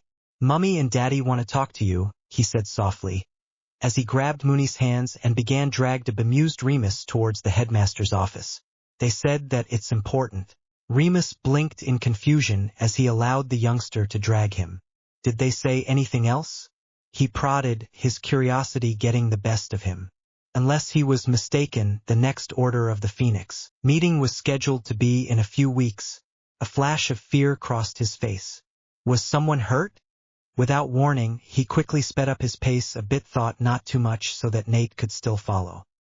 Nate scrunched up his face in concentration. The mean man was there. He was talking with Mr. Dumbledore, he supplied with a slightly frown. They both looked so sad. Sad. Without a word, Remus quickly tossed Nate into his arms and sprinted straight out towards Dumbledore's office. Sad. What in the hell was going on? He refused to lose any more people to the war. He couldn't. First Harry, and now Order members were dropping like flies. Remus felt his chest tighten in pain. Darn you, Voldemort! Uncle! What are you doing? Protested Nate as he squirmed in Remus's arms. I can walk, you know? Remus blinked as he looked down and stared into a pair of confused hazel-brown eyes. I'm sorry, kiddo, he said gently, but we really need to get to Dumbledore's office right now. The boy stared at Remus in incomprehension for a moment before his eyes widened joyfully. Harry! They found him, didn't they? He exclaimed as he squirmed in excitement. I knew that he was alive. Obviously news of his brother's return was the only thing that made sense in Nate's mind for rushing. Remus shook his head sadly. No, I don't think that's the case. Nate, he said gently, flinching slightly when Nate's eyes widened and started tearing up. But who knows? Harry might be out there right now waiting for the right moment to return. Really?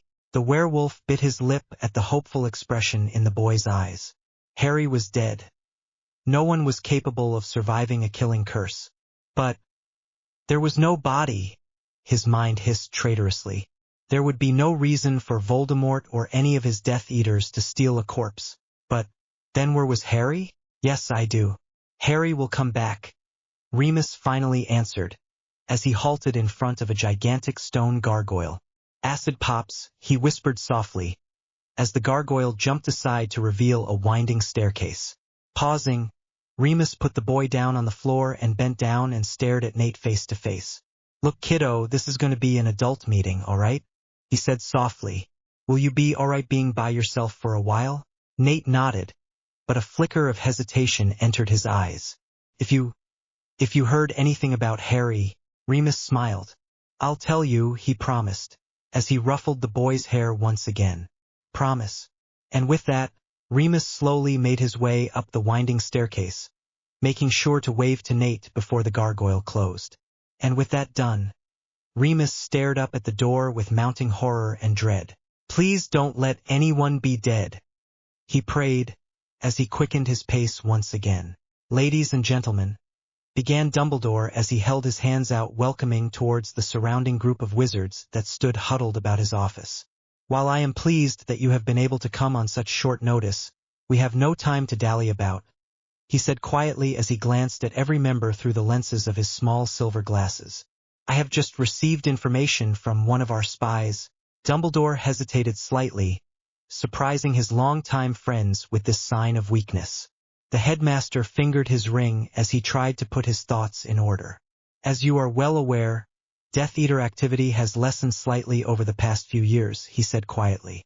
Some of us originally hypothesized that Voldemort, Dumbledore paused slightly as he waited for the flinches to subside, was trying to muster up his allies, while the rest of us thought that our plan to intervene in Death Eater attacks was successful. A loud gruff voice interrupted him. Get to the point, Dumbledore, growled Mad Eye. His electric blue eye whirled about the room cautiously. Why have you called us all here today? The headmaster sighed in defeat as he rubbed his temples to ward off his headache. Voldemort was not busy trying to gather followers, he said tiredly. The reason why the Dark Lord has rarely been present at attacks is because he is training his protégé. Chess, darkly treacherous. Nagini hissed contently as she and her master watched their precious snake child sleep. The Dark Lord had just ran Alex through a merry chase about the throne room for their afternoon duel. And must to say, the boy did not manage to escape unscathed. Master, she hissed softly, and waited patiently for her lord to finish tucking the unconscious boy back into bed. The Dark Lord tilted his head slightly as he glanced towards Nagini. What is it? He whispered softly, his voice devoid of emotion. Nagini noticed with satisfaction that Voldemort's eyes softened slightly when they unconsciously drifted towards his heir. "He reminds me of you, Master," she hissed suddenly, as she lifted her head up from her coils. "He has your eyes." Voldemort scowled slightly at being compared to the boy. "Slytherin's eyes, you mean," he retorted. "All those who carry Slytherin's blood have the same eyes." Nagini flickered her tongue at him and gave a snake version of a laugh. "No, you're thinking like a human, Master," she hissed in amusement. "Look beyond the skin." The Dark Lord glanced calculatingly down upon the sleeping child. Alex's face was twisted in fright as his hands automatically clenched his sheets as if holding them would ward of his nightmares. The boy was a shivering mess.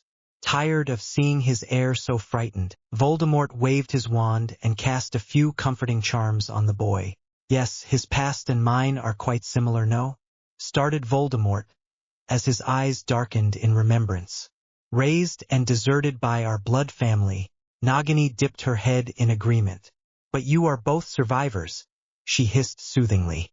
"And that is what makes you and Alex so much alike." Voldemort shook his head.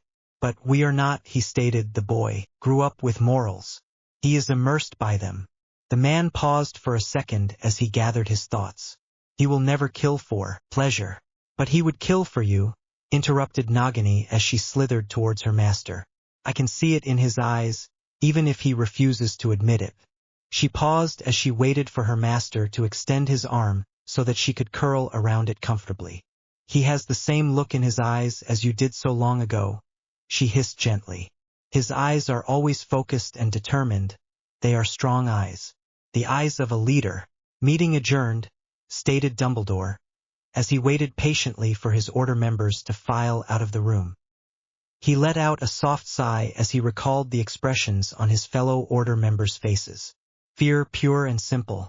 These men and women were among the bravest in Wizarding Britain, and yet such news was capable of obliterating their hope.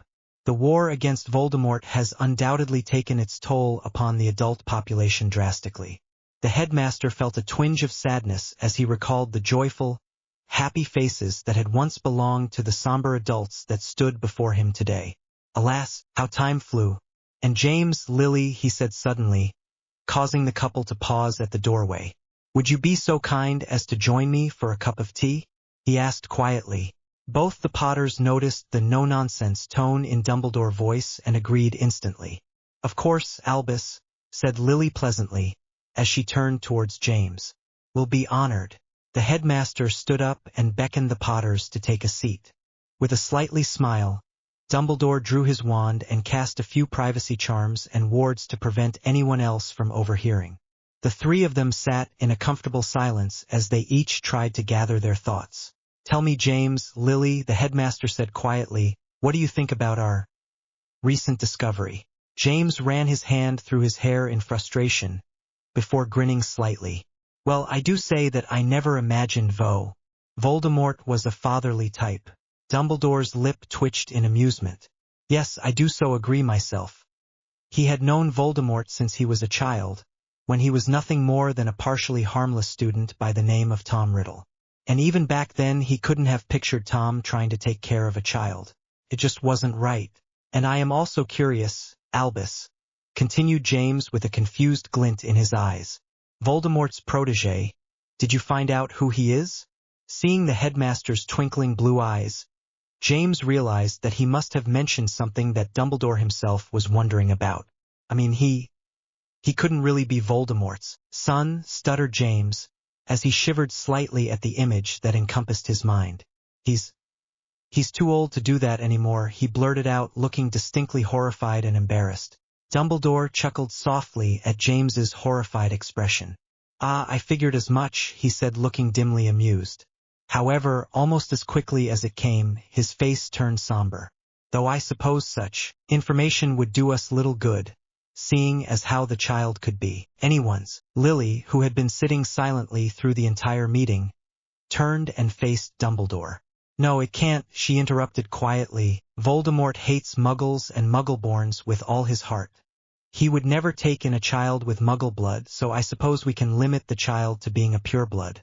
And probably one from a darker family, since a light family would never abandon their kin. James nodded his head in agreement as he slipped an arm around his wife's waist. That's right, he said proudly. Voldemort's protégé is most likely a Death Eater's spawn. He gave Lily a warm smile, before turning towards Dumbledore. While you may be correct, said Dumbledore slowly, I don't think it would be wise to eliminate all of our choices. When the Lily looked questioningly at him, he explained, Voldemort might have captured the boy from a light pureblood family. James snorted. The headmaster glazed solemnly through his silver frame glasses at James.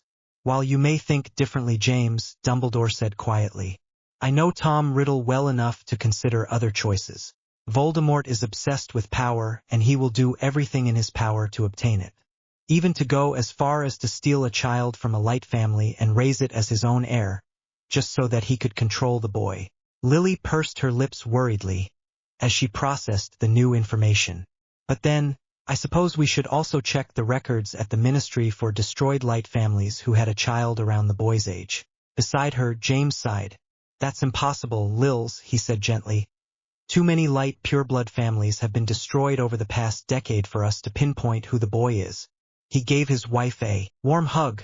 Thought, I have to admit that was a smashing idea. Love. Oh, don't love me, complained Lily. You only call me that when you're about to do something dangerous or stupid. Dumbledore smiled at the couple's antics.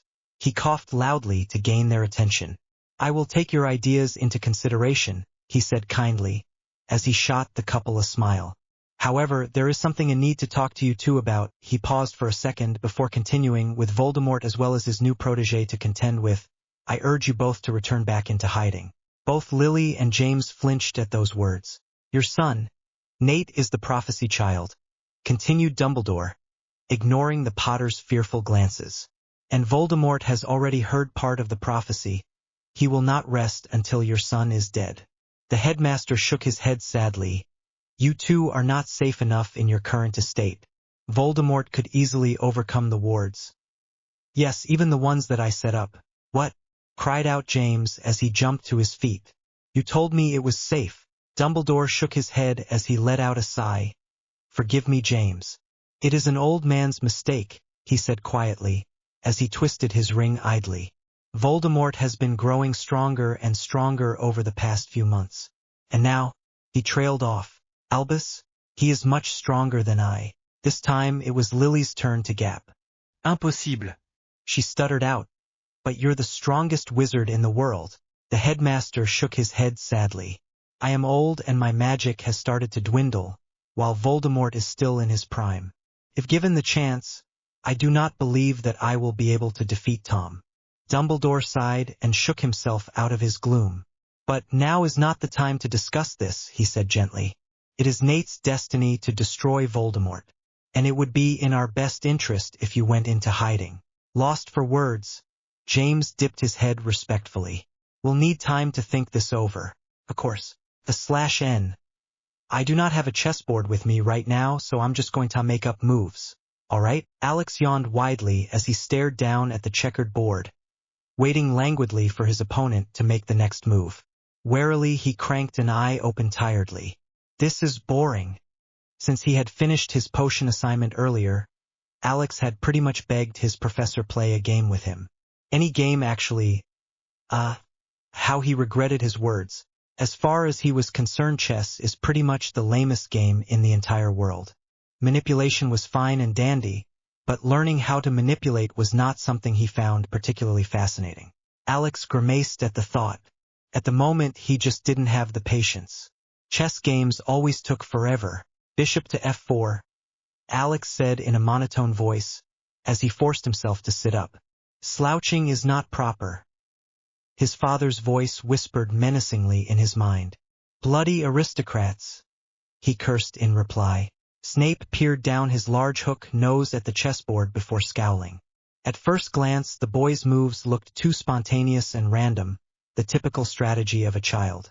However, after a few minutes into the game, he was ready to consider the alternative. The boy managed to counter his moves perfectly, though a tad awkwardly. And Snape had learned over his lifetime that the most dangerous opponents were seemingly unpredictable moves, but actually had a method to their madness. King to D2, he commanded, watching attentively as his black king moved to its designated spot. Snape's eye twitched in annoyance when he saw the boy suppress another yawn and scratch his face in boredom.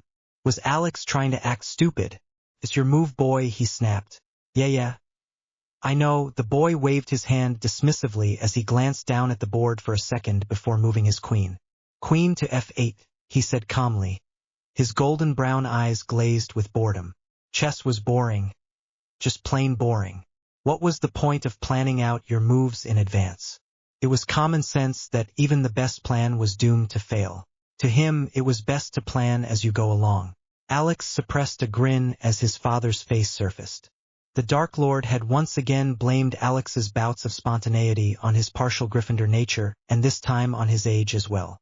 His father has determined to alter his thinking and make it more Slytherin, dominant by the time he was well into his teenage years. Hence the daily chess games with his father. And truth be told, Snape was a neophyte compared to his father where chess was concerned. Check, grumbled Snape as he took Alex's rook. The boy stuck out his tongue in response. He glanced down at the chessboard and frowned, before taking Snape's queen. Check, he announced, smiling at his professor's frustrated expression. Alex winced sympathetically. It definitely must not be easy for an adult to admit defeat to a boy of 8. Snape moved his king aside. Knight to B7, commanded Alex, as he watched the piece destroy one of Snape's pawns. Check. The potion master glared. Bishop to B7, he all but snarled. And at that, Snape took the boy's knight. Alex's smile grew wider. Rook to B6, he said quietly, as he looked up at Snape for the first time since the game began. Checkmate, he announced happily, as he leaned back against his chair. Finally it was over. This time Snape snarled for real. The child, an 8 or 9-year-old, managed to beat him in chess. It was insane. Though he knew that he wasn't a master at the game, Snape prided himself in his ability to strategize. Hell, the only person who had ever defeated him in a game was Dumbledore. Who was this boy? You have to answer one of my questions truthfully now, Alex said, giddy with excitement. You gave an unbreakable oath after all. His teacher groaned at the prospect. When the child had placed the stakes, Snape believed that it would be more beneficial for him. After all, there was no way that he would lose to a child. The stakes were simple.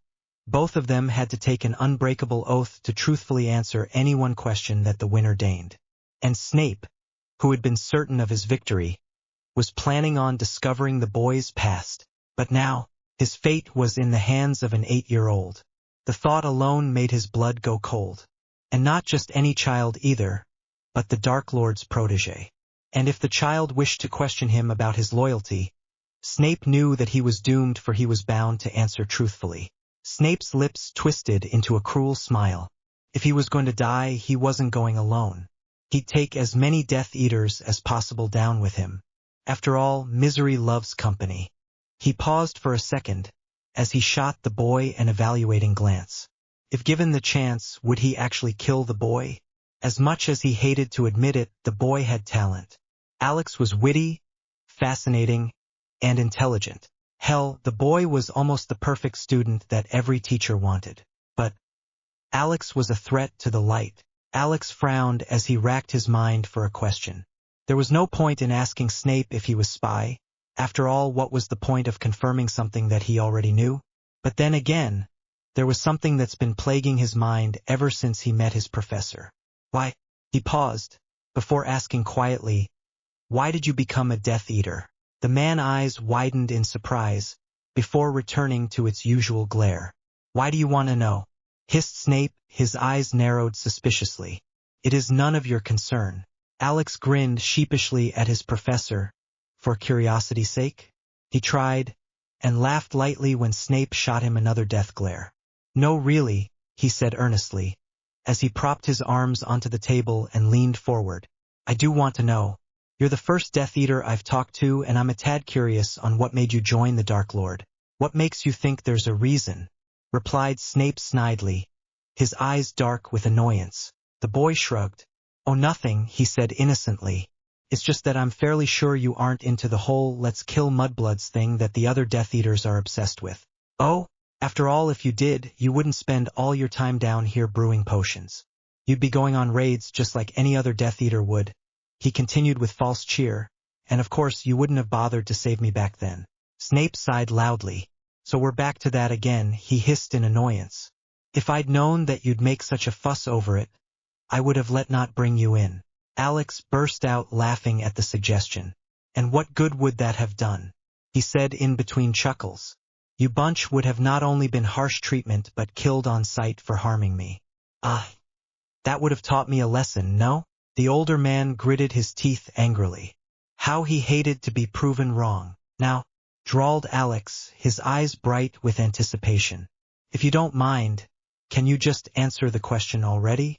The attack extra, darkly treacherous, italics past memory. Father? Alex asked quietly, as he snuck up behind his father's towering form. He tugged lightly on the Dark Lord's velvet black robes and waited patiently for his father's attention. What is it? The man hissed in annoyance as he turned around, obviously wishing to return back to his work. Dumbledore was planning something big. He could feel it in his bones. He didn't have the time or energy to deal with his heir right now. The boy stared back impassively. After all these years, Alex seemed to have become immune to his father's anger. He could stand harsh words, biting snips, but if there was anything that he absolutely hated, it was his father's disappointment. I brought you some food, he said gently, as he placed a large plate onto his father's desk. Alex looked up at his father in determination. You haven't been eating properly, he stated. The house elves said the last time you've eaten a full meal was almost a week ago. The man glowered. I do not need food, he hissed softly. I can look after myself, Alex. Alex glared back. No, you can't, he argued. If you keep this up for another few days, you'll burn yourself out. You need to eat and sleep from time to time. The boy paused as he bit his lips worriedly. After all, you are still human. Human? Voldemort chuckled, as his lips twisted into a dark frown. No, I haven't been human for decades.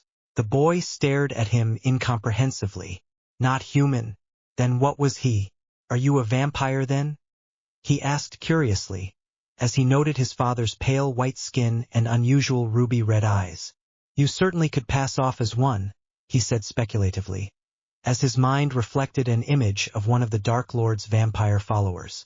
Alex frowned lightly, as he ignored his father's annoyed expression. In fact, is that the reason we live in a cave? No, his father snarled. Then, are you a werewolf? Alex tried excitedly, as he gave Voldemort a once-over. He frowned. Nah, that can't be it, he said to himself. You're not hairy enough, he said, looking pointedly at his father's bald spot. A large vein ticked angrily, as Voldemort sent Alex his best death glare, which the boy ignored like usual. Then I guess that leaves elves. Alex frowned once again. But your ears are tiny, he exclaimed, though I suppose it is a bit on the floppy side. Voldemort ground his teeth furiously. My ears do not look like a blasted house elf's, he thought murderously. No, brat, he hissed. I am immortal, he emphasized, and I am not a creature of any sort. I am an immortal human. Oh, Alex blinked owlishly at him. How do you know you're immortal? He asked curiously. Did you try to kill yourself or something? Or, the boy snapped his fingers as the answer appeared in his mind. Or is that the reason you're trying to starve yourself? So you could see if you're immortal? The Dark Lord sighed mentally. The boy was too curious for his own good. The answer is no, he said loudly. I have not tried to kill myself, nor am I trying to starve myself. He glared, as he eyed the boy with a calculating expression. Should he trust Alex with the information? Or should he just send the boy away? Oh, but then again, who else could he entrust his soul with? Out of his Death Eaters, the only choices were Malfoy or Snape. And if anything, he trusted Alex way more than any of his Death Eaters. At that moment, Voldemort made up his mind. Boy, are you willing to keep a secret? He demanded. The boy nodded eagerly. Even take a wizard's oath not to reveal it? Alex nodded, understanding his father's paranoia. Without missing a beat, he reached into his pocket and drew out his wand. I, Harry James Potter, dubbed Alex Mortimer, solemnly swear on my life, magic, and blood, that I will not revel or repeat anything that will be said or done tonight. And at that, a golden flame circled around Alex's wand before dispersing. Now more curious than ever, he waited patiently for his father's explanation. Brat, have you come across the term Horcruxes before? The boy frowned. I've read about it somewhere before, he said vaguely. I think it had something to do with soul magic, doesn't it? Voldemort's lips curled into a slightly smile. Correct. A Horcrux is the word used for an object in which a person has concealed part of their soul, he said quietly. You split your soul and hide part of it in an object outside the body. Then, even if one's body is attacked or destroyed, one cannot die, for part of the soul remains earthbound and undamaged. Alex's eyes widened in understanding. So that's how you did it, he whispered. You split your soul into pieces. Correct. Much to Voldemort's surprise, Alex's expression went dark. Make sure you keep the pieces safe, he said quietly, though his eyes glinted worriedly. If Dumbledore found out, the Dark Lord rolled his eyes. Stupid brat. That's exactly what I was planning on when you bound in here and interrupted me, he drawled. I was trying to find a hiding place for the first Horcrux. Alex nodded worriedly. Voldemort shook his head lightly, as he reached into his pocket and pulled out a glowing emerald and silver stone. Waving his wand, he instantly transfigured a long silver and black chain around the stone and passed it on to Alex. Here, he said quietly, I suppose it'll be safer here with you, he said half to himself. Guard it with your life, Alex. The boy held up the necklace up to the light and frowned.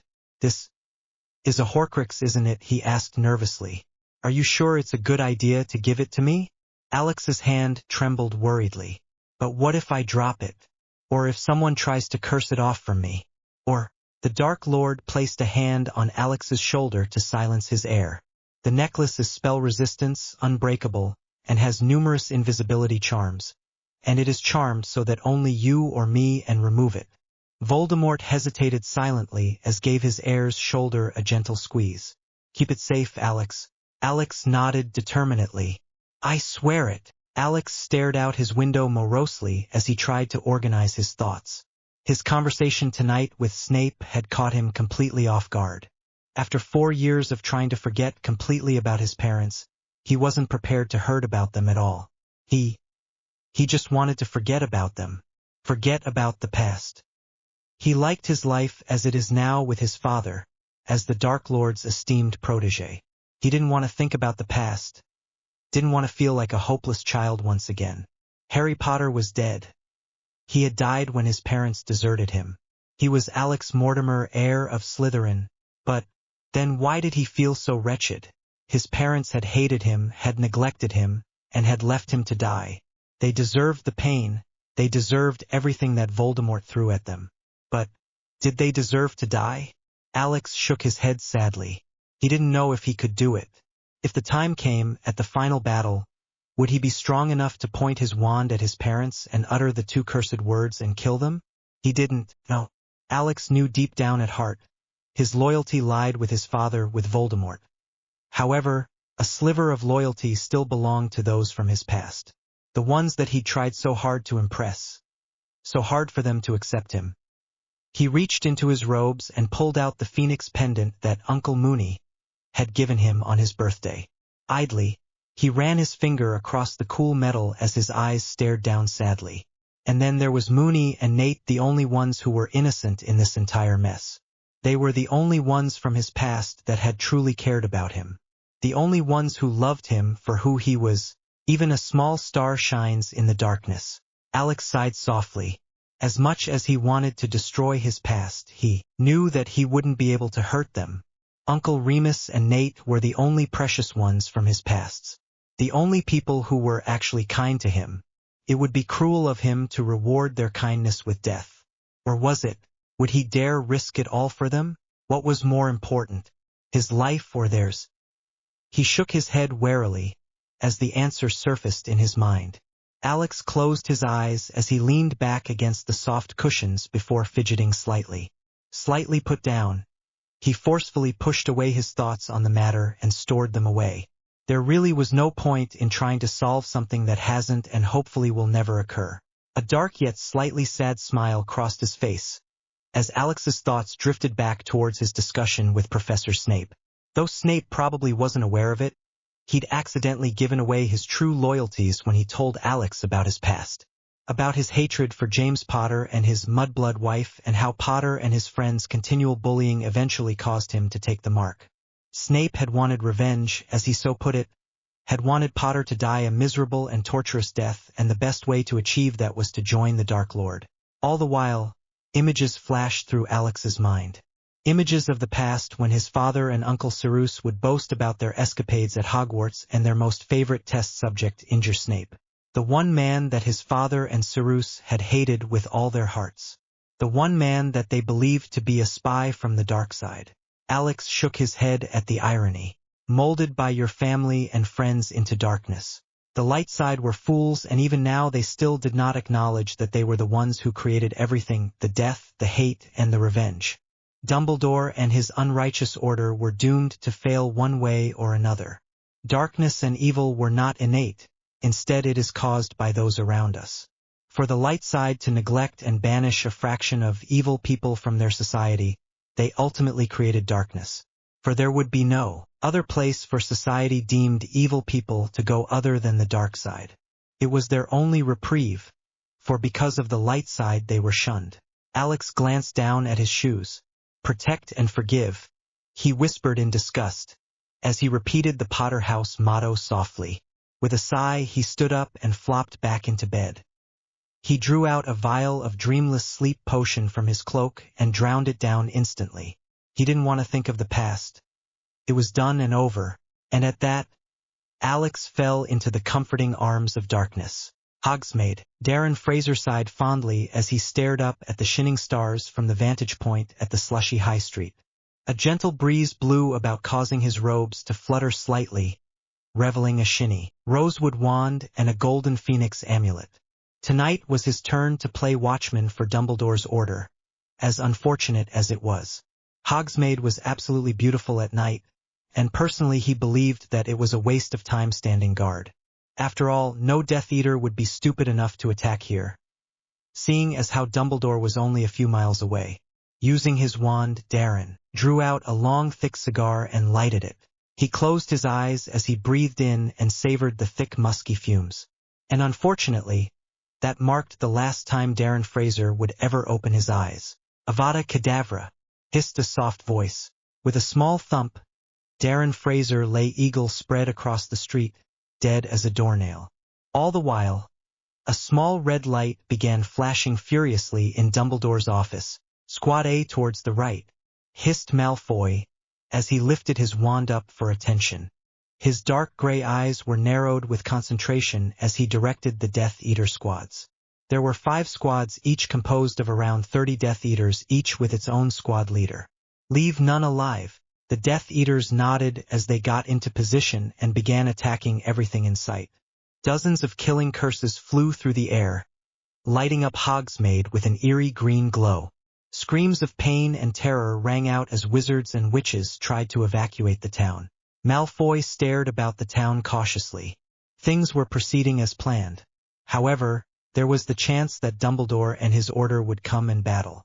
Squad D, get into position, he ordered loudly, as a group of Death Eaters instantly scampered away from him and hid within their invisibility cloaks. Let's see how you deal with these, Dumbledore, he thought spitefully, as he and Squad D waiting patiently for the man's arrival. And wait they did. Morsemord, cried out a lone Death Eater, as a thick glowing serpent and a skull exploded from his wand and hung threateningly in the sky. A few Death Eaters laughed in delight as the inhabitants of Hogsmeade cried out even louder in terror. Obviously, seeing the Dark Lord's sign in the sky made the fools even more scared. Death and injury for them all. Malfoy's face twisted in sadistic delight.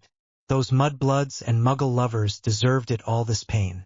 They were fools for not joining the Dark Lord, and death was the price for their insolence. He turned away at the sound of numerous pops coming from behind him. A cruel smile emerged on his face.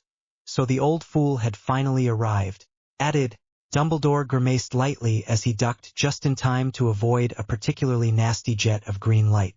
Without even pausing, he instantly transfigured and animated a particularly ugly pile of rubble into a stone dragon and ordered it to attack the swarm of Death Eaters. He waved his wand in an arch-like motion, and in an instant, a large flaming whip emerged from the tip of his wand. In an almost lazy fashion, he swept the fiery whip across the horde of dark wizards. Warily, his now solemn blue eyes sought out others from the order. A pained look crossed his face, as Dumbledore took in the full damage of Hogsmeade. So much death. Bodies littered the streets, bodies of people he'd once known. People that he'd once considered friends. Dumbledore lashed out once again as a wayward Death Eater, and his team tried to swamp him over with curses. "Tom, I'll make you pay," he thought furiously, as his eyes glowed with power at his promise. "You'll pay for making these innocents suffer. I swear it. It will end this harsh treatment, pain and suffering." His eyes gleamed dangerously as he began shooting curse after curse with deadly accuracy at the Death Eaters. Dumbledore felt a flicker of hopelessness as more and more Death Eaters joined forces against him. He knew for a fact that he could hold his own against them, but he was getting too old for such wand play. Dumbledore sighed as he ducked, attacked and defended himself from the onslaught of spells and curses. A shiver crept up his spine at the realization. It would only be a matter of time before he slipped up. Albus, wincing slightly as a jet of light scraped the edge of his cheek, Dumbledore glanced towards where he'd last heard the voice. He frowned lightly, all the while throwing curse after curse, as he noticed a group of Order members fighting their way towards him. "What happened?" "Albus, we have to retreat," hissed Mad Eye, as his electric blue eye spun dangerously. "There are too many of them. There has already been 5 injured casualties in the Order and 2 deaths." He hesitated slightly, before growling angrily, and not only that but Moody was forced to duck as a killing curse flew towards him and Dumbledore. "But what?" Mad Eye frowned, making his face look even more sinister. "They took Lupin. Half-bloods and half-breeds, darkly treacherous, italics past memory. Mooney!" he cried happily, as he wrapped his small arms around his uncle's legs.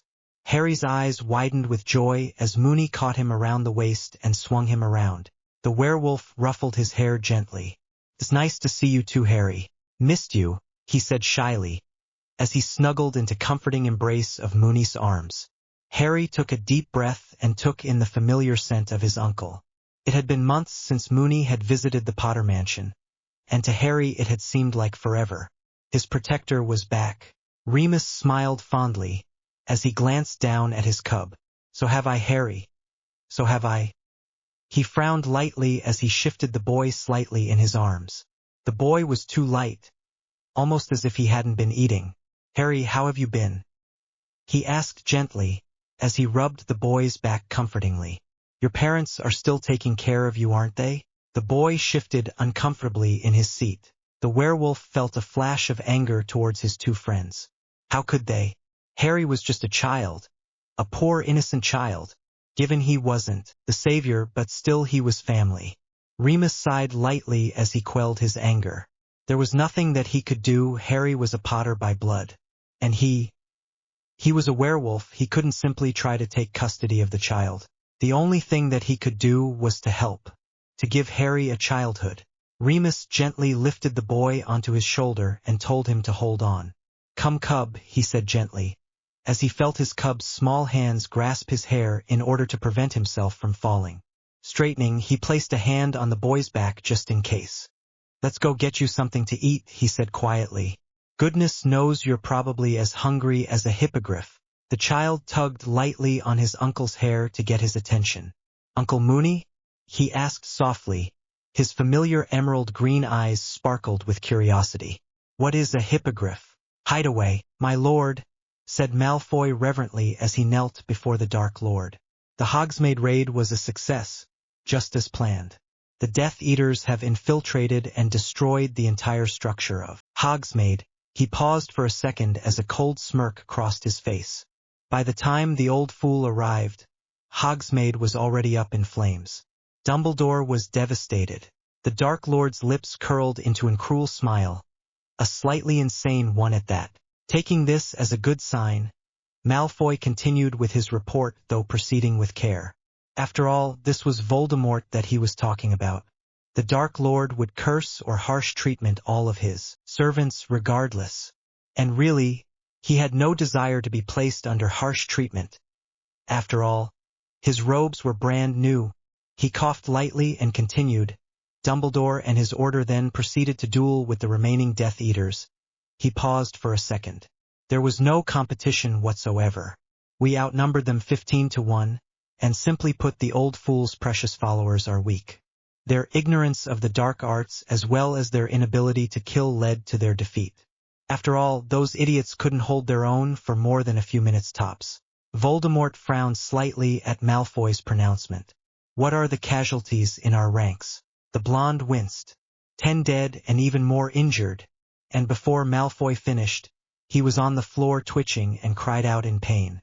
Obviously, the Dark Lord wasn't pleased with the news. And of the Hogsmeade inhabitants? Hissed Voldemort dangerously as he lifted the curse, giving Malfoy a second to catch his breath. The Dark Lord's ruby-red eyes flashing momentarily with power. Are there any still among the living? Malfoy shook his head as a negative. Crucio, growled Voldemort, flicking his wand angrily towards the shaking figure. After a long minute of screams, he finally released the curse. Do not, he sneered darkly, make gestures towards me. You will speak when ordered, Malfoy. The blonde bowed his head respectfully, before saying quietly, as you wish, my lord. As his eyes fell onto his robes, Malfoy's respectful smile turned into a disgusted snarl. His brand new Gilligan's magically tailored robes were speckled with dust and flecks of blood. His lips curled even wider in disgust.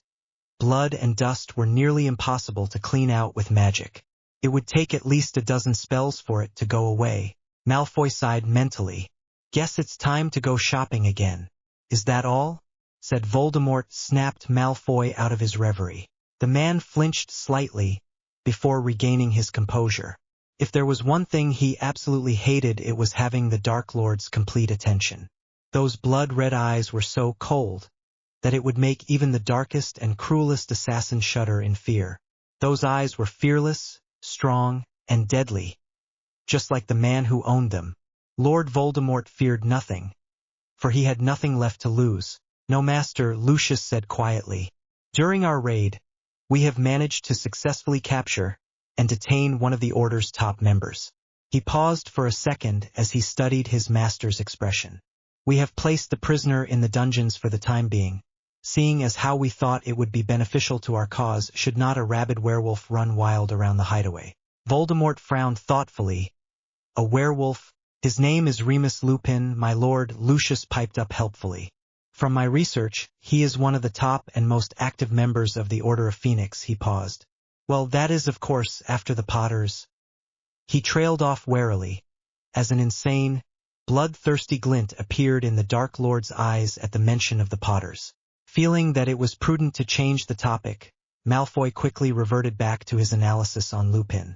The man is a Gryffindor, spat Malfoy, as if it was a curse, though I have to admit, he is probably one of the smarter ones in that fool-ridden house. He always had his nose buried in one book or another at least when Lucius's mouth snapped shut, as he realized that he had accidentally stepped back into enemy territory. The Dark Lord glared darkly. When? Lucius took a deep breath, before continuing. When he wasn't consorting with his best friends, Black and Potter, Crucio, roared Voldemort, as his aura flared angrily at the word. Potter. The bloody family ranked second on his to-kill list right after Dumbledore. It sickened him beyond belief that he was related to them, however distantly it may be. He hissed angrily through his teeth as he increased the power of the curse. God, how he hated them! How he longed to rake his fingers through their hurt corpses and laugh in glory as they died painfully. But unfortunately it was just wishful thinking. Until the dawn of Alex's 16th birthday, when he would be officially named Slytherin heir, Voldemort would be unable to directly attack the Potters. His lips curled in disgust. Seeing as how Lily Potter carried Slytherin blood, she and her spawn were safe from him until Alex came into his true power. Voldemort's eyes flared angrily at the thought. If he sent a killing curse at either one of the Potter, he would be unable to kill them, seeing as how he had no true heir as of yet. But until then, he could at the very least harsh treatment their werewolf friend. Malfoy, he snapped, as he finally lifted the curse. As he passed by the prone figure on the ground, Voldemort made sure to give the blonde a solid kick in the stomach. Lift your left arm, he commanded. The lineage potion is extremely common in the wizarding world, lectured Snape, his voice lacking its usual antagonism. During the early 1600s, Lady Eleanor Sylvanus produced the first ever blood-based potion. This lineage potion, as it was later called, is used in order to determine and acknowledge the birthright of a witch or wizard, and in accordance to wizarding etiquette, bloodlines were extremely important. For it was rumored that it was one's blood that carried one's magical inheritance and power. And because of this, Lady Sylvanus became extremely famous throughout wizard history. Alex blinked owlishly. Oh, that seems like a stupid reason for being famous, he said after a moment of hesitation. I mean, aren't potion masters supposed to invent potions that are actually useful? Snape's lip curled at Alex's comment. I mean, blood isn't everything, Alex continued quietly, his gaze focused blankly upon the wall. If your family isn't willing to accept you for who you are, blood ties or no, the dark-haired man's sneer faded slightly at the boy's words, as a calculating glint appeared in his eyes. Then they just simply not worth it, he finished softly.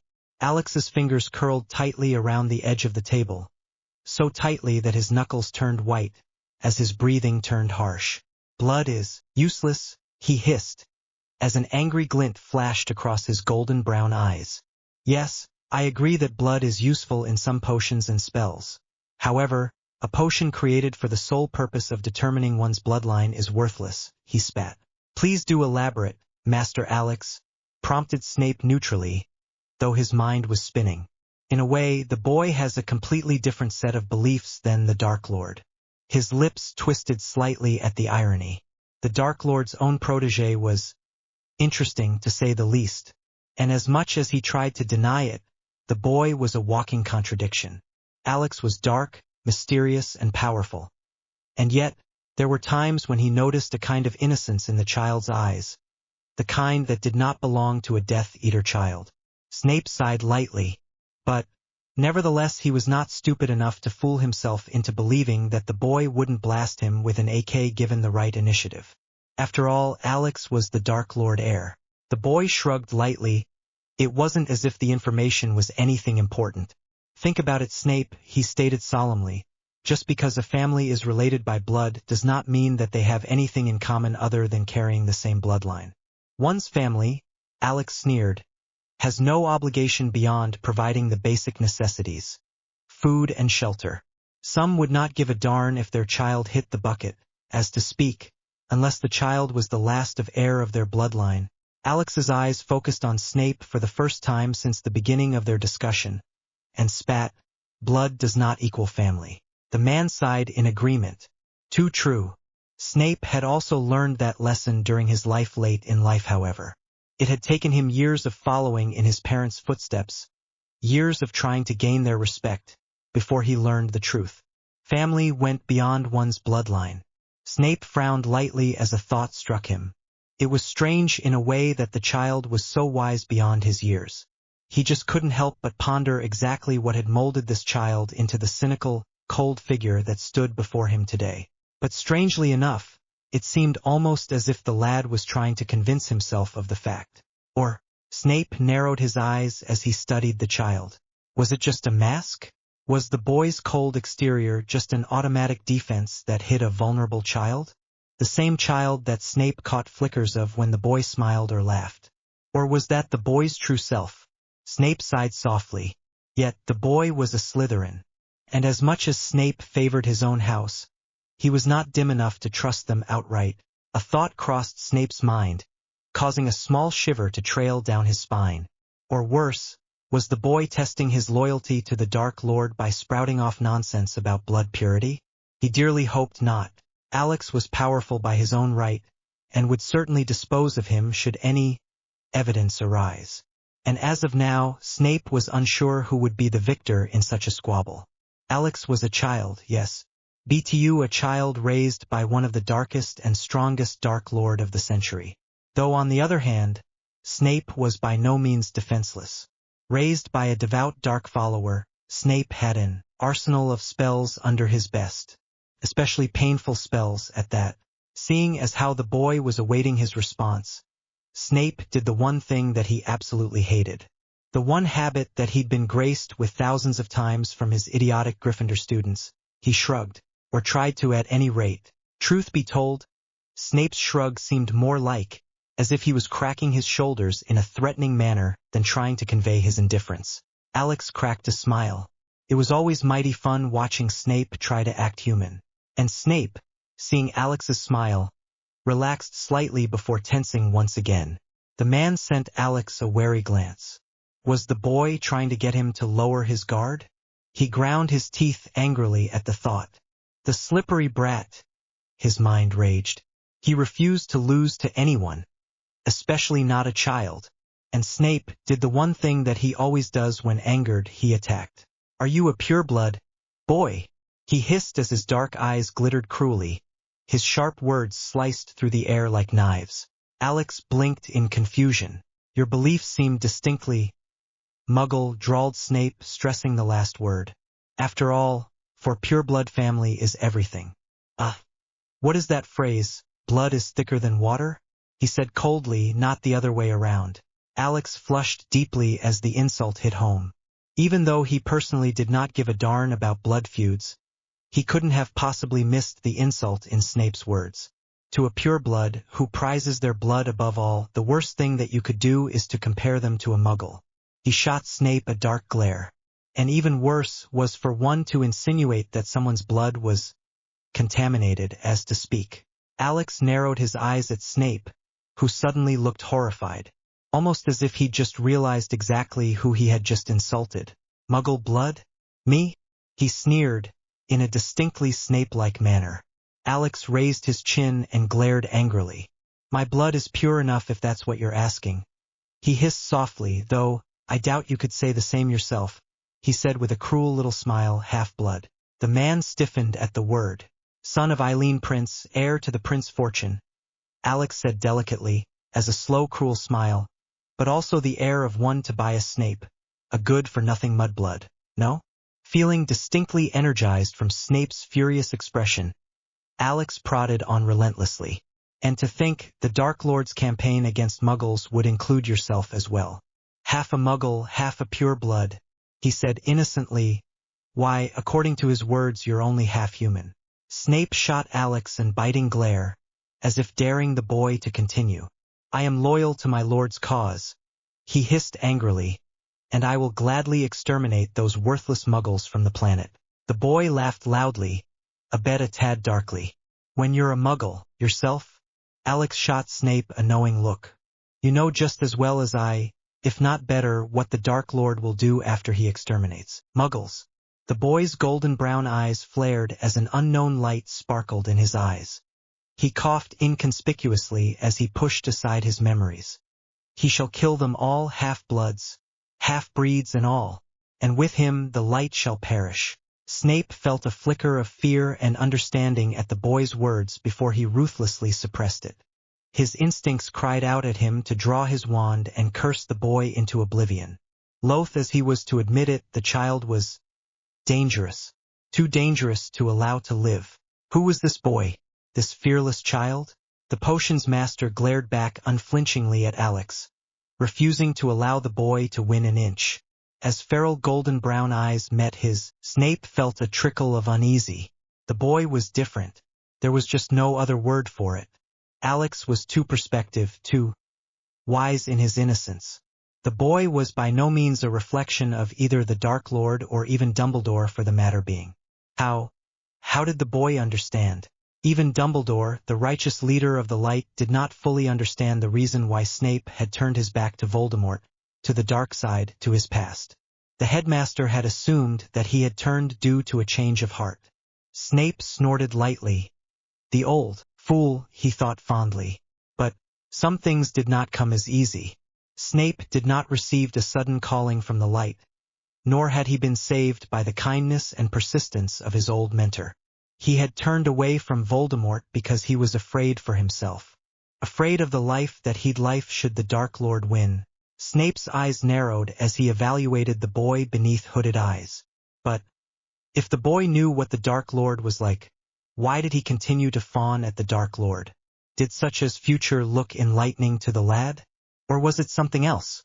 With a sigh, Snape cleared his mind. It did not good to dwell upon such thoughts for long. That may be the case, he acknowledged quietly, as his ebony eyes met Alex's golden ones. Or it might not. Only time can tell what the Dark Lord will do. Alex shrugged lightly at the man's words. If you say so, he replied just as quietly, his eyes now distant, as his brain tried to evaluate and accept the truth in his words. There were times when he forgot which side he was on. Forgot that there was a war occurring in his own backyard, with his adoptive father as the leader of the dark and his beloved younger brother as the prophesied champion of the light. He jerked out of his thoughts when he heard a hiss of pain. Snape was standing stiffly against the table with his right hand clutching his left forearm tightly.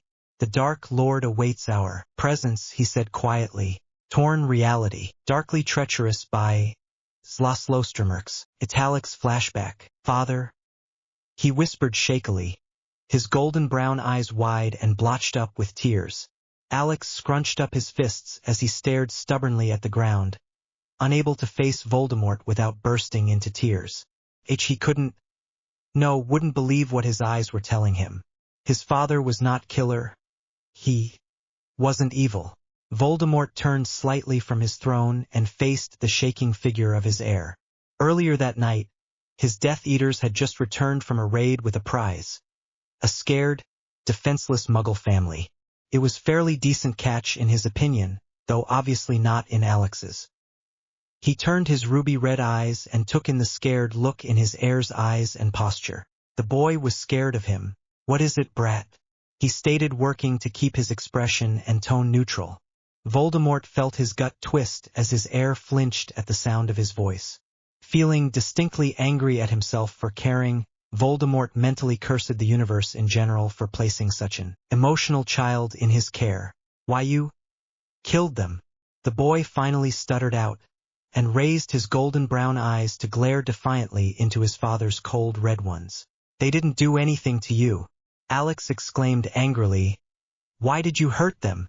Voldemort sneered darkly, as he realized once again how truly light the child was. The boy, no matter how neglected and hurt he was by his parents, had taken on the light side's ideals like glue and stuck stubbornly onto them. Even his influence over the past year or so pales in comparison to the brat's sense of morality. Because they deserve it, Voldemort stated coldly, his eyes unwavering. Alex's eyes flashed in anger and hurt at those words. That's the sort of thing I would have expected my parents to say, he retorted softly. They ignored me, neglected me, just because they thought I did not deserve to be treated in any other fashion. The boy stared blankly down at the polished ebony tiles before speaking. I was not good enough for them. Not good enough for them to love me, to accept me for who I am. Voldemort stared at the trembling child, as an unknown emotion flickered across his eyes. The boy grit his teeth furiously. And they had no right to judge me, he all but hissed. I am my own person, and I'm darn proud of that. Alex finally looked up and stared squarely into his father's eyes. Just because I do not fit into their perfect little picture does not mean they should treat me any differently, or worse, try to kill me. Everyone is different on some level. The world is so fucked up since everyone believes they have a right to judge. Foolish child, he chided. The world is not as black and white as you make it out to be. There is evil, yes, Voldemort stated with a casual wave of his hand. And as the precious light side believes, I am the embodiment of pure evil. But truly, would you, before tonight that is, have considered me evil? He asked neutrally. Have you ever hated me or strived to kill me by any chance? Alex's mouth dropped in horror. Of course not. He exclaimed in disbelief. You're my father. You took me in and took care of me when no one else would. How could I hate you? Voldemort smirked. But Don't try to deny it, boy. You believe my actions tonight constitute as evil, do you not? He all but purred. And yet, I am not evil, he said, pausing for a second. Well, at least not in your eyes. The boy blinked in confusion. What does that have to do with anything?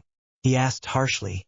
I know that you are not the embodiment of evil, but that does nothing to justify your actions.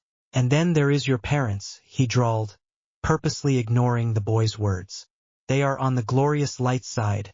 Voldemort sneered darkly. Famed for their capture of Death Eaters, their kindness, their generosity. He paused for a second as he caught the hurt glance in the boy's eyes at the memory. And yet, you above all should know that they are not as good as they are put out to be. Alex shook his head. Just get to the point already. Voldemort sneered at the child's anxious tone. Obviously, the discussion about the Potters had shaken up Alex's confidence and determination. It was almost as if the child feared returning, feared facing his past. The Dark Lord felt a tiny twinge of conscience at the thought. Sooner or later, the boy was going to be forced to face his past, and with it decide the course of his future. The point, brat, is that there is not such thing as good or evil, he said coldly. There is only power and those strong enough to obtain it. You may think my actions tonight were cruel, and perhaps they were, he said evenly. However, who are you to judge what is right or wrong? Voldemort said with a cruel smile as he repeated his heir's previous words. We are in a war right now, and they, he said motioning towards the Muggle corpses, are the enemy. They may not have done anything wrong yet to deserve death. However, who's to say they won't sometime in the future had they lived? Voldemort's cold eyes met Alex's. Do you not agree with the fact that it is better to destroy a threat before it is fully developed? Alex shook his head defiantly. No, I don't. Who's to say they will do any harm? You can't see into the future. You have no proof that they are a threat. Even before finishing his sentence, Alex knew that he had gone too far. There was a difference between disagreeing with his father and outright insulting his views, and with his last words, Alex knew that he'd crossed the line. No proof? Voldemort whispered, as an insane smile grew on his face. No proof. He repeated loudly, as a burst of cruel laughter escaped from his lips. He stood up and walked up towards a shaking Alex and grabbed the boy's chin. Look at me, boy, he commanded. I am living proof of how Muggles are like. They were the ones who made me who I am. Alex remained silent as he puzzled over his father's words. Muggles are a bunch of cruel and vindictive bastards who believe too much in their own sense of worth. He sneered darkly, as his eyes turned inwards at the memory. They believe that they themselves hold the cup of knowledge, that they know the truth of the world, and for that they are arrogant. Arrogant to a fault. Voldemort's lips curled into a snarled. And when the world tosses something at them, something that does not fit into their perfect form of normalcy, they destroy it. Seeing Alex's disbelieving expression, he added nastily, Why, you wonder? Because they are afraid. Muggles fear what they do not understand, and magic falls perfectly under such a category. A flicker of horrified understanding flickered in Alex's eyes at the words. Did they hurt you? He asked hesitantly. Voldemort's cruel smile grew wider, though his eyes had lost its glassy gaze.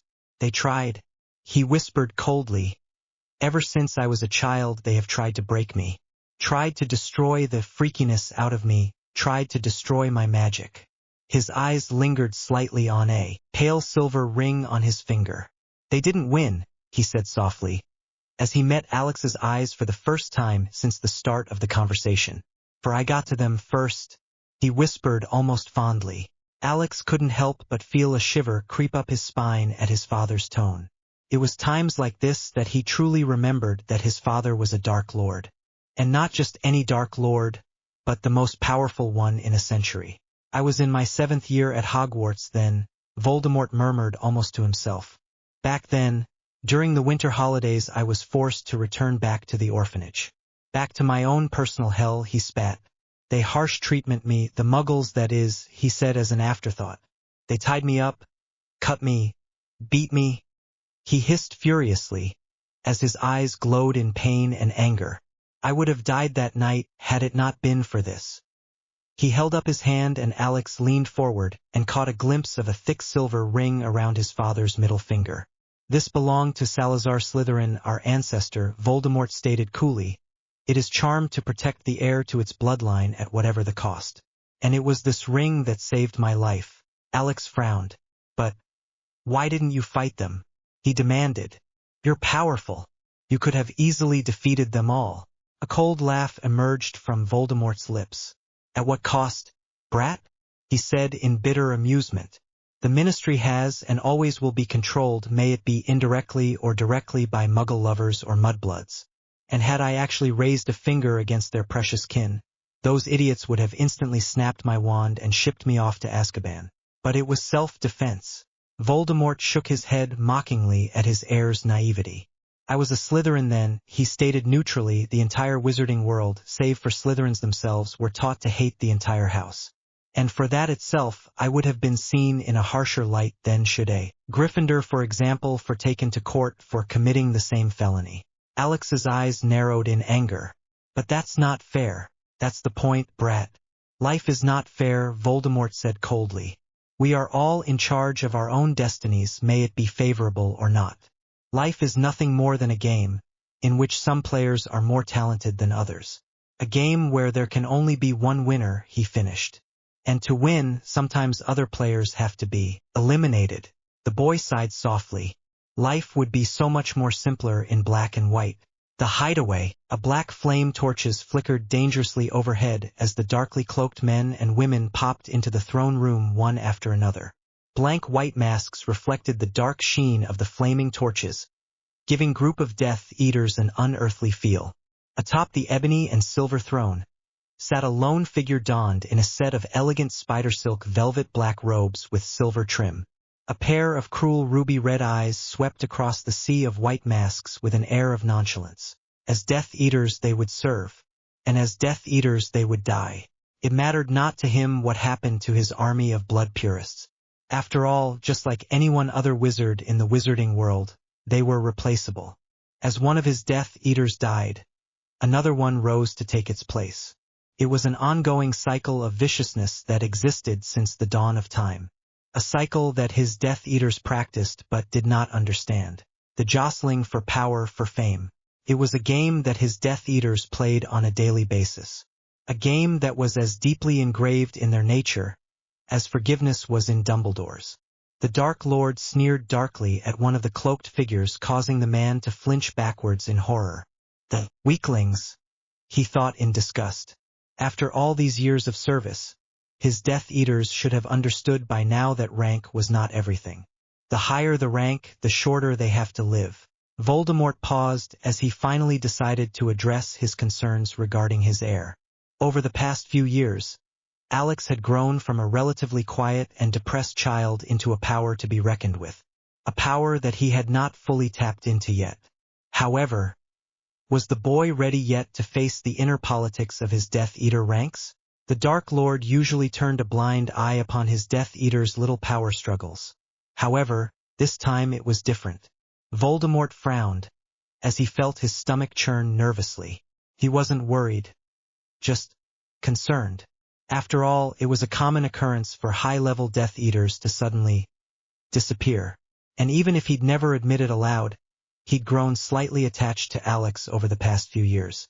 He did not want his heir to die, but unless Alex managed to successfully maneuver his way through the sea of Death Eaters and come out on top, then the boy was doomed to an early and violent death. He had learned from experience that his Death Eaters would not serve a master who was weaker than they. Voldemort hissed in annoyance as he felt his headache growing. But it mattered not, Alex should be able to win. After all, he did train the lad for over the past 5 years. That, in itself, should had to mean something. The sound of the grand doors slamming open shook his out of his thoughts. Voldemort's eyes narrowed as he caught sight of the two darkly cloaked figures heading towards him, one of which was donned in a casual blue cloak and happened to be extremely short and slender. A figure that looked distinctly familiar. So, he has arrived. Lost Hope, Darkly Treacherous by Slaslos Dreamerx, /N. Alex is 9 going on 10. Sorry if I made any mistakes earlier. To some death may be a blessing, to others it is a vice. Me? I think death is a necessity. The throne room, Remus Lupin, resident light werewolf, swore softly as a multitude of Death Eaters operated in. Once again he berated himself for being caught. It was during one single, idiotically Gryffindor move that had landed him here right in front of Voldemort. He sighed softly, though on the plus side he had saved a new recruit's life. Bring the werewolf here. The voice, that horrendous serpentine hisses, caused his hair to stand on end. A cold realization hit Remus as he pinpointed the speaker as none other than one sadistic ruby-eyed lord. Before his mind could even hope to ponder his hopeless situation, a nearby Death Eater clumsily raised his wand and tried to levitate him, a spell that obviously failed. Remus had a second's warning before he was flung through the air right towards one of the adjacent walls.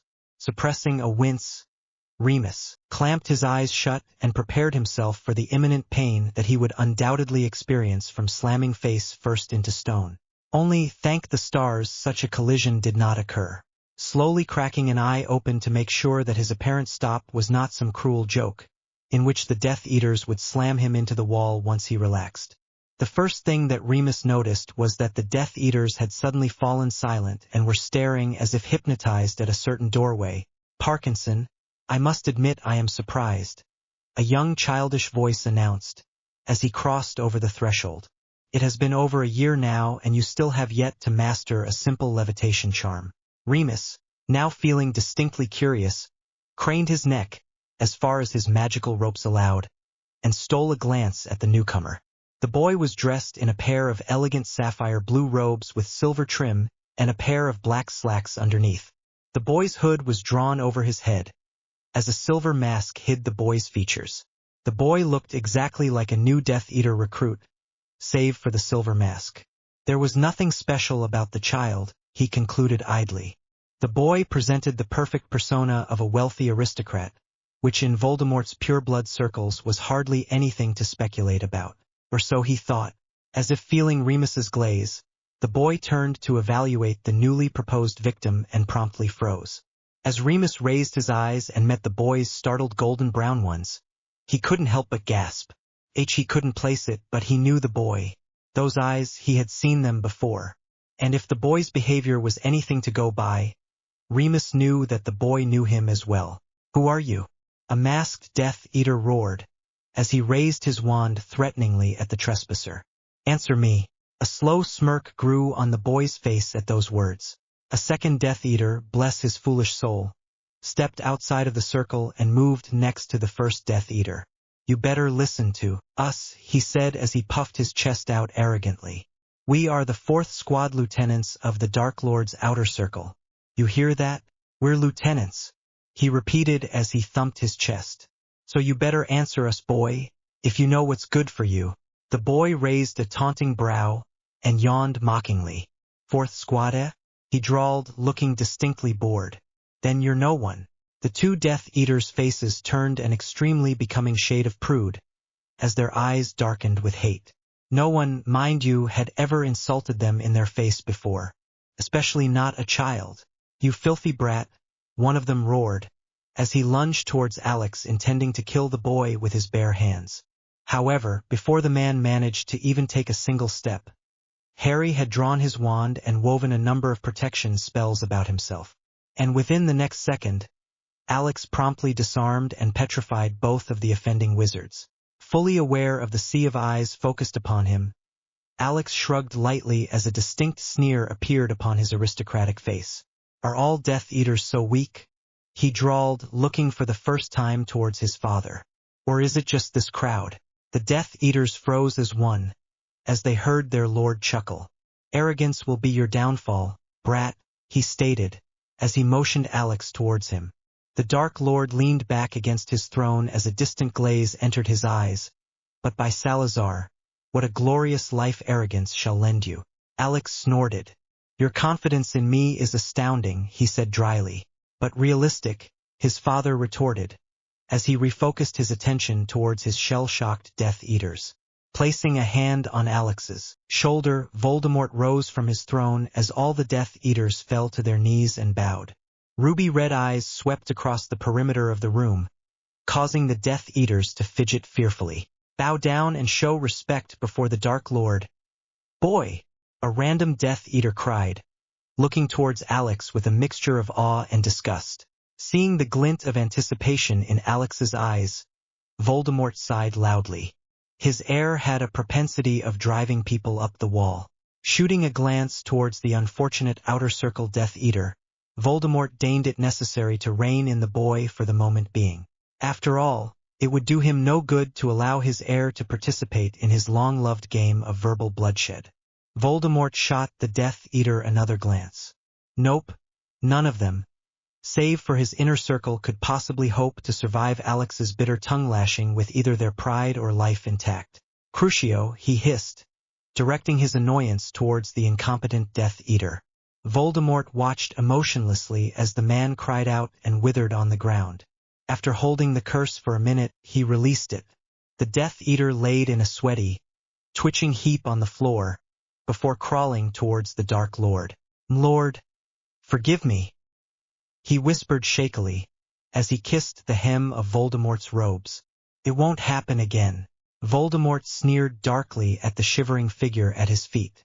See to it that you do, he said dangerously, as he drew back his dragonhide black boot and kicked the Death Eater squarely in the face. The man hissed in pain as his nose snapped and torrents of blood streamed out. For I shall not be so lenient in the future, he finished coldly.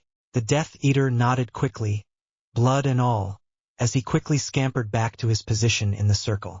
Fear, Alex concluded, as he watched his father instruct his Death Eaters. So that was how his father controlled them.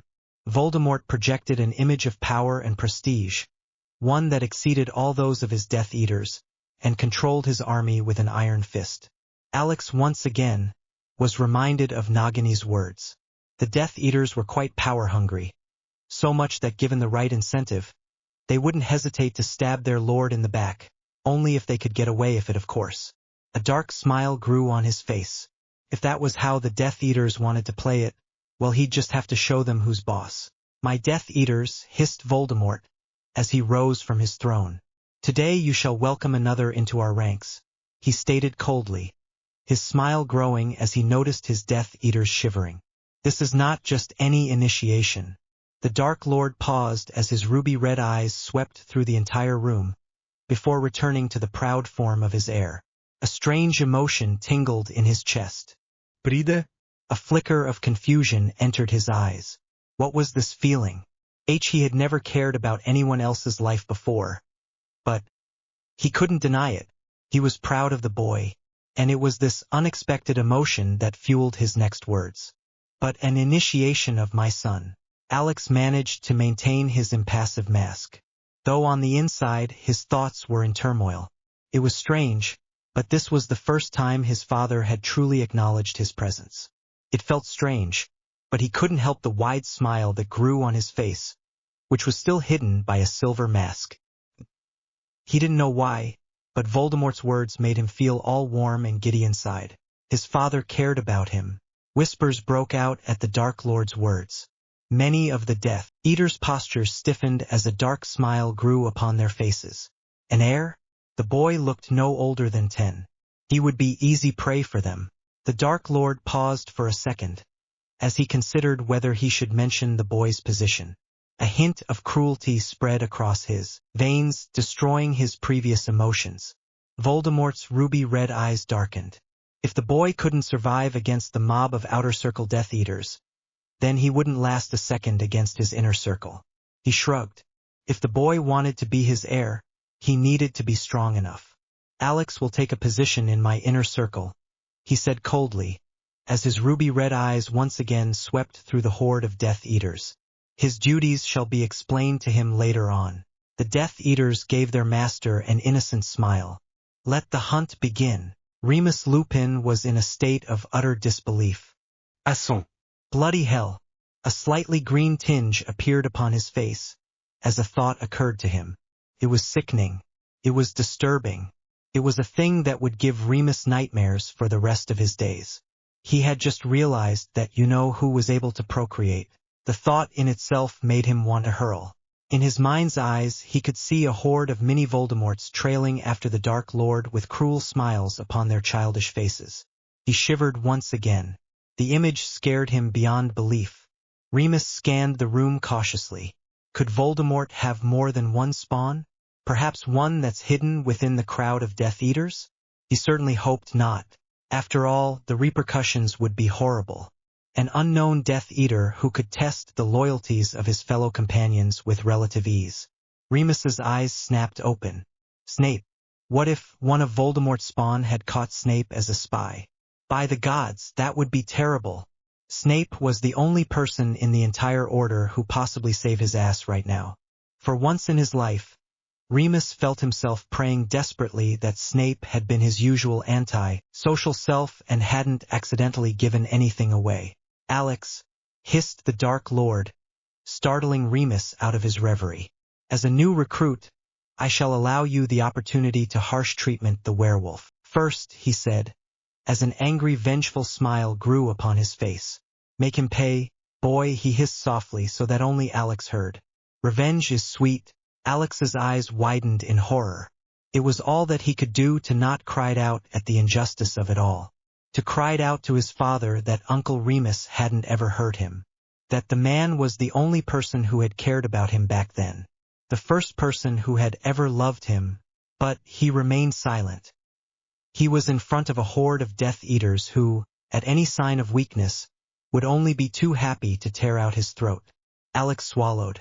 For the first time, he finally realizing what it meant to be the heir of the Dark Lord. Broken dreams, darkly treacherous by Zloslos Dreamerks. Is there ever truly a right choice? Alex stared blankly at the ground, as his mind raced for a solution. His eyes surreptitiously darted over to the prone figure on the floor.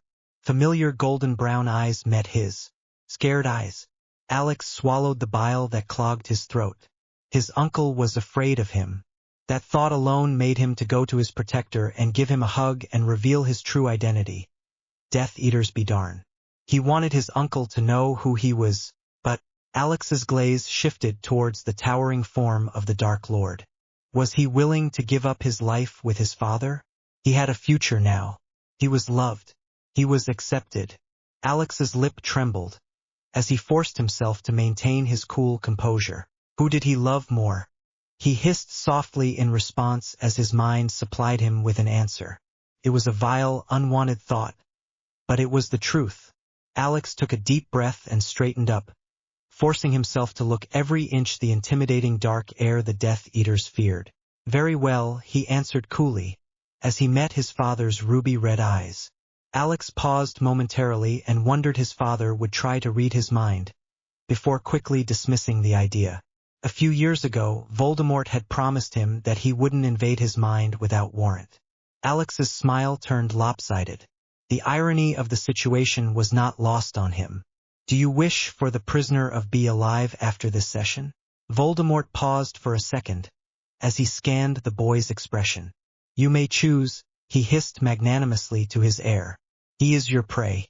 Alex felt a flicker of hope worm its way into his heart, before he ruthlessly suppressed it. You are kind, father, he murmured politely, as he slowly made his way towards Uncle No the werewolf. He couldn't afford to think of the prisoner as anything else at the moment. Do not fret, brat. Emotions are worthless. They are but a hindrance. Tilting his chin with determination, Alex's stopped a feet before the werewolf. Do not look them in the eyes. It might make you think they are human. Werewolf, he hissed in acknowledgement, as he prowled about the still form of his uncle.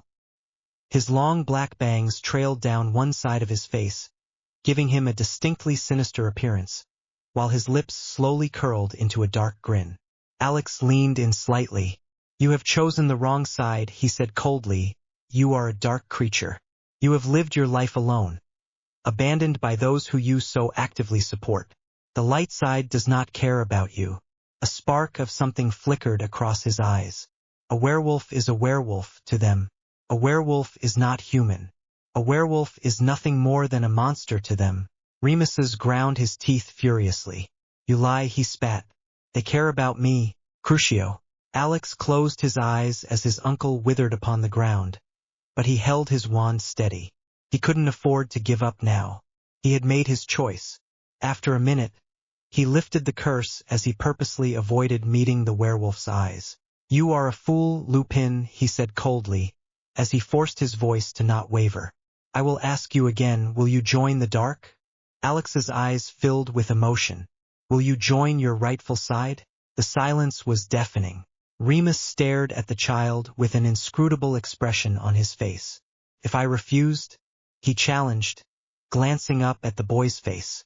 He didn't understand this sudden surge of bravery. Sure, he was a Gryffindor, but honestly, he was more of a Ravenclaw at heart. He groaned once again.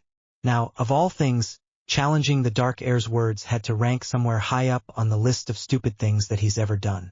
Alex's face darkened. Then you will die, he finished quietly, his voice solemn. The werewolf shivered at the grim certainty in the boy's voice. For the first time since meeting the Dark Heir, Remus was forced to reevaluate his opinion. The boy was no child. After all, no child should be able to talk about death so lightly, so familiarly. Well, no normal child at any rate. Trained by Voldemort himself in the darkest of arts, stated Dumbledore solemnly. The boy can kill you all with a glance, steal your identity, destroy your family and all your loved ones. He scanned the sea of shocked and frightened faces before continuing. From Inger's report, the Dark Heir is unmatched in dueling. He can kill a squad of 20 Death Eaters in a matter of minutes. He is cruel and ruthless. He has no heart and he has, perhaps, the potential to be stronger than even Voldemort himself. Dumbledore stood up at this point. If you ever encounter the Dark Heir, it would be wise to retreat. Remus felt hysteria bubbling up past his calm facade. Retreat? Bloody hell, Albus. There is nothing I want more in the world than to run for the hills. He thought with a wry smile. He was going to die. There simply wasn't any way around that. But he wouldn't betray his friends. He was not dark. If you won't harsh treatment the werewolf boy, a snide voice called out from the crowd of Death Eaters. Give him to us. We'll teach you how real Death Eaters operate. Loud murmurs of agreement met the man's words. Remus watched with wonder as the boy's expression hardened. A flicker of cold disdain etched itself onto the Dark Heir's face as he turned to face the so-called speaker. An ideal Death Eater, you say? Alex drawled, as he easily met the older man's glare. Like yourself, I presume? Without warning, he flicked his wrist and threw a sharp dagger at the speaker. The older man's eyes widened in fear as the knife embedded itself into the stone wall a few centimeters away from him. Tell me then, not, if you were in my position, what would you do to the prisoner with that dagger? Not sneered darkly, as he regained his composure. I would harsh treatment him, of course. He hissed softly as a faraway look entered his eyes. Cut his limbs apart piece by piece as he screams for mercy. Alex raised an eyebrow. The man's sneer deepened. I would carve the dark mark all over his body and then brand it with liquid sliver. He finished, as a flicker of disgust and insanity entered his eyes. After all, a werewolf deserves is no better than an animal. It is only fitting that it dies like one. Remus forced himself not to flinch. Silver. God, how he hated it. Especially when it was so close to the full moon. The wolf hated silver, and to even mention it caused his hair to stand on end. He dearly hoped the Dark Heir was not going to take Not's words to heart. Is that all? Remus's head snapped up as a flabbergasted expression grew upon his face. Is that all? He cried out mentally, as he eyed the boy with mounting disbelief. What in the name of hell was wrong with this boy? Alex continued his prowl. Is that all you would do? Not harsh treatment and kill your prisoner? He asked casually, as he tilted his head mockingly. No, I would also cut. Yes or no, not, drawled Alex, as another dagger appeared in his hand. He spun it expertly about, watching with a slight smirk as his companions stared at him with various degrees of fear. Daggers, especially the magically kind, were feared by many purebloods. After all, it was the weapon of choice for Salazar Slytherin. Surely you understand such a basic concept, do you not? He said casually as he easily caught the dagger once again. Not growled in fury, but restrained himself from attack the boy. Yes, that is all I would do, he answered softly, pointedly allowing the boy's insult to slide. Soon, he promised himself. Soon he'd make the boy pay. Alex rolled his eyes, as he noticed the dark glint in Not's beetle-black eyes. He sighed mentally. Great, another person was out for his hide. Though he had to admit perhaps Not was a tad more competent than the rest. He shrugged as a slow smile crept up his face as he repeated his favorite mantra. If life's crap, you might as well go and screw someone else over. Then you're a fool, he spat, noting with distinct satisfaction as Not's eyes narrowed with fury. If that is what a true Death Eater is like, then I am glad that I'm not one. A slight sneer crossed his face as his eyes swept across the horde of Death Eaters. From your description, a Death Eater is nothing more than a sadistic grunt, he said easily, as he found himself the object of hate from all the Death Eaters. Not snapped. You little ugh. He snarled, as he drew his wand intending to teach the boy a lesson, only to freeze in surprise as a flicker of silver crossed his vision. A pained hiss escaped his lips as he nursed a fresh cut across his wrist. His expression was contorted with pure vitriol and fear as his eyes darted between the boy, his wand, which was pinned against the stone wall by a silver knife, and the long bloody cut across his wrist. Now, stated Alex, as he purposely turned his back to the fuming Death Eaters, while surreptitiously erecting his most powerful shield, and faced the shocked werewolf. Have you made your choice? Remus's jaw tightened. I refuse, he declared. I won't join the dark. Not now. Not ever. The werewolf's golden brown eyes darkened with passion. I won't betray my friends to the likes of you, Crucio, Alex said calmly, as he purposely cut off his uncle's damning words. A flicker of hurt and anger tightened about his heart. After a few seconds he lifted his wand, allowing the shaking werewolf time to recover. As admirable as your loyalty may seem, Lupin, he said coldly, as he stared at his uncle's shaking figure. Honor is nothing to a dead man. A choke laugh escaped Remus's torn lips. Honor is all I have left, he whispered harshly, as he spat out a mouthful of blood. A strange feeling rose in Alex's chest at those words. Had things deteriorated so much that his uncle, whom had been one of the strongest people he'd ever known, has lost hope? Had the light side truly fallen so? For the first time since he set his eyes on his uncle, Alex noticed the thin crisis-cross scars that covered every inch of the man's skin. Do you like to cut, Lupin? He asked mockingly, as his golden brown eyes flared with emotion. Alex's teeth bared in a feral smile. Does the blood arouse the beast in you? He sneered disdainfully, looking pointed down at a particularly patch of scars on his uncle's wrist. Alex traced his dagger carefully down his uncle's neck, leaving a thin line of blood in its wake. Remus's mouth felt dry. Alex leaned forward. Do you want to die, werewolf? He hissed mockingly, as he pressed his dagger deeper into the man's neck. 'Cause you know I can give you that at the very least, Lupin, he whispered, his voice turning gentle. I can end it for you if you wanted all this pain, suffering, and pain. His hand shook ever so slightly, as he met his uncle's eyes. Do you want me to grant you this? Remus nodded, bowing his head in defeat. Alex's cruel smile darkened, as he turned around to meet the eyes of his ruby-eyed father. Good, in that case I have made my decision. My lord, I wish to keep the prisoner alive for a few more sessions if you please. I want to make him pay. Remember me, darkly treacherous by Slaslos Dreamerx. Sorry this chapter is a little on the short side. I'll try to update soon, which I'd probably be able to do since APs are finally over. Touch my heart, touch my soul. You have been the one for me. The shadows flickered softly about the stone corridor as the burning golden flame danced about in all its glory.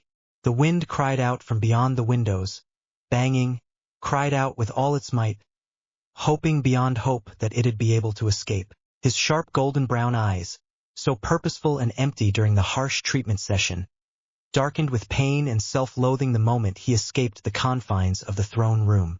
Lifting his chin high, he met the stare of many curious Death Eaters who loitered about the hallway.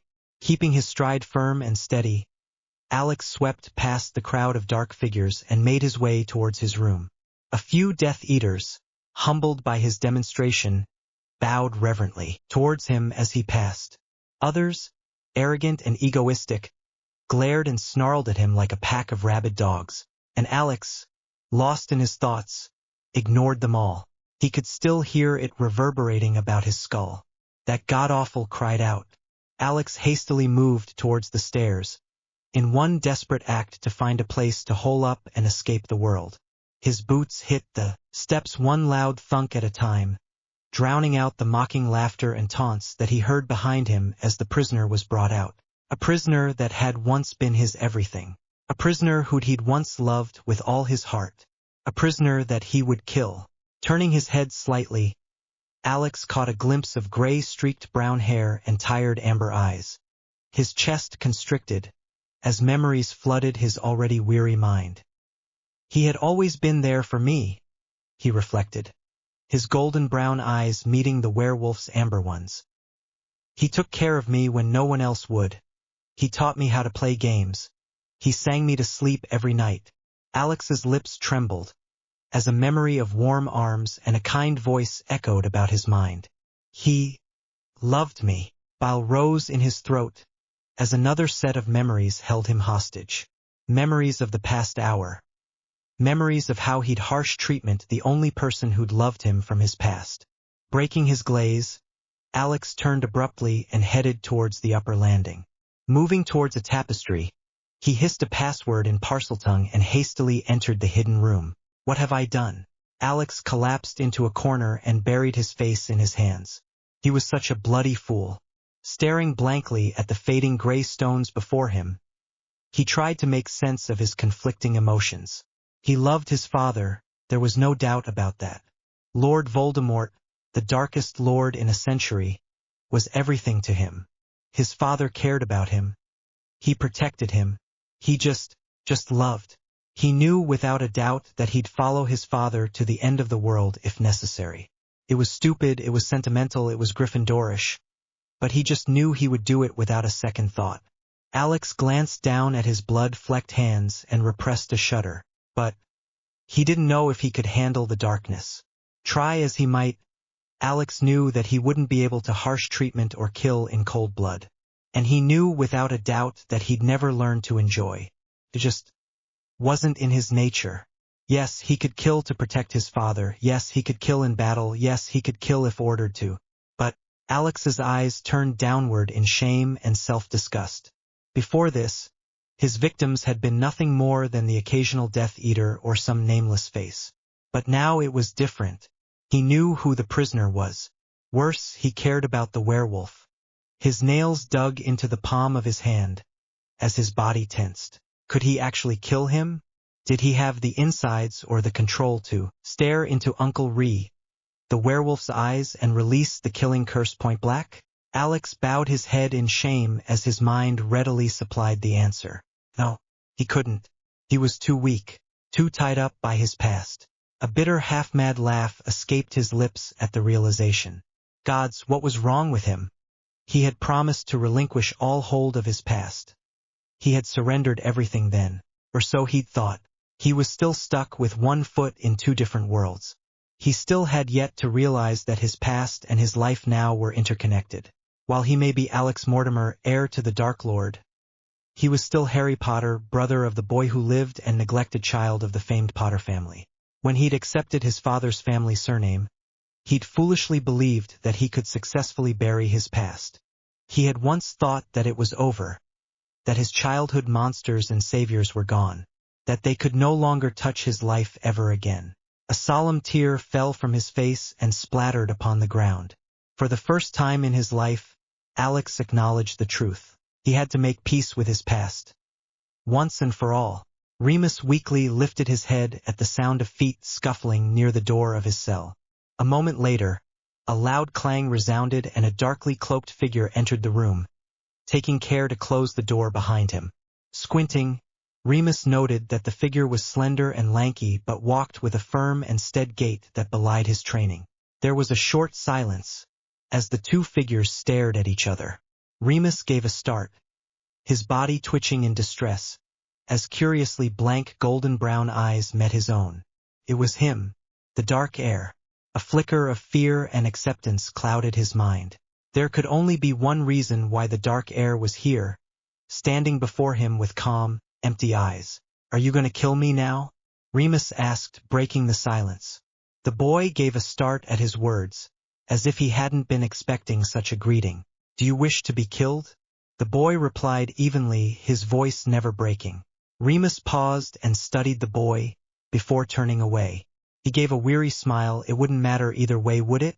The boy didn't move. Awkward silence permeated the air once again. With clenched teeth, Remus tried to haul himself up so as to lean against the wall. A spark of defiance entered his heart, as he ignored the pain that soared up through his twisted nerves. If he was going to die, he didn't plan on dying at the boy's feet. He would die at least staring at the boy face to face. A surge of pain burned its way through his body as he jolted his shattered leg, causing him to whimper in pain. Remus hissed softly as he tried to ride out the pain. "I won't cry it out. I won't cry it out." He dimly heard the boy murmur something under his breath. And then as soon as it came, the pain was suddenly gone. Remus lifted his head, staring at the boy in pure utter confusion before looking down at his now numb leg. His mind was spinning with confusion. "Why?" he asked. The boy was staring down at the floor, almost as if he was ashamed of his actions. His black hood dipped lower over him, further concealing the boy's face in shadows.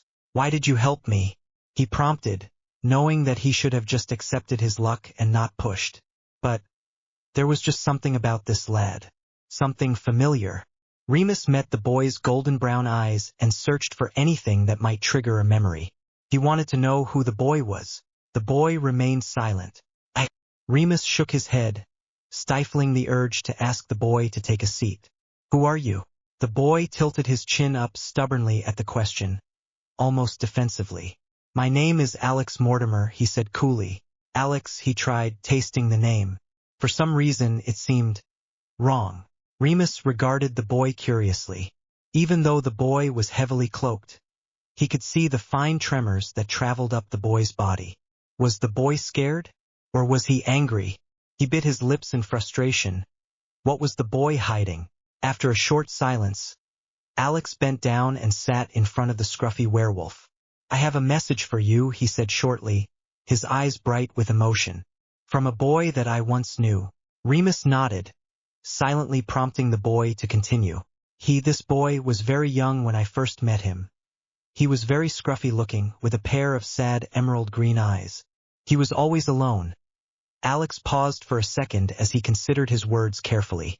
"He was crying the day when I bumped into him, and I had asked him what was wrong." Remus' eyes were sympathetic. "He told me that no one cared about him except his Uncle Mooney. He told me that he wanted to run away, but he didn't know where to go." Alex continued with his lie. "He asked me to pass a message to one Remus Lupin in the case that he did leave." Remus looked at the dark heir in pure confusion and denial. "You can't mean—" "Yes, his name was Harry James Potter, father of the boy who lived," Alex said softly. "He said that he wanted to leave everything behind. And he wanted to tell you that he was sorry and that he would always love you regardless of what may happen." Silent tears streamed down Remus's face. No, this couldn't be happening. He had believed that he'd made peace with Harry's memory years ago. He had forgiven Lily and James for their actions. He had buried his pain and guilt deep inside of him. And now, all those emotions erupted in a brilliant cascade of pain.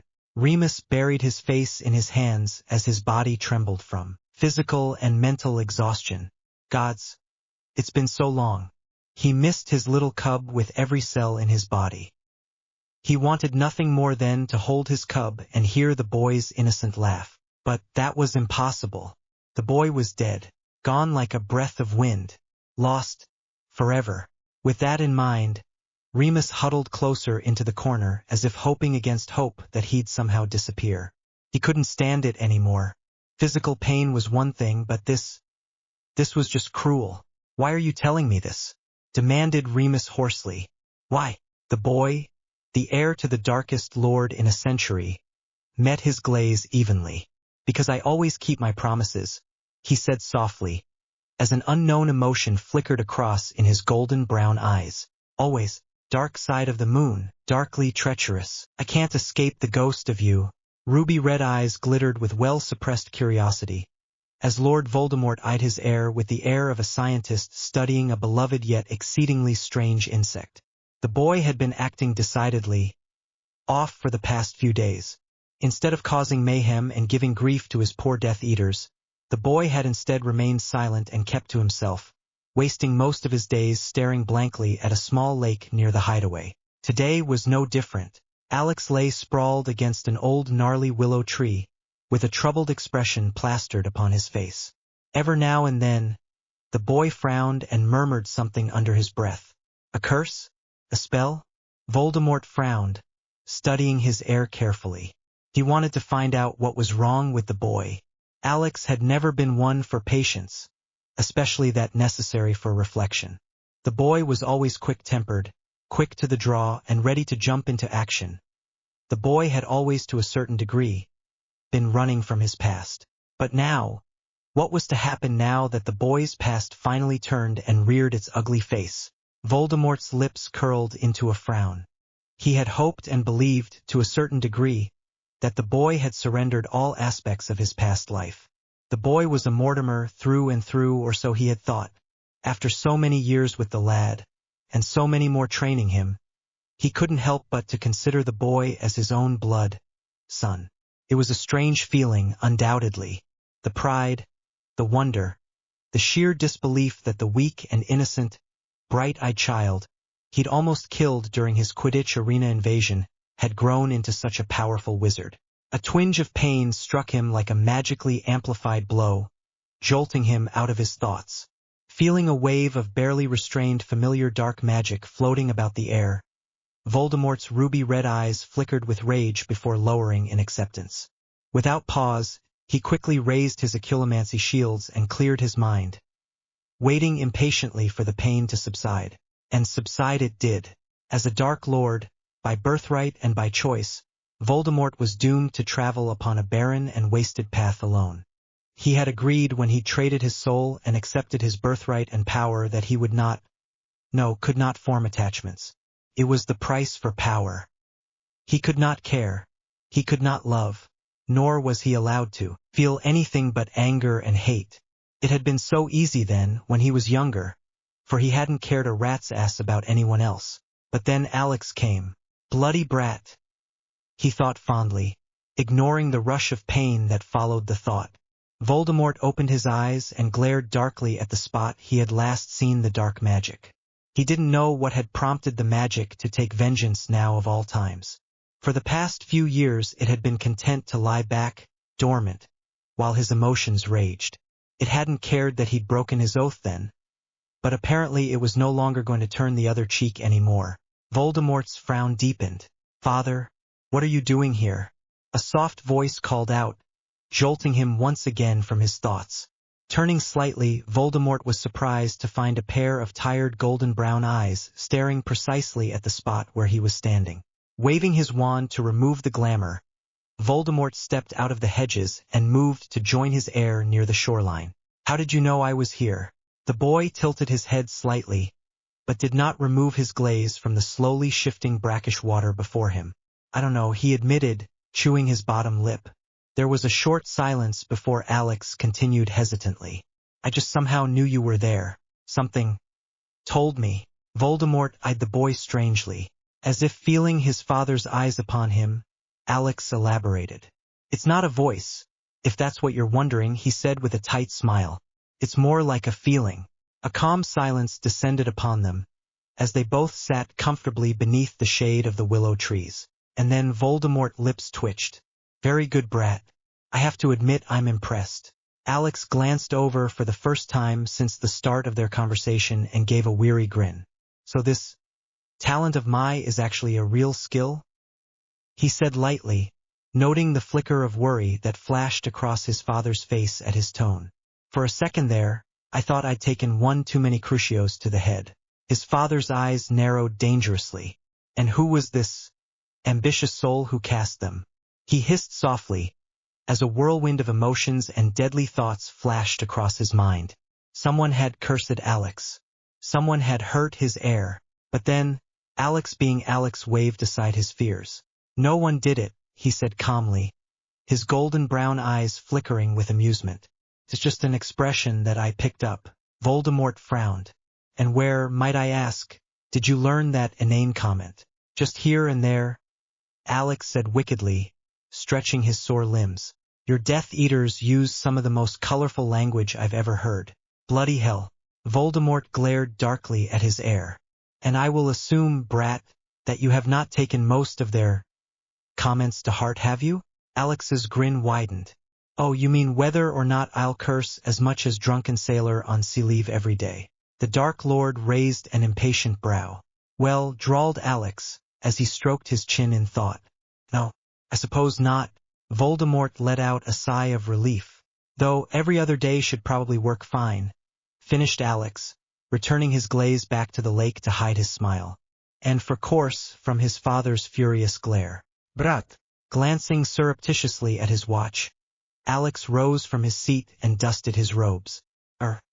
Well, look at the time, he said quickly, backing away slowly from the angry wizard in front of him. 100 or so escape plans flashed across his mind, as he gave the Dark Lord his best smile. I've got to do my homework. Yes, potions. Professor Snape assigned me a ton of homework, he said with a pout. I mean, honestly, that is just cruel and unusual to give a student months' worth of homework at once, right? He continued babbling, waiting patiently for his father to crack, and hopefully escape from his imminent lecture.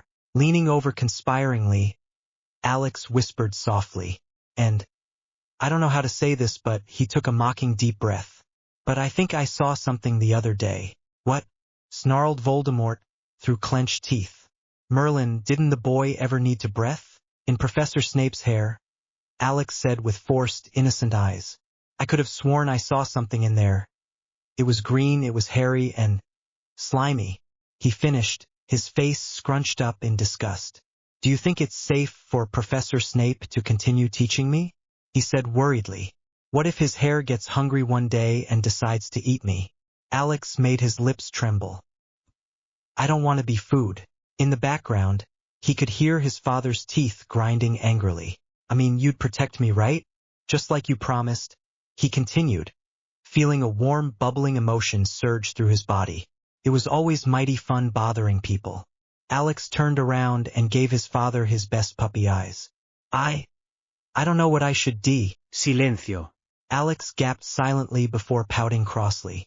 Voldemort leaned forward so that he was eye to eye with his heir. No, there is nothing alive in Snape's hair. Nothing is going to eat you. Hence, I will not need to protect you. He finished, feeling a massive headache approaching. He gave the boy a dark glare. Leave, now. Alex nodded, quickly fled from the clearing. However, when after escaping his father's sight, his face broke into a grin, his golden brown eyes sparkling mischievously. And father didn't think I was Slytherin enough, he thought in amusement. Hogwarts, but Albus, sputtered one injure Snape. I am a Slytherin. Dumbledore's eyes twinkled in delight. Yes, I am well aware of that injure, he said kindly, as he motioned for his potions master to take a seat. During the past hour or so, the Order had concocted various plans to spring Remus out of you-know-whose grasp. And at last, Dumbledore, the senile old coot, had come up with the best yet dumbest plan yet.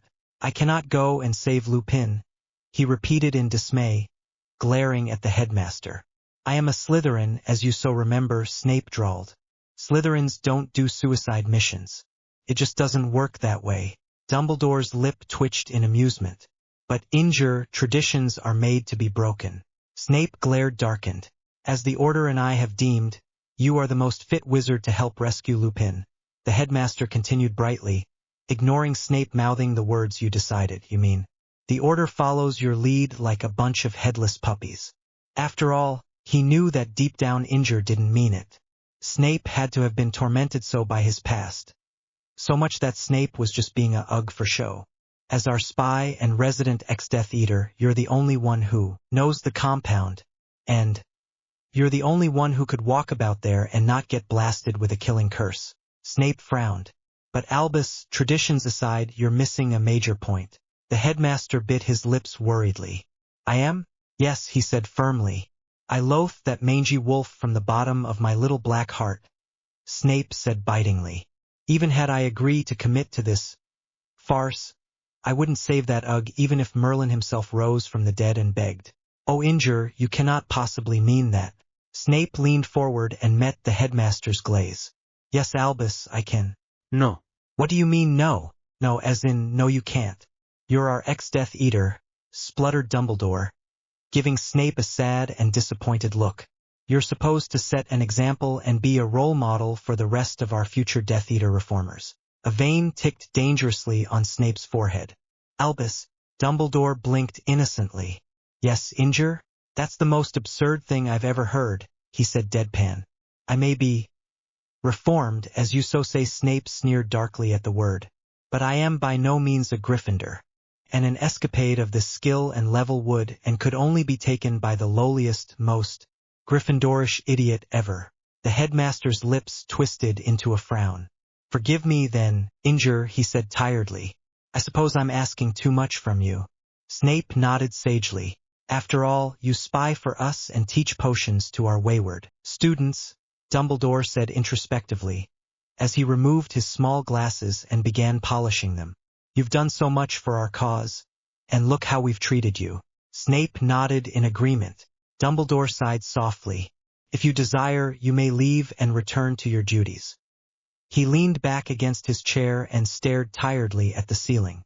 Of course, Albus, replied Snape with satisfaction, as he rose from his seat, his long black robes billowing behind him as he made his way towards the door.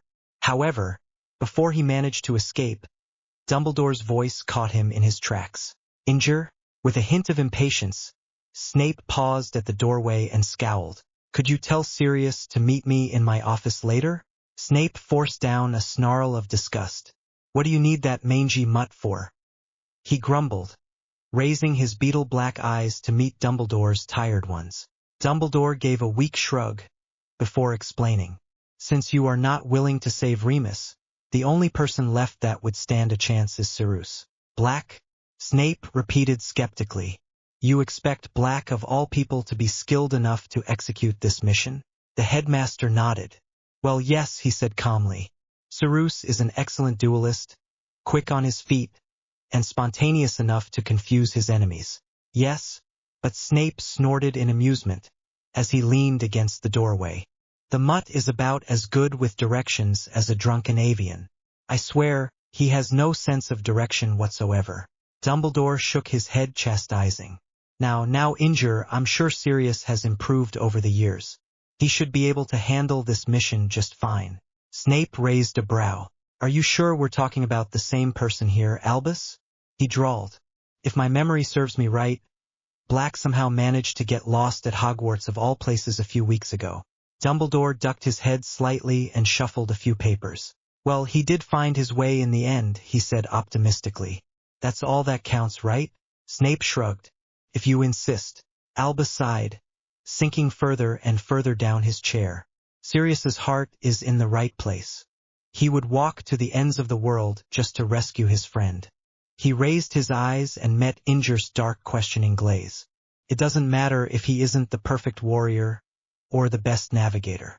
He's brave and strong enough to stand up for what he believes in. Snape resisted the urge to barf. And here we go again. And because of that, I believe he'll always succeed, finished Dumbledore with a pensive, yet proud expression upon his face. He is a great man, that Sirius Black. Inger sneered in response. Enough, Albus. I get your point. Black is your favorite and most loyal pet, he said stiffly. I will contact him for you before I retreat to my quarters. Thank you. Hours later, Snape wanted to cry it out. Or better yet, stomp the crap out of that bloody head in his fireplace and curse it till it was nothing more than bloody pulp.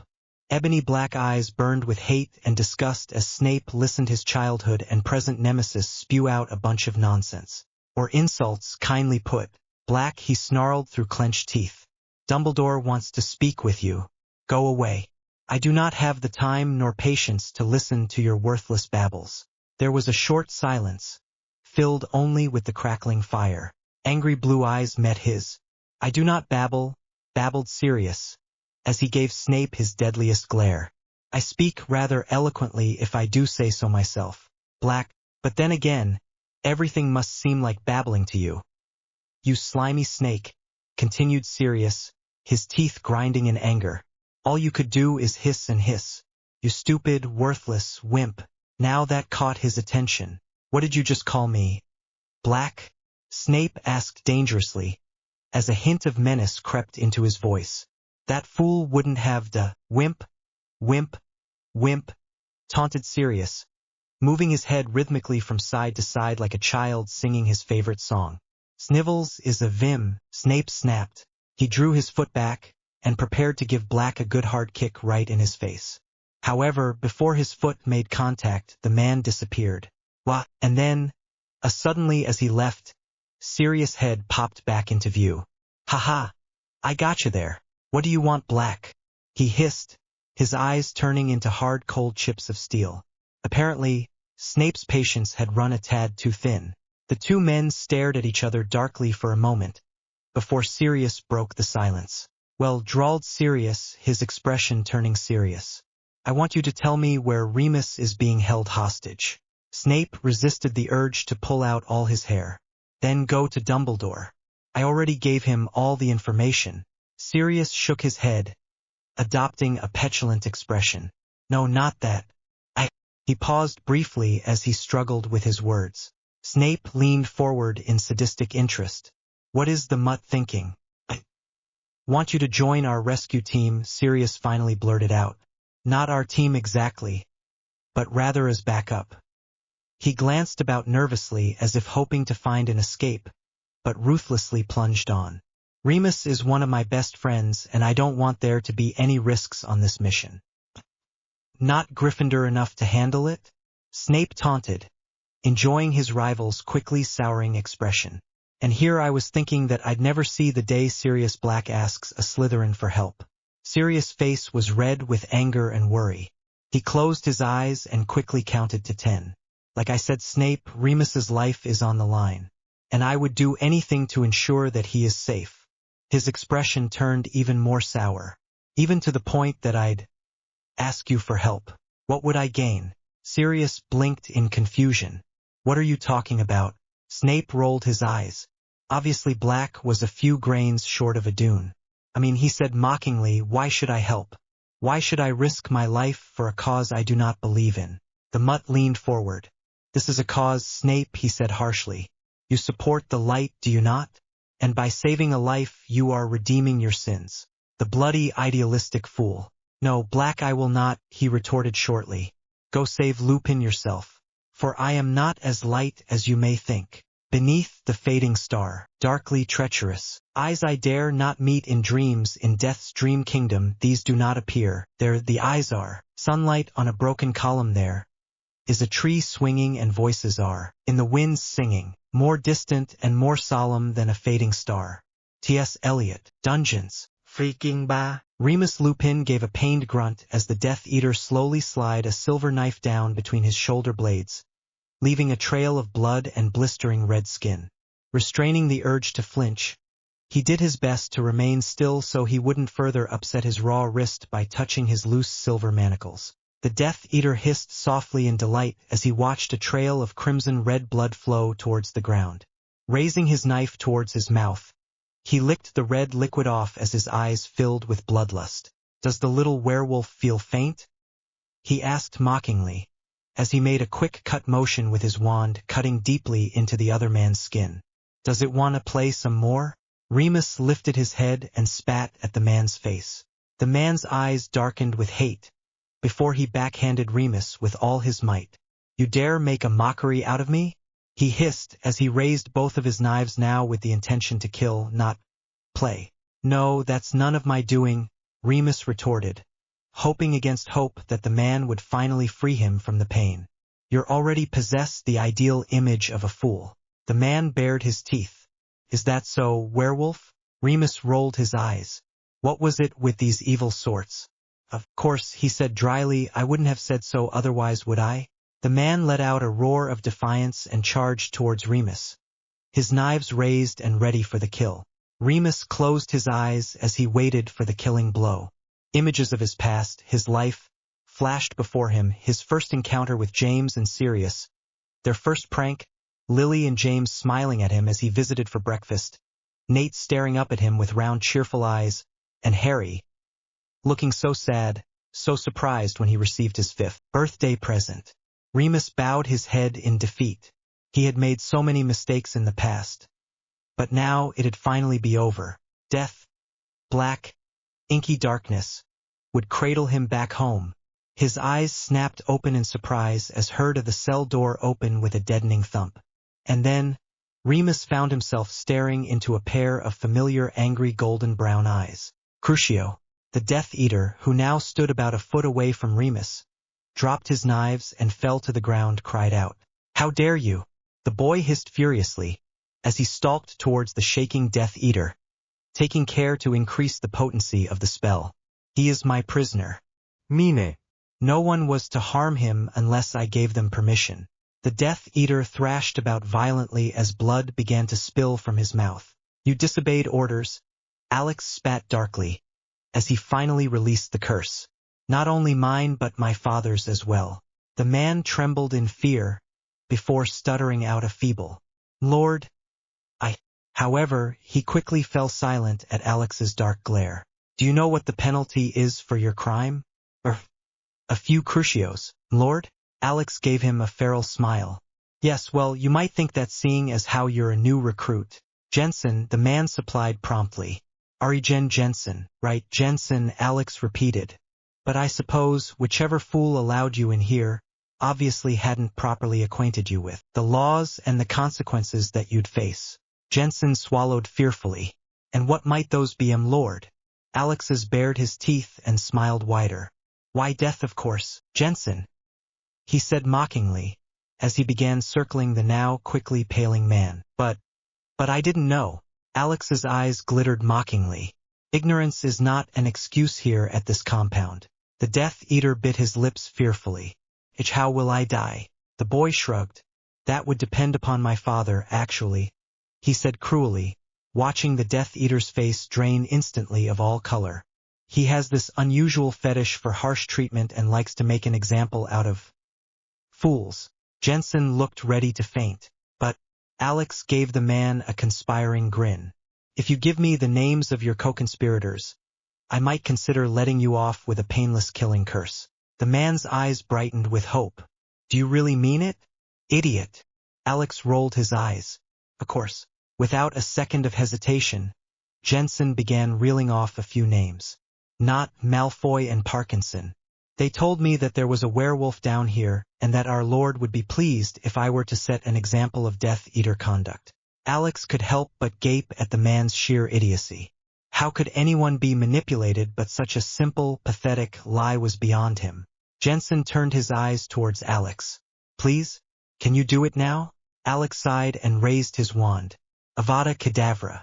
The idiot Death Eater fell down with a large thump, dead as a doornail. So, the inner circle was responsible for this.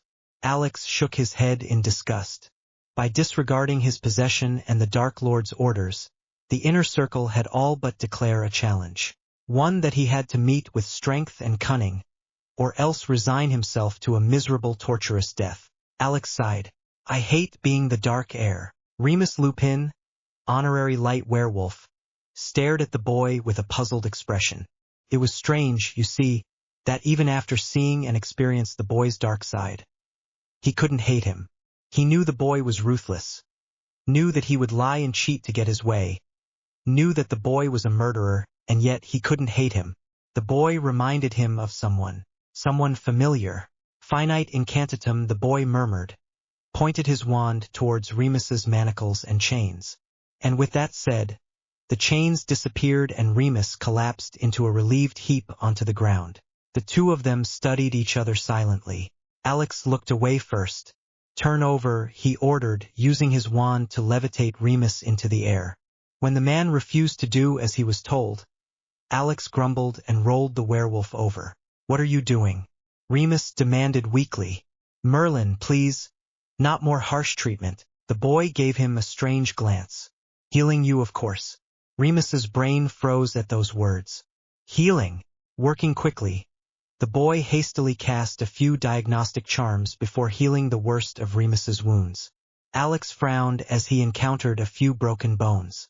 He hadn't covered bone-growing spells yet, and he doubted he could sneak any potions out of his father's lab without getting caught. Why are you scowling so fiercely? Alex shook his head in self-disgust.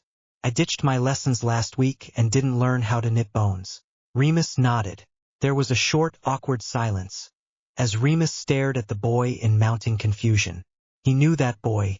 He had to have. May I ask you a question? Alex suddenly looked weary, but dipped his head in agreement. Why do you serve Voldemort? Remus questioned. You could be so much more if you leave. Alex shook his head in amusement. Why else? Because I care for him. He is my father after all. Remus shook his head. But you do not support his ideals. Alex's jaw tightened, but he forced a smile. Whatever gave you that idea? The werewolf grinned lightly.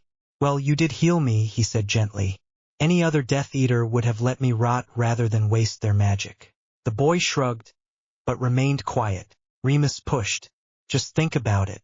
If you leave, you wouldn't have to follow orders anymore or do anything you don't want to do. You'll be free. The boys gave him a hollow smile. Right? And I suppose the light side would welcome me back with open arms. Remus nodded, frowning slightly at the word back. Why, of course. I mean, it wasn't your fault that you turned dark. Voldemort was the one who kidnapped you from your rightful home and place. Alex's eyes flared with anger. I never had a home, he spat. Remus's eyes widened in surprise and confusion. Oh, pardon me. Did you live on the streets? Alex gave him a dark, mysterious smile, before turning away. Don't bother, werewolf, he said almost gently. My loyalty lies with my father and nothing, not even freedom, would make me give it up. But why? Demanded Remus. What good has Voldemort ever done?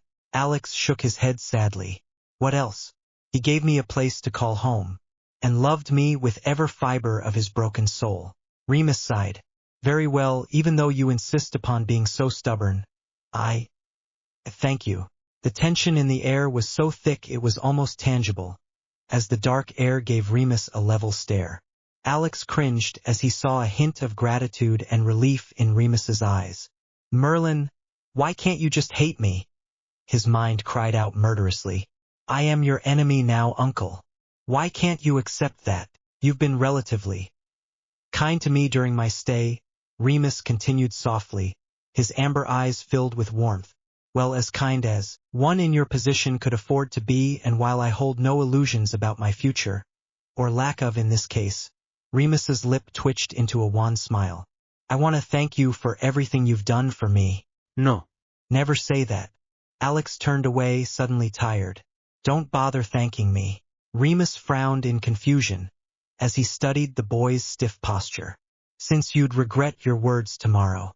Hogwarts, Merlin, we're doomed. Whilst James was normally an optimist, when faced with such daunting things before him, it was all that he could do not to burst into hysterics and run out of the room in horror. This was not right. No, this was pretty much as far from right as possibly. It was wrong with a capital W. Here they were the night before their Susie Ahem rescue attempt, and the entire order was in an uproar. But then again, he couldn't really blame them, could he? After all, he was pretty sure he was one of those who'd been scared shitless at the time. It had started off like any normal order meeting would. The order members had filed in, neat and orderly as can be, whilst Dumbledore beamed brightly at them. Then they got down to business, or tried to at any rate. With the rescue mission set for tomorrow, Dumbledore prompted the order to generate a few schemes of their own. Schemes as in anything magical, scary, or just plain weird, that would down a Death Eater in an instant. James shuddered as he tried to shake that image out of his mind. Everything was normal for a bit, as Mad Eye promptly suggested various schemes that they could use to hurt, kindly said. any badass Death Eater. Then, as a collaborate team, the Order had managed to come up with a fairly decent rescue plan. One where they might actually have a chance at surviving. A chance, just one itsy-bitty chance would do. James sighed in despair. And then it had happened. Padfoot, after being ignored for over an hour or so, was determined to dish in his 2 cents. Sirius believed, strangely enough, that they needed a scare factor involved when they wanted to complete this mission. So with that said, he transfigured himself into it. It was very scary. With a large, oversized clown costume, matched with an evil grin and blood-red eyes, Sirius resembled Voldemort himself. James sighed. And then, the Order erupted with chaos as a maddened Voldemort clown chased everyone around in circles. And worse, even Dumbledore joined the fray. James shook his head in amusement. It was just like Padfoot, flapping the unflappable. Why, he'd never known that Dumbledore could run so fast or cried out so loud. The idea was just so serious. Well, Padfoot, he said dryly after everyone finally settled down. I suppose that monstrosity of yours will come in handy during our mission. The Order nodded fearfully in agreement. After all, if something could scare the crap out of Dumbledore, the Death Eaters wouldn't be able to stand a chance. Hideaway. It was a fairly calm, typical day at the Hideaway. The ancient black oak trees, crinkled with age, faltered at the faintest sound of the wind, of music and of magic. Thorny gray bushes littered the area, growing in just the right positions as to offer the Death Eaters a perfect spot to collapse upon. After all, with so many idiots practicing how to duel in such a confined area, it was bound to bring about nothing but pain and misery. And, of course, a god-nasty headache to one ruby-eyed Dark Lord as he watched his army decimate each other right before his eyes. Bloody idiots! His mind snarled with mounting disgust as he heard, rather than saw, one of his Death Eaters trip and fall into one particularly evil-looking thorn bush. Voldemort's eyes shifted ever so slightly towards his heir. Well, he drawled, waiting patiently for the boy's response. It had become a game for them as to speak as they observed his idiot Death Eaters. The goal was simple: tear and shred apart anything so unfortunately happened to catch their eye. Alex blinked himself out of his reverie and glanced tiredly out the window. I see Parkinson has yet to learn his lesson, he said evenly. As much as he loves pain and air buggering, it is not the best of ideas to get kicks from wild hedges. Yes, then are you suggesting tame ones? Drawled Voldemort, with a mixture of wicked amusement and concern in his eyes. That reply had been half-hearted at best, he noted. The boy had been brooding and frowning like mad since he'd finished torturing the werewolf. His ruby-red eyes narrowed as he carefully studied the boy's expressions. Alex shrugged. Perhaps, he said with a hint of a smile. Though seeing as how Parkinson spends most of his time here, I honestly doubt you'd be happy with white droppings all over our lawn. He finished slyly, just in time to catch his father grimace in disgust. His smile grew. It was always mighty fun to disconcert his dear dad. Voldemort's lips twisted in horror and determination. Brat, He said coldly, as he leaned forward over the desk and met Alex's golden glaze. If you ever, and I repeat, ever make such a suggestion to Parkinson or any of my Death Eaters of doing that to my lawn. Alex blinked. He had been joking. Parkinson doesn't. Alex froze in horror as images of the foolish pug-faced man appeared before him. Does he? His mind finished weakly. I will skin you alive and feed your remains to Nagini. The boy blinked once again at the outlandish threat. Ah! He knew better than that. Nagini and his father wouldn't ever hurt him. Alex grinned in amusement. I love you too, father, he drawled, earning him loud bonk on the head as one particularly large book zoomed over and slammed into him. Oh, he pouted, giving his father a wounded glare. Bloody sentimental brat, Voldemort grumbled in practiced response as he put aside his wand. After all, it would not do for the boy to get a concussion so soon. Voldemort's eyes darkened as he recalled the why behind that. The boy has 1 week to secure the loyalty of his 8 Inner Circle Death Eaters, or else die trying. Hopefully that wouldn't happen. There was a short silence, as both Alex and Voldemort traded uneasy glances.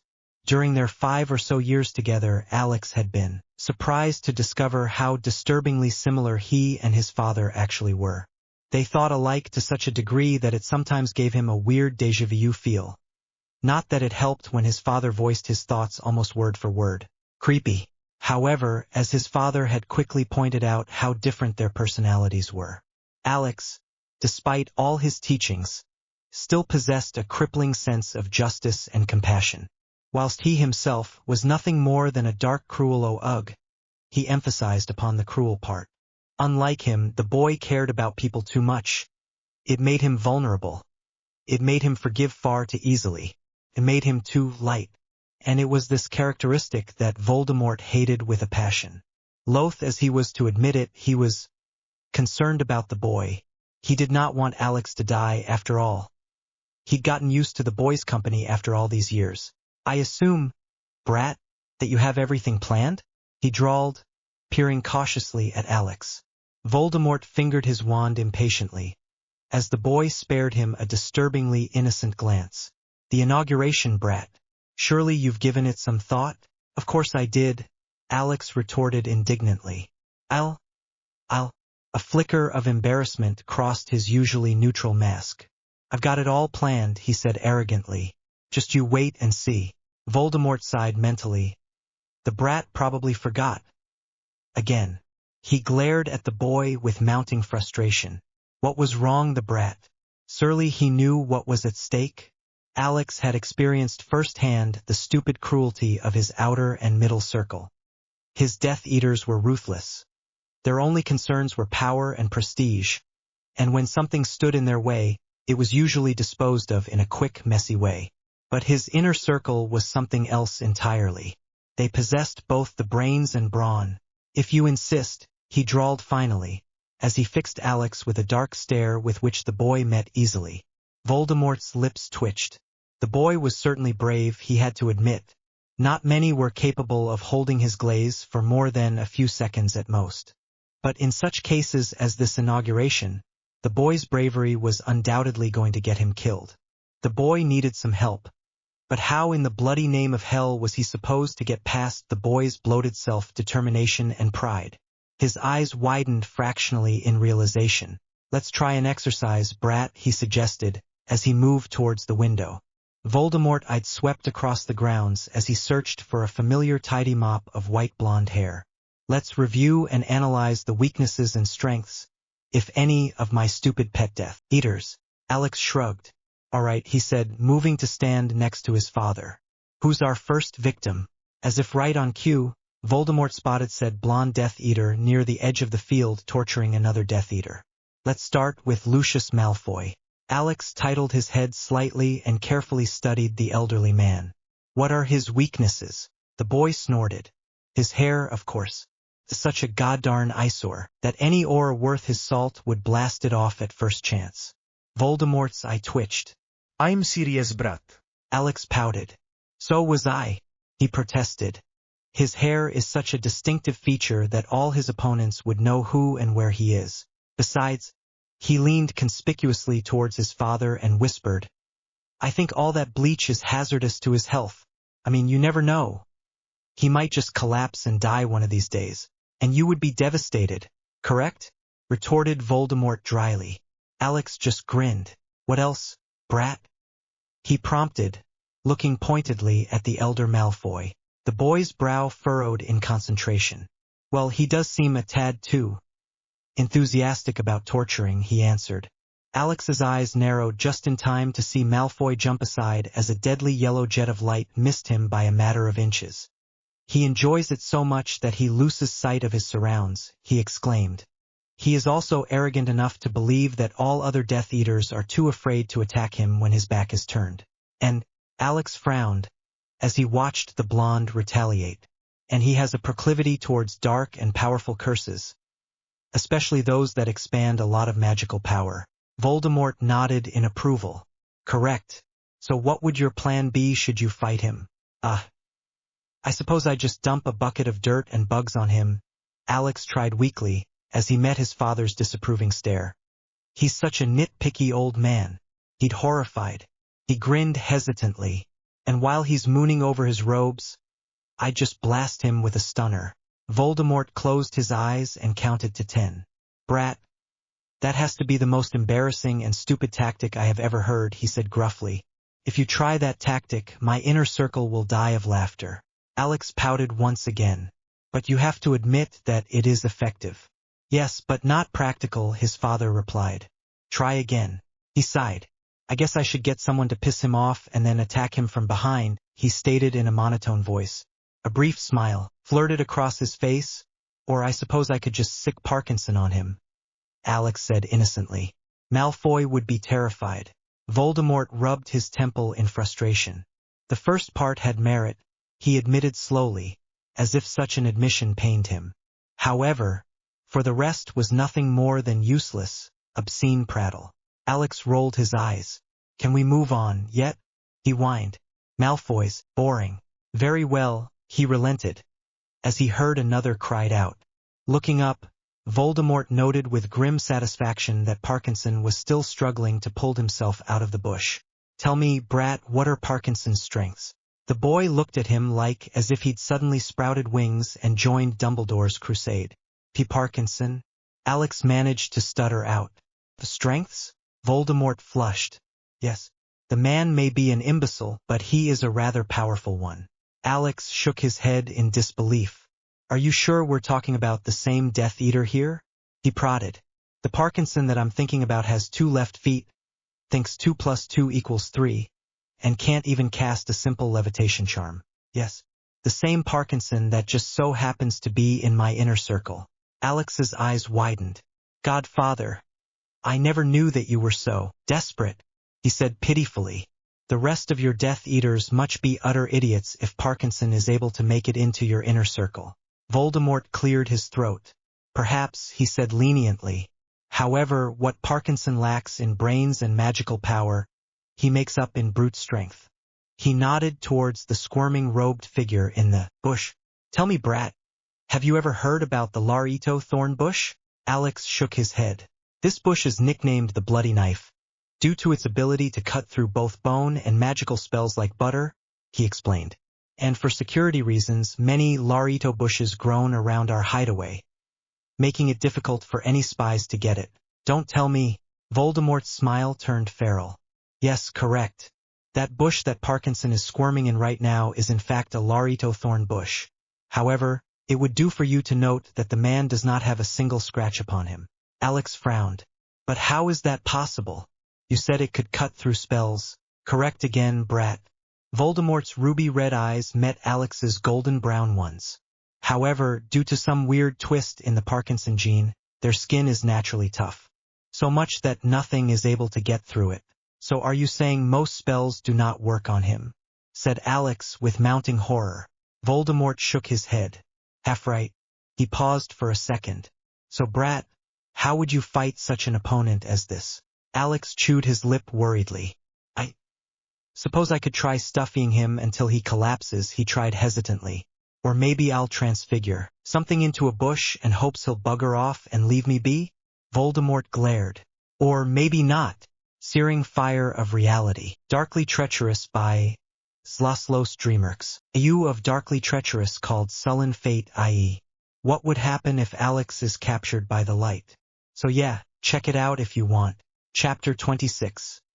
Searing Fire of Reality. Not for their love shall fate retire, nor they relent for our desire, nor the graves open for their call. The end is more than joy and pain, than lives that laugh and lives that languish, the poppied sleep, the end of all. Swinburne. Hideaway. It was dusk, the most glorious moment of the day. It was a time where the light yielded to the darkness, just like it ought to be.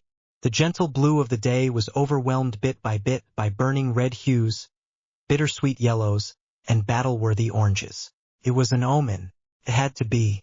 Lord Voldemort, the darkest wizard in a century, leaned against the railings as his ruby-red eyes glittered strangely in the quickly diminishing light. Something was calling out to him.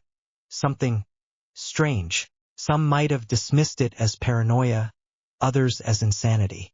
After all, normal wizards did not suddenly feel induced to follow and obey an intangible source. But he knew better than that. The dark was a strange entity, capricious and ruthless, always quick to dole out punishment while eager to help. And tonight, Voldemort believed that it to be the later. Dumbledore was planning something. He could feel it in his bones. The old fool and his force had fallen strangely quiet the moment the werewolf had been caught. Their attacks on his Death Eater troops had diminished exponentially. Voldemort tilted his head up to study the sunset as a puzzled frown grew upon his face. What was it here that the dark wanted him to see? Was it an omen about his successful campaign against the wizarding world? Or was it something more? Lies, deceit, trickery. He had not, even after all this time, forgotten the true nature of the dark. Something was going to happen tonight, something so important that it garnered the attention of the untamable dark. But the question was, what was so important? Voldemort frowned, his pale skin shining ethereally beneath the glowing light of the sun. An attack, perhaps? It would make sense with Dumbledore and his troops going into hiding the past few weeks. His eyes narrowed in suspicion, and yet it made no sense at all. Dumbledore was of the light. It would be utterly absurd for him to plan an attack during the dark of night, a time where the light was at its weakest. But then again, it was Dumbledore. "I'll tighten security tonight," Voldemort concluded, giving one last glance at the quickly disappearing sun, "and double the Death Eater watch and defense squads." And with that said, he moved away from the balcony. The sun glowed an eerie red as it began to slip into its slumber. With a cruel smile, Voldemort turned his back and left. "Come here if you dare, Dumbledore," he dared silently. "We'll see tonight whose troops are stronger." But little did Voldemort know, Dumbledore had already accepted said challenge. For behind him, under the deadly glow of the sun, a small squad of cloaked figures emerged from the blinding rays. Figures that were dressed in sets of phoenix red robes. Alex's chambers, with a soft swish of fabric. Alex turned on heel and glanced, with an air of solemnity, at the full-length mirror before him before grimacing. His father had, as of late, been determined to dress him in robes that designated his position as his father's right-hand man and heir. A bitter smile crossed his face as he forced himself to evaluate his state of dress. His robes were black as midnight, a tasteful concoction of intricately stitched blacks and silvers trim mixed with a hint of green. And upon touch, Alex noted that it felt as light and ethereal as spider-spun silk. A heavy-set crest was carefully arranged upon his left chest, proclaiming his connection to the Slytherin family, namely as the heir of Lord Voldemort. While he was thankful his father had accepted him, Alex couldn't help but loathe his position. As Voldemort's heir, he had to constantly prove his strength and finesse, may it be in the form of death, destruction, or harsh treatment. Alex sighed softly. He had nothing against the dark arts, but he hated pointless bloodshed.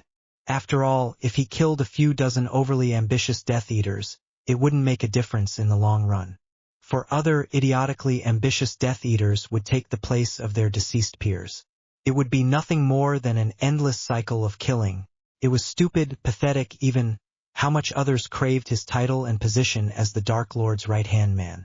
Alex had seen, in his 12 years, the utter contempt and disgust his father held for his followers. And should one of those fools somehow wrest his position from him, Alex was fairly positive that his father would AK them. Revenge or no revenge. If anything, Alex had to admit that his father's thinking of him was rather flawed and conflicted. On one hand, the man regarded him as a tool, albeit well-crafted and trustworthy. But still a tool. Voldemort, if anything, was a highly ambitious man. He was determined to get to places, and was ready to use anything and everything as a stepping stone towards his goal. However, while he may be a tool to a certain degree, Alex knew that his father cared about him. And that was where the difference lay. Even though he might be used for a stepping stone, Alex was fairly sure that his father would pound him out his encasing and drag him up to the top with him. Dark Lord or no, his father loved him. As far as Alex was concerned, the world could go screw itself over for all he cared. His complete loyalty belonged to his father, Voldemort, and nothing would ever change that. The man had given him everything he'd ever dreamed of, a family.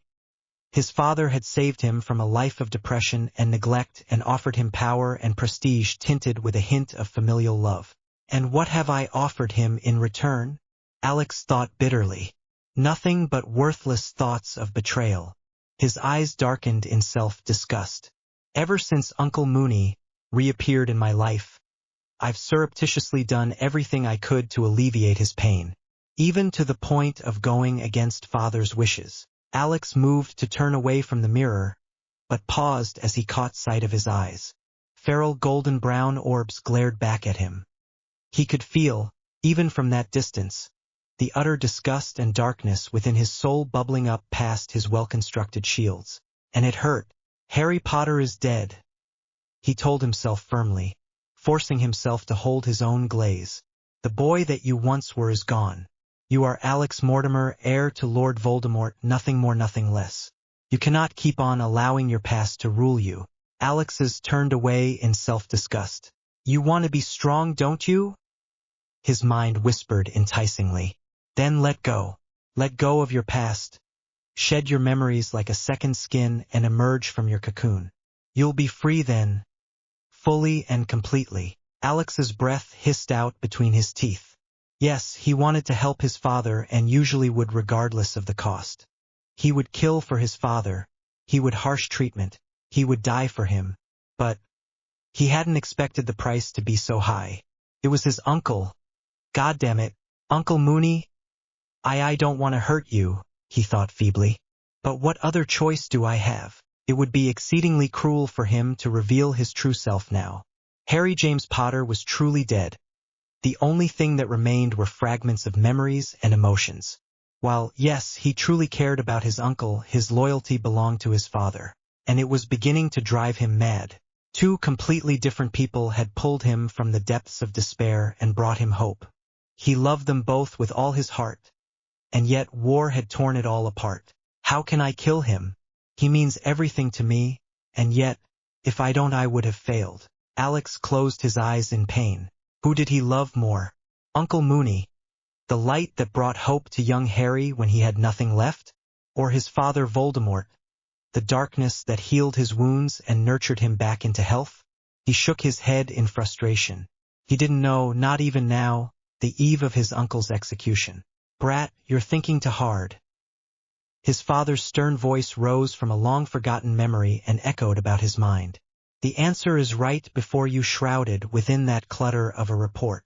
His puzzled glance, Voldemort instructed him to just take a step back and look at the big picture. And Alex did exactly just that. Tonight Uncle Mooney would die by his hand while the inner circle watched and circled like a rabid flock of vultures.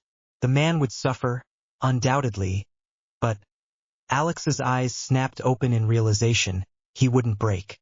His uncle was strong both physically and mentally, his only weakness being his loved ones. Harry Potter is dead. Alex tilted his head in determination. He knew that if he revealed his true identity to his uncle and then proceeded to harsh treatment him, the man would die broken and battered both in body and spirit. And he wouldn't allow that to happen. And then he made his choice one and for all. I'll follow father's orders, he thought, fighting to keep his emotions in check.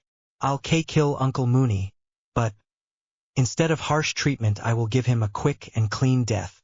I won't reveal my true self nor give the werewolf any reason to feel anything but hate towards me, because Harry Potter is dead. I do not deserve his love or his compassion, Alex thought painfully, staring down at the ground. It would be much easier for the both of us if he hated me. You are not Harry Potter. Sorrow flickered briefly across Alex's eyes before he quickly leashed it. The least I could do is allow Uncle Mooney to die with his pride and heart intact. He loved me, Harry, that is, with all his heart. I won't shatter his illusions. I want him to find happiness in death. I want him to be free. From what news he'd managed to acquire, after his supposed death at the hands of Lord Voldemort, Uncle Mooney had all but fallen into a slump. He barely ate, showered, or did anything for the matter. He just existed like a pale apparition. The only time he showed spirit was when he was with his friends. It was a horrible life indeed. And yet Alex understood. His uncle was a werewolf and he considered him, Harry, as his pup. It was simple pack mindset. As the alpha, it was his duty to protect the young. And Uncle Mooney believed he'd failed, and that day when Harry Potter was murdered, a piece of his uncle had died along with him. Alex sighed softly, returning his gaze to the ground. I have to let go. I am Alex Mortimer, nothing more, nothing less. An hour later, the distinct clicking of footsteps in his corridor jolted him out of his thoughts. Alex quickly forced a smile upon his face, before whisking out his wand and charming the door to open. There was only one person in the entire compound who knew the location of his rooms. His father, Voldemort. Evening, father, he stated, trying to project an air of rigid solemnity, surreptitious prodding a few messy articles of clothing under his bed. Voldemort sighed. Your room gets messier every time I enter, he noted, eyeing the messy piles of goodness knows what on the floor with distaste. If I didn't know any better, brat, I would swear to it that your rubbish has been procreating. Alex's face scrunched up in disgust. It's not that messy, he protested. Really, his father drawled, his voice dripping with sarcasm. It's not, Alex retorted. You're just a neat freak, he said defensively. Just because there are a few specks of dust here and there. Voldemort raised a brow. It is not the dust I am concerned with, he stated, using his foot to prod a twitching green thing on the ground. And a few piles of my belonging, he continued, ignoring his father's words. It does not mean that my room is inhabitable. At this his father snorted. You have a talent for understatement, brat, he drawled. At the rate you're going, I am sure your rubbish will soon rise up in rebellion and oust you. It would not. Then pray do tell me why this green slime private parts of yours seems to be trying to push me away? Voldemort queered, nodding pointedly towards the amoeba-shaped lump around his boot. Alex grinned. That's simple, father, he said easily. It doesn't like you. Oh, yes, from what I've deciphered, said rubbish likes my room just the way it is. Alex finished with a teasing grin. Bah, that's ridiculous. Alex shook his head sagely. In the wizarding world, nothing is impossible. Perhaps Voldemort allowed, but the rubbish has to go. He silenced his heir with a glare. You are the heir to one of the most powerful bloodlines in the world. You should dress and act in a manner befitting of your station. Alex raised his eyebrow in disbelief. Do you think I actually like to dress like this for fun? He asked incredulously, turning around to give his father a view of his expensive robes. It's hot, itchy, and too black. If I had a choice, I wouldn't mind prancing about naked in my underpants. Voldemort gave Alex a mock glare, before his expression turned serious. Whilst I did not need that metal image, he drawled, his eyes darkening with worry, we will debate this some other time. We need to get down to business. Seeing his father's serious expression, Alex nodded, dropping all pretense of levity. Of course. Are you prepared for tonight? Alex met his father's eyes, blood red. Merciless orbs met his own. Yes, I am, he said evenly. From now till the end of time I will attend these meetings as your heir, most trusted servant and son. Voldemort nodded, very good. There was a comfortable silence as the two men pondered about their future. During the past few years, his father used all his power and knowledge to educate his heir. And in effect, he'd slightly neglected his position as Dark Lord. But now everything was going to change. Alex was the first to break the silence. Father? Yes? He paused. I want to tell you something, he began lamely, fixing his gaze on the crack upon his father's face. Voldemort looked surprisingly puzzled. Proceed. Alex chewed his lip nervously, while his face flushed with embarrassment. It has just come to my attention, he said slowly, that in the 7 years that I've known you, I have never thanked you for everything. The Dark Lord's eyes widened marginally. You have been kind to me far more than the Potters were ever to me. He babbled, intent upon spilling his insides out. I know I'm a disappointment. I've never been the best heir nor the best companion, and I apologize for that. I really do. Alex fidgeted slightly before continuing. I'm crass, stubborn, and well, not good heir material. And I know that if it hadn't been for the freak accident that marked me as yours, you would have managed to obtain a more suitable heir. There was a short, awkward silence. Brat, if I hear another sorry from you, I will not be responsible for my actions. Voldemort hissed in annoyance, drawing Alex's gaze towards him. While I have no idea what prompted you to indulge upon such sentimental drivel, but I assure you, the conclusions that you've drawn are inadequate. Now it was Alex's turn to be shocked. But it's the truth. I'm a horrible heir, he protested, and rude on top of it. His father noted aloud, shaking Alex out of his stupor. You may be an emotion-driven, hell-raising brat with no manners whatsoever. Alex bowed his head in shame. I'm sorry. But you are adequately versed in magic and do provide as a decent diversion when the times get to taxing. Voldemort hesitated for a moment as he searched for the right word. And, loath as I am to admit, there is no one I would trust having at my back except you. Alex's eyes widened in pure disbelief. He trusts me that much? Really? Voldemort gave him a look. Really? Alex bit his lip, staring at the ground. Honestly, what was wrong with everyone? Couldn't they all see what a horrible person he was? Couldn't they see that intentionally or no? He'd stomp on their trust and shove it back into their face? After a few minutes of awkward silence, Voldemort sighed and decided to return to the topic at hand. Brat, the meeting shall start in half an hour, he stated evenly, strolling towards the door before giving Alex a stern look. And I expect you to be presentable by then. Alex nodded. Of course. And then at the last moment, he reached out and grabbed a fistful of his father's black cape, halting the older man's steps. Yes? Alex flinched slightly at the weary tone in his father's voice. I know I'm being repetitive, but I want to say this one last time, Alex said softly, raising his golden brown eyes to meet his father's blood-red ones. Thank you. Thank you for everything, Father. Voldemort gave him a long measured stare, before replying with a hint of awkwardness. You're welcome, Alex. And with that said, the Dark Lord left his son's chambers to prepare for his Death Eater meeting. Light Force. James Potter grinned as he and his troops successfully infiltrated perimeter of the hideaway.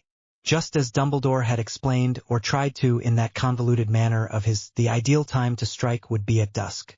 For as the light bled and lay down to rest, the darkness and its followers would relax just enough for them. The order, that is, to sneak in. So with the dying rays of the sun caressing their skin, the order made to stay aligned within the sun's blinding glare. He glanced down, catching sight of a few Death Eaters lounging about in the forest.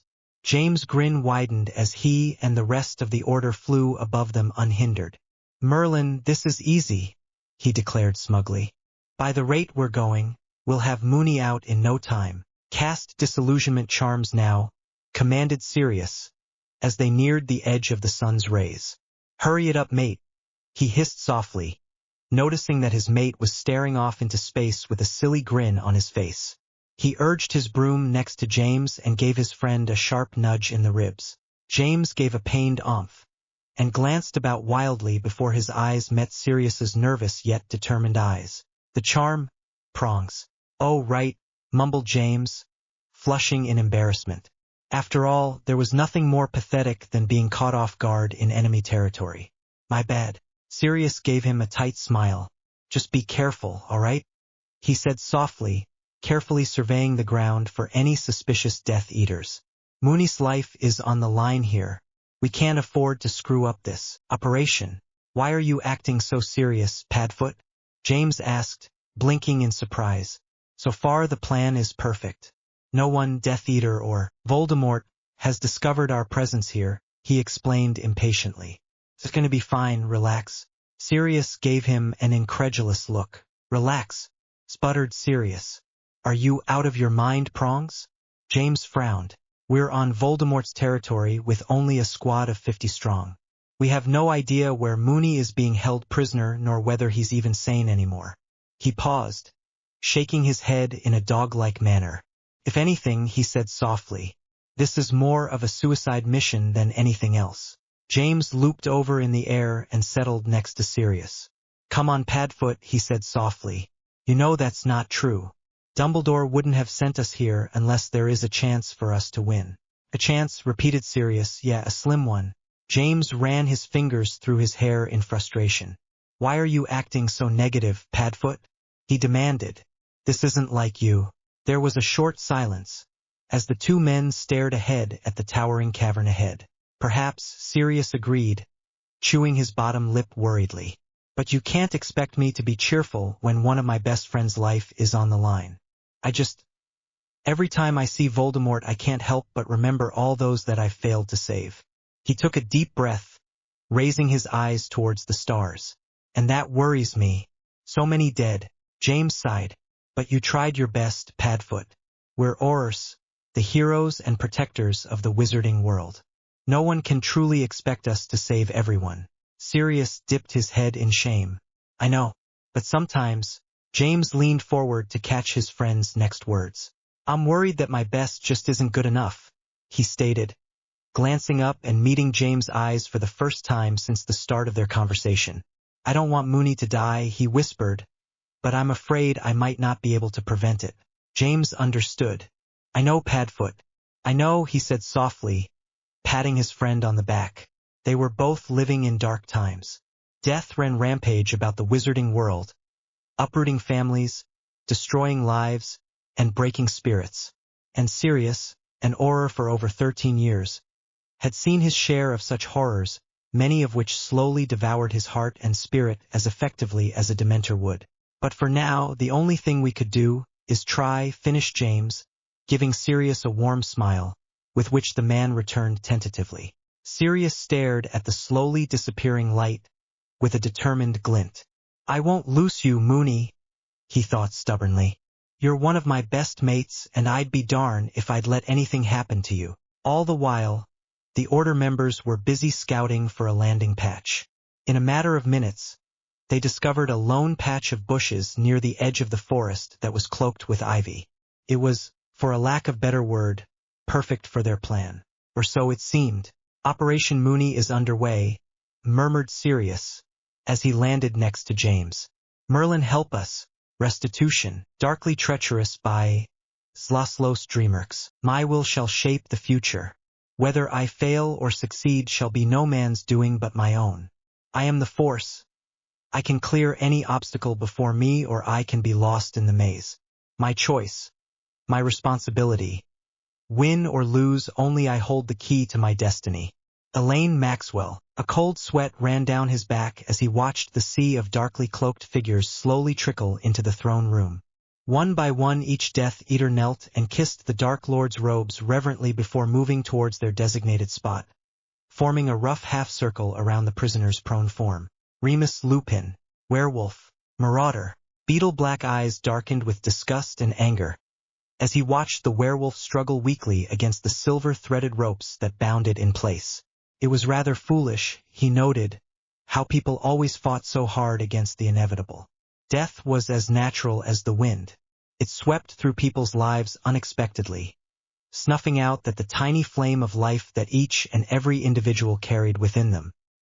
He had watched with masked indifference as various memories of mudbloods and half-bloods fought tooth and nail to stay afloat against the rising tide of darkness flickered across his mind. He had felt the prisoner's horror and pain whenever any so happened to catch his eye. Legitimacy be darned. Why did they fight? What in the world was so precious about life? Snape reached down and kissed the hem of his lord's robes while murmuring his greetings before moving towards the corner of the room. He dipped his head in acknowledgement as he caught the eyes of a few of his fellow inner circle companions in the crowd before slowly backing into the shadows of monotony. The moment he placed the blank white mask over his face, his inhibitions and fears dropped like a stone. Here, within the confines of the Dark Lord's hideaway, he was nothing more than a Death Eater, a passionately devout crusader bent upon destroying his lord's enemies. Snape lowered his head reverently as the Dark Lord's eyes swept past him. It made him feel cold. It gave him control. It offered him power. And he was a Snape, the half-blood Ugg of the Prince line. How in the world could he of all people refuse the offer to join one of the most powerful Dark Lords in a century? I accepted it all. Pain for glory, blood for power, obedience for control. And yet, it hadn't been enough. He had joined Voldemort to get revenge upon the Marauders, But in the end, he'd harmed no one but himself, Lupin, and perhaps the foolish mutt. Snape's face twisted into a violent snarl behind his mask as his anger flared. It wasn't fair how relatively unharmed the Potters managed to come out of the affair. He had expected them to fall to pieces, attack the Dark Lord with suicidal passion, or jump ship and go into hiding. But he hadn't expected that outcome. A pair of hurt hazel eyes stared up at him in confusion. "Harry, sir?" "He's been gone for years," the Potter boy had whispered timidly, pausing to dip the dirty potions towel into the water before resuming his scrubbing. "Parents don't like to talk about him. They said that he was a—" He paused, trying to force out the word. "A bad influence." Snape's beliefs crashed and burned as he processed the Potter brat's words. He had never expected the Potters to be relieved that their eldest son was dead. Nor had he been able to hold the younger boy's sad yet determined glaze. "But they're wrong," the boy retorted stubbornly, much to Snape's surprise. "The Harry that I remember had been nothing but kind to me. He was my best friend. My only friend," he added after a pause, his lip trembling with emotion. I miss him." Faced with a teary child and a strange welling of guilt in his gut, Snape had never felt as awkward as he did at that moment. He had been a double spy then, with one foot on each side, forever caught in the middle. And on a moment's fancy he'd give the Dark Lord information about the Potter's plans for the Chosen One's birthday party. He had been so angry that day, after playing victim to another of Potter's and Black's infamous pranks. Snape sighed as he watched a random Death Eater subtly kick Lupin in the ribs. He had wanted revenge upon the Potter family then. But, to his chagrin, it was the youngest Potter that received the backlash of his actions, not his father, James Bloody Potter. And not only that, the bloody fool was actually thankful that it had happened. Snape's eyes glittered with disgust. "And you dare call me a dirty snake?" Potter, his mind had whispered. "At least I don't desert my family." He couldn't exactly pinpoint what it was about that meeting with the Potter boy that had changed him. But it was bloody obvious that something did. The next time he met with Dumbledore, he'd made sure to procure more information than usual while subtly delivering misinformation to the Dark Lord. And then ever so slowly he began to turn his back to the darkness and Voldemort. He didn't know why the boy's words had affected him so. After all, he was Injure Snape, prized Death Eater of the Dark Lord. And he had no heart. Even after all these years you haven't escaped your past. His mind mocked cruelly. Poor little Injure half-blood of the noble prince line. Even after all these years you haven't forgiven your father for leaving you, have you? With an angry snarl, Snape raised his occlumency shields and hastily shoved his memories back down to the darkest depths of his soul. His beetle-black eyes scanned the crowd, as he carefully evaluated his fellow comrades, half listening to the Dark Lord drone on about their imminent victory over Dumbledore. Here at the Hideaway, the Death Eaters could generally be clumped into 4 categories. The Grunts were the lowest and stupidest of Death Eaters. They were cruel and vicious, often preferring magical weapons to wands.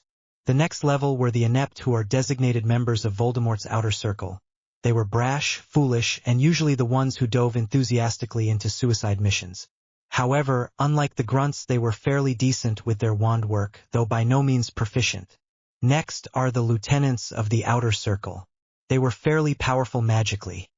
However, lacked the genius and creativity to enter the famed inner circle. The circle was special. Each member held a converted secret that only their lord knew of: magic-proof skin, sword-wielding, unmatched potion-making talents. Few outside of the inner circle had ever witnessed said members' talents and lived to tell the tale. But gossip prevailed. And thus the inner circle was looked upon with jealousy, fear, and respect. They were the creme de la creme. Snape jerked out of his contemplations, a dark sneer growing behind his mask. A new Death Eater recruit had stepped out of the informal half-circle towards Lupin's shaken form, brandishing his wand like the idiot that he was. Remus closed his eyes and braced himself for the pain. Apparently his plan to stay relatively inconspicuous was flawed. Even had the Death Eaters not been eyeing him like a mouse in a snake den, he had forgotten one small factor: he was, after all, the only non-Death Eater in the whole blasted mansion. He sighed. Crucio, interjected a cold, sibilant voice, causing the first Death Eater to drop his wand and cried out in pain.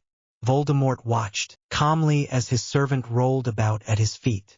I thought I had made it clear during our previous meeting, he stated coolly, feeling distinctively pleased as the rest of his servants lowered their eyes in fear, that the werewolf was a present, dare I say, for my heir. The Death Eater continued to cry out. Voldemort's ruby-red eyes glittered dangerously as he scanned the room, purposely sending a strong jet of energy at the nearly comatose fool before him. The wolf is his to play with, he stated icily. Alex could kill or harsh treatment the fool to his heart's desire for all I care. But the sea of black robes seemed to shrink in upon itself after one look at their lord's face. No one else has that luxury nor that excuse, Voldemort finished in a bitingly soft whisper, leaning forward upon his throne with a cruel smile. After another few seconds, he finally released the curse, causing the Death Eater to fall into a twitching heap at his feet. Am I understood? Yes, Lord. The Death Eaters chorused as one, dipping their heads in acknowledgement. Voldemort gave them one last level glance before motioning towards the comatose body before him. Get rid of it, he stated as a few Death Eaters levitated the body and proceeded towards the dungeons, intending to have some torturous fun with the body before offing it. Remus felt slightly sick as he listened to the murmurs and leers around him. His eyes darkened in disgust as he noticed the bloodlust that shimmered like a red veil over the Death Eaters' eyes as they watched the blood drip from their ex-comrade. His stomach churned in disgust. They were monsters, the lot of them. Pure undulated monsters. His amber eyes flickered towards the darkly clad teen leaning with an air of nonchalance against Voldemort's throne.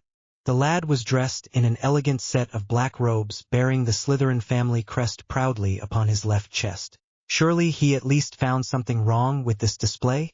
Remus had felt, during his brief chat with the dark heir, that the boy's behavior was but an act, a mask. After all, it couldn't be natural for a heartless being to feel the emotions that he'd seen flicker through the boy's eyes: guilt, pain, worry, self-loathing. The boy was surely but a sheep in wolf's clothing. He had, just like the rest of the Order, heard rumors about how Voldemort had kidnapped a child and brainwashed him into becoming the perfect heir. No matter how good the boy was at acting, no matter how cruel or dangerous he was, no matter what he did, the dark heir did it with the best intentions: loyalty, pride, and familial love. And yet, Remus's lips curved into a frown. A crime was a crime. It was rather hypocritical of him, on one hand excusing the dark heir's actions while condemning Voldemort's and his Death Eaters. But he couldn't help it. Just one glance into those golden-brown pools caused him to lose all sense of reality. They were always so sad. The werewolf shook his head violently. What was it about the boy's eyes that arrested him so? What was it about the boy that kept on pestering him, kept insisting that there was something more to him than a mindless brainwash tool? He did not know. Though as he watched the Dark Lord and his heir exchange a few words, Remus did know that it was highly unlike that he'd solve the puzzle before he died an excruciatingly painful death at the hands of the dark heir. And strangely enough, he was not scared. Remus' eyes fell onto the tiles on the floor, as memories of the past flickered across his mind. The past few years had been so empty for him, so purposeless. He had lived because he didn't want to hurt his friends. He had lived because he was needed to help fight Voldemort. But mainly, he had lived because he was too afraid to kill himself. And now, as he watched his executioner walk towards him, Remus couldn't help but feel a flicker of contentment. He couldn't help but feel peace for the first time since Harry's death. If he died, his friends would be safe. No one else would die because of his incompetence. Hideaway, somewhere outside. Ugh, what is this? Muttered a disgusted Order member pointing at the white sticky substance coating the thorny bushes and grass that they'd landed on. James made a face but leaned closer to get a better look. I'm not sure, Hestia, but if I didn't know any better. He cleared his throat awkwardly, turning towards the newly recruited witch behind him. Yes? Hestia Jones queried. James flushed a nasty shade of red, before looking around for help. hoping against hope that another member would save him from this embarrassing discussion. Is it dangerous? Hestia whispered worriedly. The dark-haired man shook his head violently. No, it's not, he said reassuringly. But it is very disturbing to know that this goes on in Voldemort's stronghold. What goes on? She asked, absolutely clueless. James chewed his lip. Well, it's like this. You see, when two Death Eaters are feeling very high, they help calm each other down. Hestia looked confused. You mean by dueling? Yes. Dueling, he said, looking a bit green. Which, given the amount of stuff here, I'd have to say there were 2 wands used. 2? Hestia looked shocked. Death Eaters could wield 2 wands at once. Merlin, that's insane. Yes, insane. James muttered, feeling sick. Hestia tapped her foot impatiently. So, what are we going to do if we encounter such Death Eater?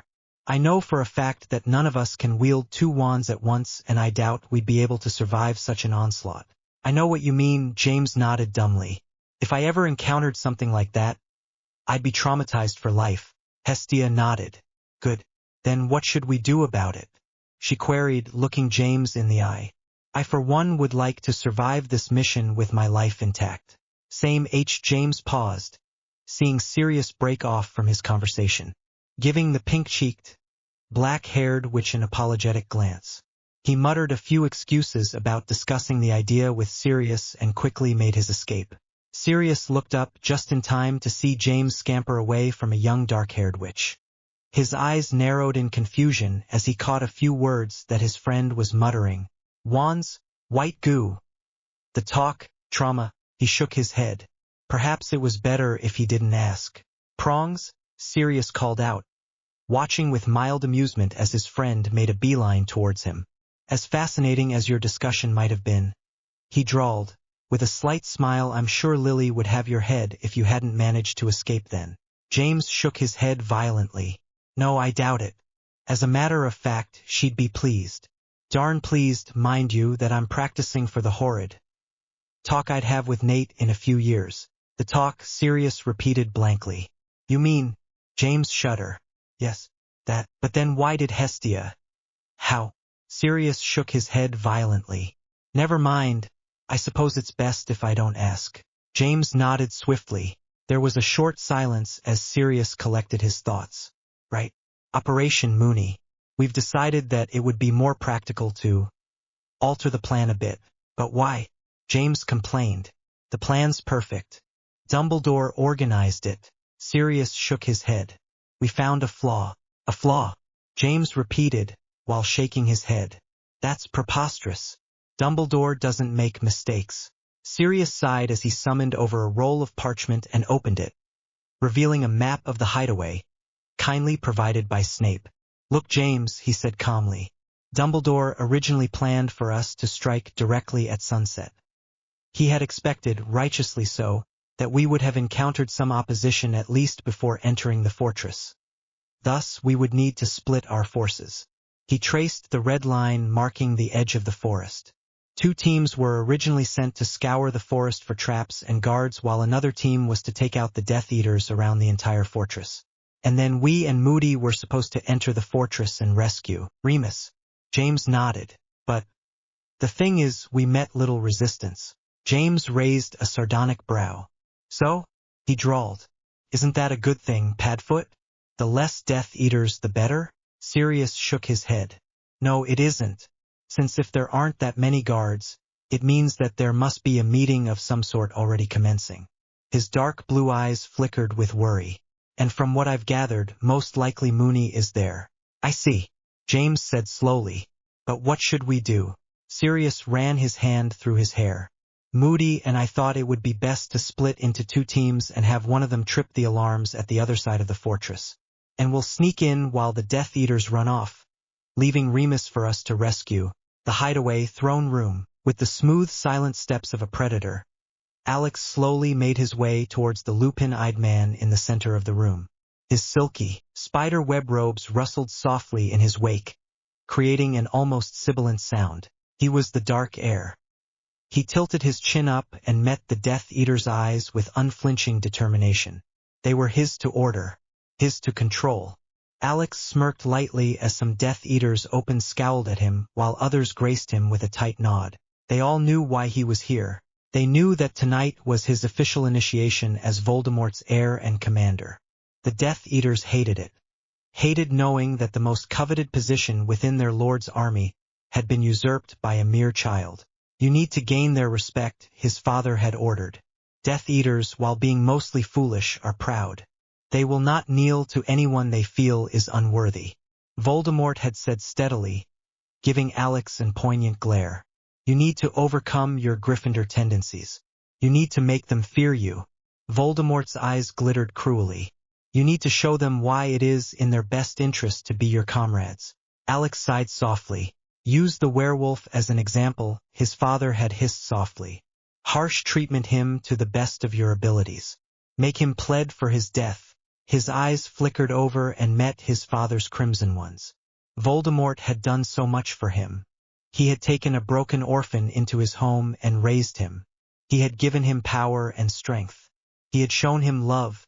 While it was true that his uncle had also loved him like a son, Alex was no longer Harry Potter. He may still loved the man dearly, but he knew that if he had to truly choose, his loyalty lied with his father. I'm sorry, Remus. Forgive me. Alex's jaw tightened, as he felt his resolve strengthen. Lord, if I may proceed, he murmured softly, as he motioned towards the werewolf on the floor. A few sparks shot off from the tip of his wand, causing Remus to flinch. The Dark Lord nodded curtly. Do as you please, Alex, he said with a glitter of pride in his eyes. He is your prey after all. Alex lowered his head in respect, dimly noting that his father had referred to him as Alex, not Brat. He slowly prowled about the prisoner, taking note of Remus's poor state, pale skin, weight loss, eye bags, and, strangely enough, blank, weary eyes. Those were the eyes of someone who had already resigned themselves to death. Those were the eyes of someone who wished to die. Alex felt something inside of him twitch uncomfortably as he stared into those familiar golden orbs. This was Uncle Remus, for God's sake. Remus, his protector. Remus, his only friend. Remus, his father in all but name. But he had a duty, and he was no longer Harry Potter. I'm sorry, Remus, he whispered softly, watching the werewolf's eyes lit up in both confusion and understanding, before raising his wand and hissing, Absido Comuvio, in Parseltongue. A jet of orange light flared from his wand and hit the werewolf dead straight in the chest. And within seconds, Remus' body began thrashing about and cried out in pain, It's for the best. I'm sorry. The Parseltongue spell was a dark justice curse. During the feudal ages, wizards had to fight to the death to preserve their family honor. Thus, friends were pitted against friend. Blood against blood. It was a violent time, and many wizards would commit suicide after such battles, being incapable of acknowledging that they'd murdered someone they'd loved. Thus, Absido Comuvio was invented. It took detached a victim's soul from their body, which was made to look as if it was being harsh treatment. The victim felt no pain at all whatsoever during the whole transition. And in exchange, the castor had to relinquish a piece of his soul in order to power the spell, which thus made it physically impossible for the castor to feel any guilt or remorse for their actions against their victim. It was the dark arts, pure and simple. The boy ignored the sharp gasps and harsh whispers coming from the Death Eaters.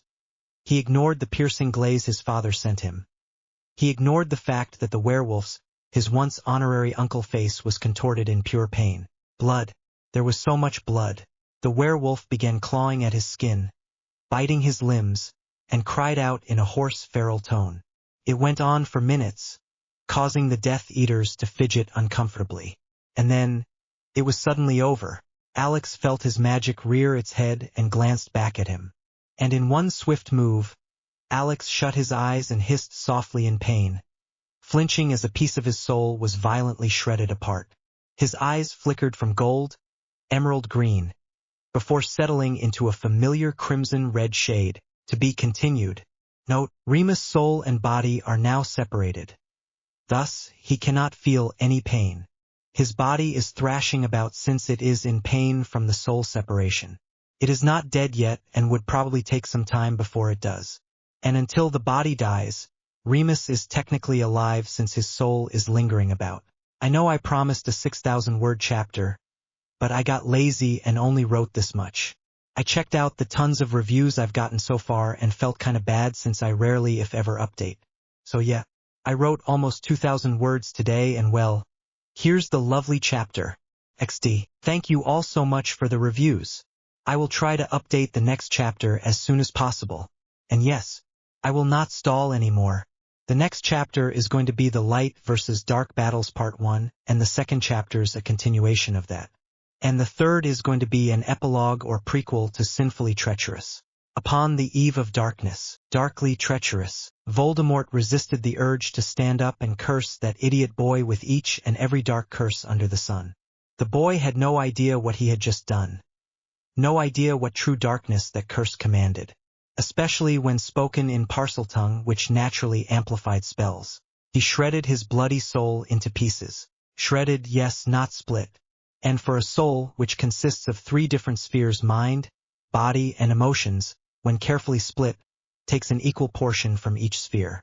Thus, allowing the castor to still act and process the world sanely and efficiently. And if it was torn, Merlin helped them, for in the end they will all die, whether by their own hand or another's. Voldemort's crimson eyes narrowed as he studied the dazed form of his heir before moving towards the thrashing form of the werewolf. He didn't understand. Why in the name of Merlin had Alex even bothered to sacrifice anything for the bloody werewolf? Why would Alex even want to lessen the pain of the man who had a hand in his parents' neglect?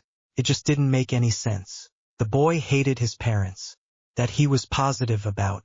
While Alex did not hate his parents to the point that he would go and actively hunt them down, Voldemort had no doubt that when the time came, Alex would have no qualms about dealing them a blinding green death blow. But what was so special about the werewolf? Lupin, was it?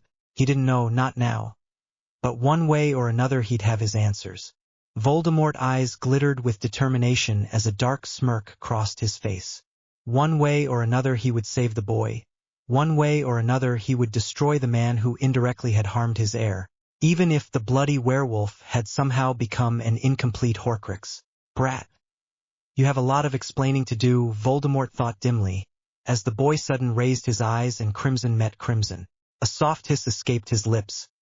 Darkness, pain, and light swirled about his vision as he eyed the trembling werewolf before him.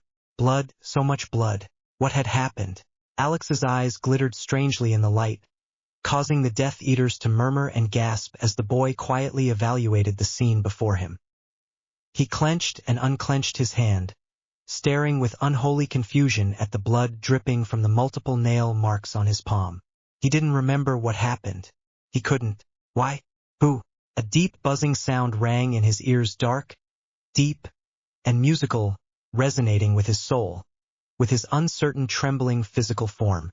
Something was missing. Something was deeply wrong. He didn't understand. What have I done? Merlin, help me, what did I do? He could all but taste the fear in the room, the uncertainty bubbling up like lava, destructive yet unstoppable. And it swept him up in a gigantic wave. And he was scared. Remus. Werewolf. Uncle. A harsh, mad chuckle escaped his lips. Had he truly done it? Did he truly succeed? Had he managed to protect the werewolf, his uncle, from the pain of betrayal? Yes, yes, he must have. For even now, he could feel his head throbbing from the power. His chest tightening with loss. Absido Comuvio had been a success. It had to have been. Certainly all that pain couldn't have been for nothing. He had completed the spell. He had separated his uncle's soul from its body. He had won. Hadn't he? Alex tilted his chin up and studied the sea of Death Eaters before him. They were scared. So freaking scared. A confused glint flickered in his eyes. Why are they scared? Didn't I do good not evil with my act? Wasn't it mercy? Alex stared at the werewolf in confusion. He did the right thing, didn't he? Brat. Voldemort hissed softly in Parseltongue, causing his heir's confused crimson eyes to once again dart towards his.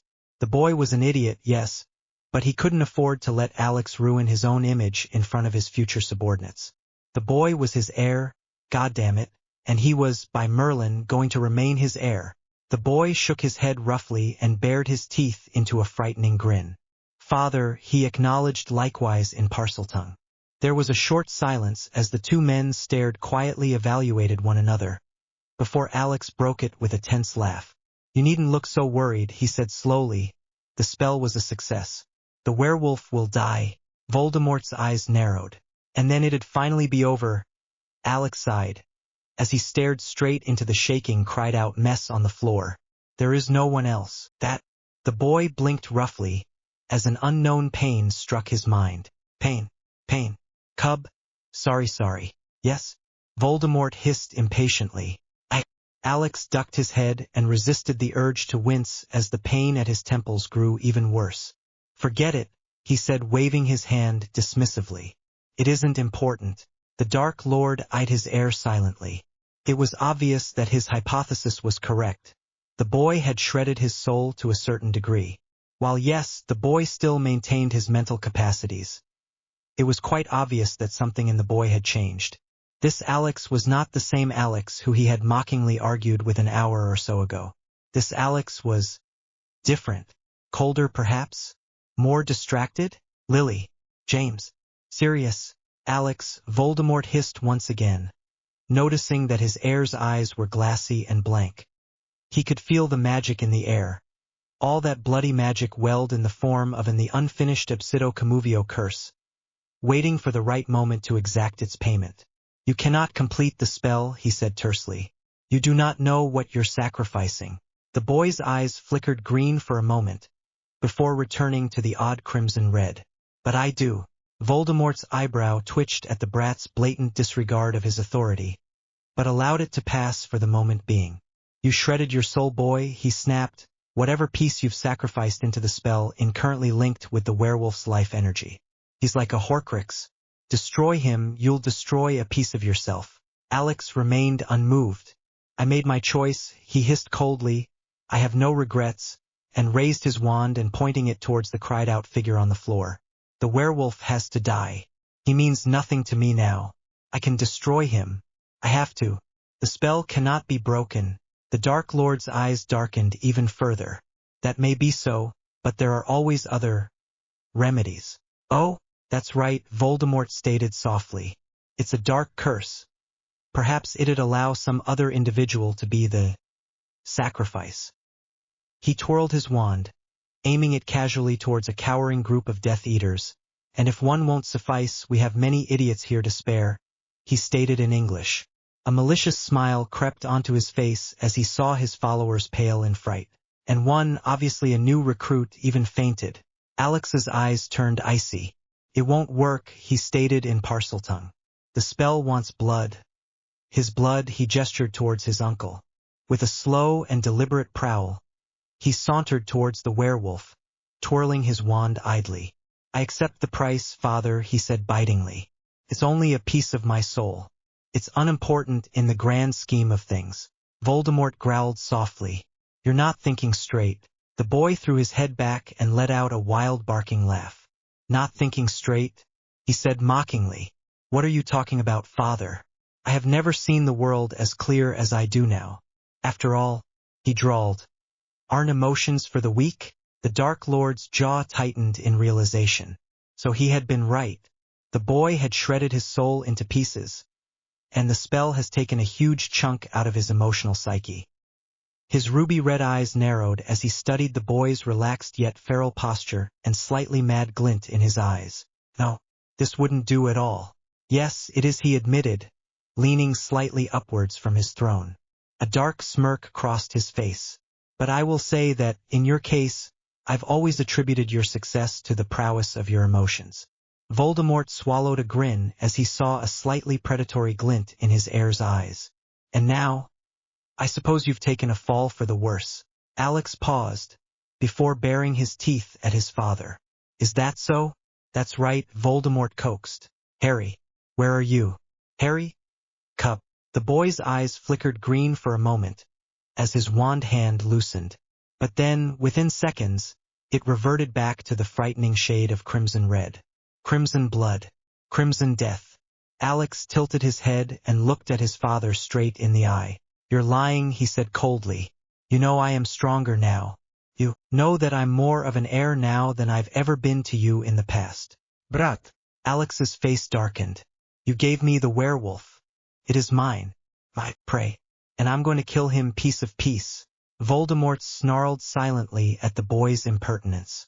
"Don't stand in my way." The guards, atop the large cavern known as the Hideaway, 2 Death Eater sentries stood wearily at their post, staring out at the vast expanse of land that was Voldemort's prized territory. In their nearby vicinity, thick spiky bushes dotted the ground like a mad hive of ants, while further out, groves of thick and old trees provided a convenient barrier against any ground attacks. In addition to its natural defenses, the Hideaway also bore a heavy artillery of wards and other enchantments, all focused upon detaining and obviating any intruders. Not to mention, the sheer number of Death Eaters that guarded its metaphoric gates usually deterred any trespassing, usually being the key word. But then again, this particular pair of gossiping Death Eaters did not at all strike fear into the hearts of their opponents. Tall, slender, and very talkative, the brunette twins did not at all resemble anything specifically Death Eaterish. That is except for their eyes, as cold and calculating as ice. However, no one, save Voldemort, knew their true identities and their dark proclivities. The twins were, in essence, spies that the Dark Lord had inserted throughout his ranks. Their job was very straightforward and simple: find the traitors and kill them quietly. They were one among many of the elusive group known as the Shadows. Born, bred, and brainwashed under Voldemort's rule, the Shadows were loyal to a degree of fanaticism. After so much intensive mental and magical brainwashing, these individuals had become more machine than man. They had no dreams, no goals, and rarely a personality. They were what Voldemort deemed the perfect spies. Without emotions and other ties hindering them, these men were quick, efficient, and trustworthy. Not to mention, their masks were absolutely flawless. With their friendly features and warm smile, the twins were able to easily gain access to many Death Eaters' prized secrets, and with it, blackmail and hunt down the perpetrators before alerting the Dark Lord. Well, at least that was how things worked then. A few weeks ago, they were summoned along with their fellow Death Eaters to stand before their most beloved lord. And there they had seen the boy, a gangly young teen, fend off and attack a few of their more foolish companions. And not, that idiot, had dared to raise his wand against the Dark Lord's heir. Idiots. Honestly, were the rest of the Death Eaters so dense that they couldn't see that the boy was powerful? And even if they were all but blind to their surroundings, shouldn't they've at the very least known that the Dark Lord wouldn't name someone foolish or incompetent as his heir? The Dark Lord had changed drastically over the past few years. Gone were the perpetual rages and icy gaze. He no longer dove obsessively into battle against Dumbledore and the Light. He had become the leader they had always dreamed of. The slight older one of the twins paused, his sky-blue eyes lightly scanning the edge of the forest. He leaned lazily against the door and tilted his head in a curious manner as he noticed a peculiar flicker of light. With a mild smile, he turned towards his brother and gave a surreptitious nod with which the man returned brightly. Intruders. 3 o'clock. Raising their cross staves as one, they mockingly shoved it into the ground, knowing that, a mile away, a loud shrill alarm would sound within the central meeting room. And it was then, after they have accomplished their duty, that the twins casually made their way towards the forest, gossiping and chit-chatting all the way, their eyes gleaming feral. They were going hunting. Light forces, oblivious to the alarm stirring among the Death Eaters, Sirius and James slowly crept deeper into the maze that composed the Hideaway. They had managed to successfully detain 2 Death Eater guards easily, before interrogating them for Remus's location. The 2 of them had cracked fairly quickly, much to James's surprise, thus forcing him to conclude that the guards were but new recruits. "The wolf is in the throne room." Sirius shook his head in despair. The guard's confirmation meant that Remus was being harsh treatment at this very moment. He, of all people, knew that despite all the immunities granted to werewolves, there were many terrible things that one could do to overcome them, or even worse, take advantage of them so that the victim would live longer under harsh treatment. His family had been dark. He knew what they were capable of. He knew that Remus had a slim to no chance of surviving unless they found and freed him quickly. Time was of the essence. James Sirius hissed harshly. We need to get going. Throne room. Voldemort's crimson red eyes narrowed dangerously as he met the challenging eyes of his heir. This wasn't supposed to happen. His mind cried out in protest.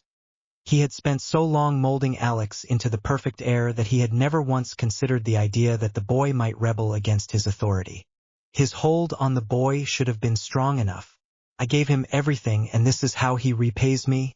The Dark Lord chose, at that moment, to give in to his anger for the first time since the child moved in. Crucio. Alex flinched, his eyes going a wide hurt emerald green, before the curse hit. He hissed softly as his world exploded in pain, not knowing that his father had reacted in the same manner. Slytherin's curse be darn. A long minute passed before the Dark Lord removed the curse, his hand trembling. Don't challenge my authority, child. Voldemort hissed softly. You are my heir, and as your lord, it is my duty to lead. He watched the emerald green in the brat's eyes slowly drain away to crimson red. He had accidentally broken his glamour upon the child's eyes, which had served to make them golden brown. But alas, it was of no importance. Alex fought to control his trembling. His mind, already fragmented from casting the spell upon the werewolf, tried unsuccessfully to make sense of what was going on. Father never hurt me before, he thought blankly. I don't understand. Why now? A well of pain and guilt flared in his chest for some unknown reason. The child bowed his head and tried to comprehend these alien feelings. Cub, don't fear. I will protect. Alex's head jerked up as he finally recognized the voice. Dear Merlin, had he lost his mind? He had killed his uncle Remus with the curse. Well, almost that is. If the curse had been successful, why? He shouldn't be able to hear the werewolf's voice inside his head. Harry, Alex grabbed his head and pulled his hair. No, couldn't be. Things just couldn't turn out this way. Remus was dead, murdered by his hand. Surely he couldn't. The boy flinched as a thin spidery hand suddenly grasped his shoulder and shook it roughly.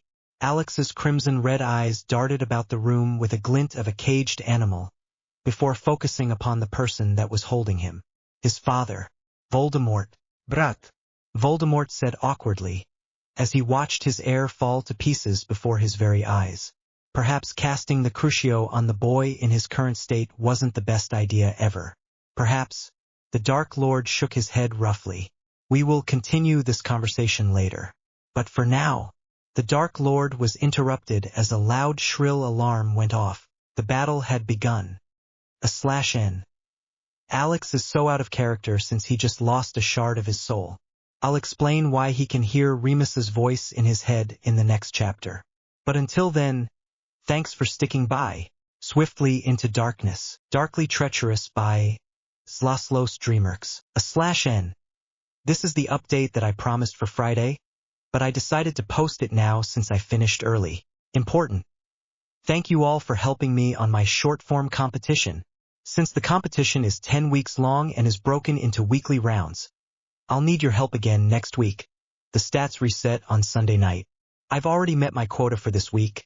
500 views and 10 minutes of view time /user. Thanks to you guys, and scored 1 point out of 10. As promised, I will update an extra chapter of Darkly Treacherous next Tuesday in addition to the one next Friday. If I meet my quota again for next week, I'll give you guys an extra update again. Otherwise, it'd just be Friday updates as usual. Thank you so much.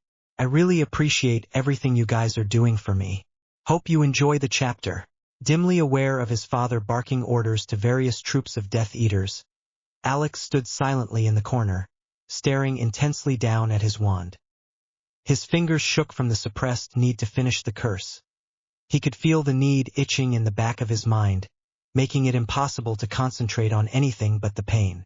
When he had first stumbled across the spell, he had felt nothing but relief. The price seemed so minuscule compared to what he'd gain. In exchange for a shard of his soul, Alex would be able to not only alleviate suffering on his uncle's behalf, but also prevent himself from living out the rest of his life filled with guilt and regret. But there was so much pain. His magic swirled erratically about, buzzing and hissing like it was alive. As it slid across his skin, he could feel the burning, uncontrolled heat of accidentally magic tearing into him.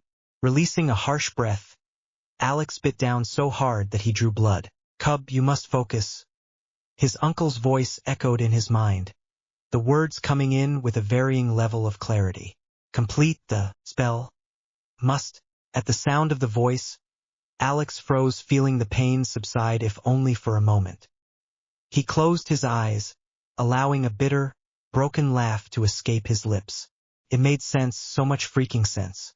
Since he hadn't completed the spell, the connection that was forged by this dark, justice spell still existed.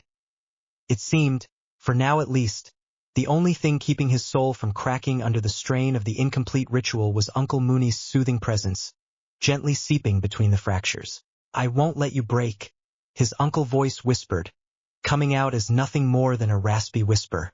"You must live, Harry." Alex nodded. Slowly but surely, he dragged his feet over to where his uncle's body was currently slumped. He could taste the bile in his throat as he stared down at his uncle's worn, familiar face. "I'm sorry it had to end this way," he murmured half to himself, his shattered soul refusing to allow him to comprehend why he was feeling such poignant regret and pain. "I'm sorry." There was a pause, before his uncle's voice drifted across his mind. "It's not your fault, cub. Never think that." The voice made a strange, half-croaking sound. "I love you, Harry. Always." Alex closed his eyes, biting his torn lip painfully. "I understand," he said quietly, ignoring the confusion swirling about his head. He managed to force his tongue into saying a last, important phrase. "I love you too, Mooney." With that said, he lifted his wand. Catching sight of his heir standing over the werewolf, Voldemort's breath caught in his throat. No, surely the boy wouldn't dare go against his orders. Shaking off the Death Eater that had been posturing before him, he quickly strolled over to where Alex was standing stiffly, his face completely devoid of emotion. "Brat." Instead of looking up at his voice, the boy mumbled something under his breath and raised his wand. Alex gave the werewolf a short, pained glance, before he opened his mouth to begin the incantation. Avada. Acting fast, Voldemort reached out and snatched away Alex's wand, causing the boy to cry out in alarm. "Brat," he hissed dangerously, finally catching the boy's attention. "What do you think you're doing?" Alex met his father's dangerous crimson stare. "I'm doing what I need to," he said coldly, as his emotions shifting erratically. "That piece of my soul is already set as a sacrifice. I need to complete the ritual." He bared his teeth into an almost animalistic snarl. "You can't stop me." Voldemort felt his ire rise at the blatant challenge. "You fool," he hissed, gritting his teeth in frustration. "Don't you see? The werewolf's body is your Horcrux now. You cannot destroy him." Alex's eyes flickered gold for a second, as he muttered something under his breath. He could hear their werewolf urging him to confess everything to his father, to tell him about the pain, such unbearable pain. Voldemort frowned, catching the word Mooney in the boys' one-sided conversation. After what seemed like an eternity, Alex sighed and met his father's concerned gaze. "There is no other way," he said tiredly. Golden eyes were unfocused as they stared at the ground. "The spell won't be fooled. I can feel it tugging at me," he whispered, sounding sane for the first time since the start of their conversation. "It will shatter the rest of my soul as retribution if I don't complete the spell." "You can't be sure." Alex shook his head in frustration. "I can feel it," he snapped. "You've told me yourself that magic is sentient. I know what will happen if I refuse." He looked at his father beseechingly. "Please, just this once. Trust me." Voldemort hissed in frustration. "It's not a matter of trust. It's your soul on the line," he said angrily. "Do you know how much weaker this will make you? Some of your magic is located inside that darn shard." "I know," he said calmly. Turning away from his heir's pained golden stare, Voldemort threw the boy's wand at his feet. Do what you will, he snapped, walking away. I will be securing the base, so be sure to make yourself scarce after you kill him. You shouldn't go to battle with oscillating magic levels. Alex's nodded silently. Crimson eyes pinned him down. Don't think you're off the hook, brat, the man said dangerously. We will discuss this later, once you are no longer in danger. The boy looked down. I understand. While he watched his father walk away, Alex distantly listened to his uncle's voice calmly soothing him in his mind. Stiffly, he turned his attention back to the werewolf's prone body. However, unlike before, he raised his wand and allowed it come down in a harsh, swishing motion before ending it with a jab. Avada Kedavra, he finished, his eyes flickering between gold and crimson as he stared down blankly at his beloved uncle's face.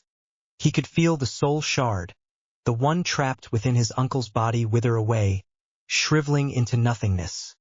A Horcrux no more. At the same time, his uncle's essence, which had been wrapped gently about his shattering soul, acting as a sort of buffer to prevent breakage, began to brighten, shining a dim silver.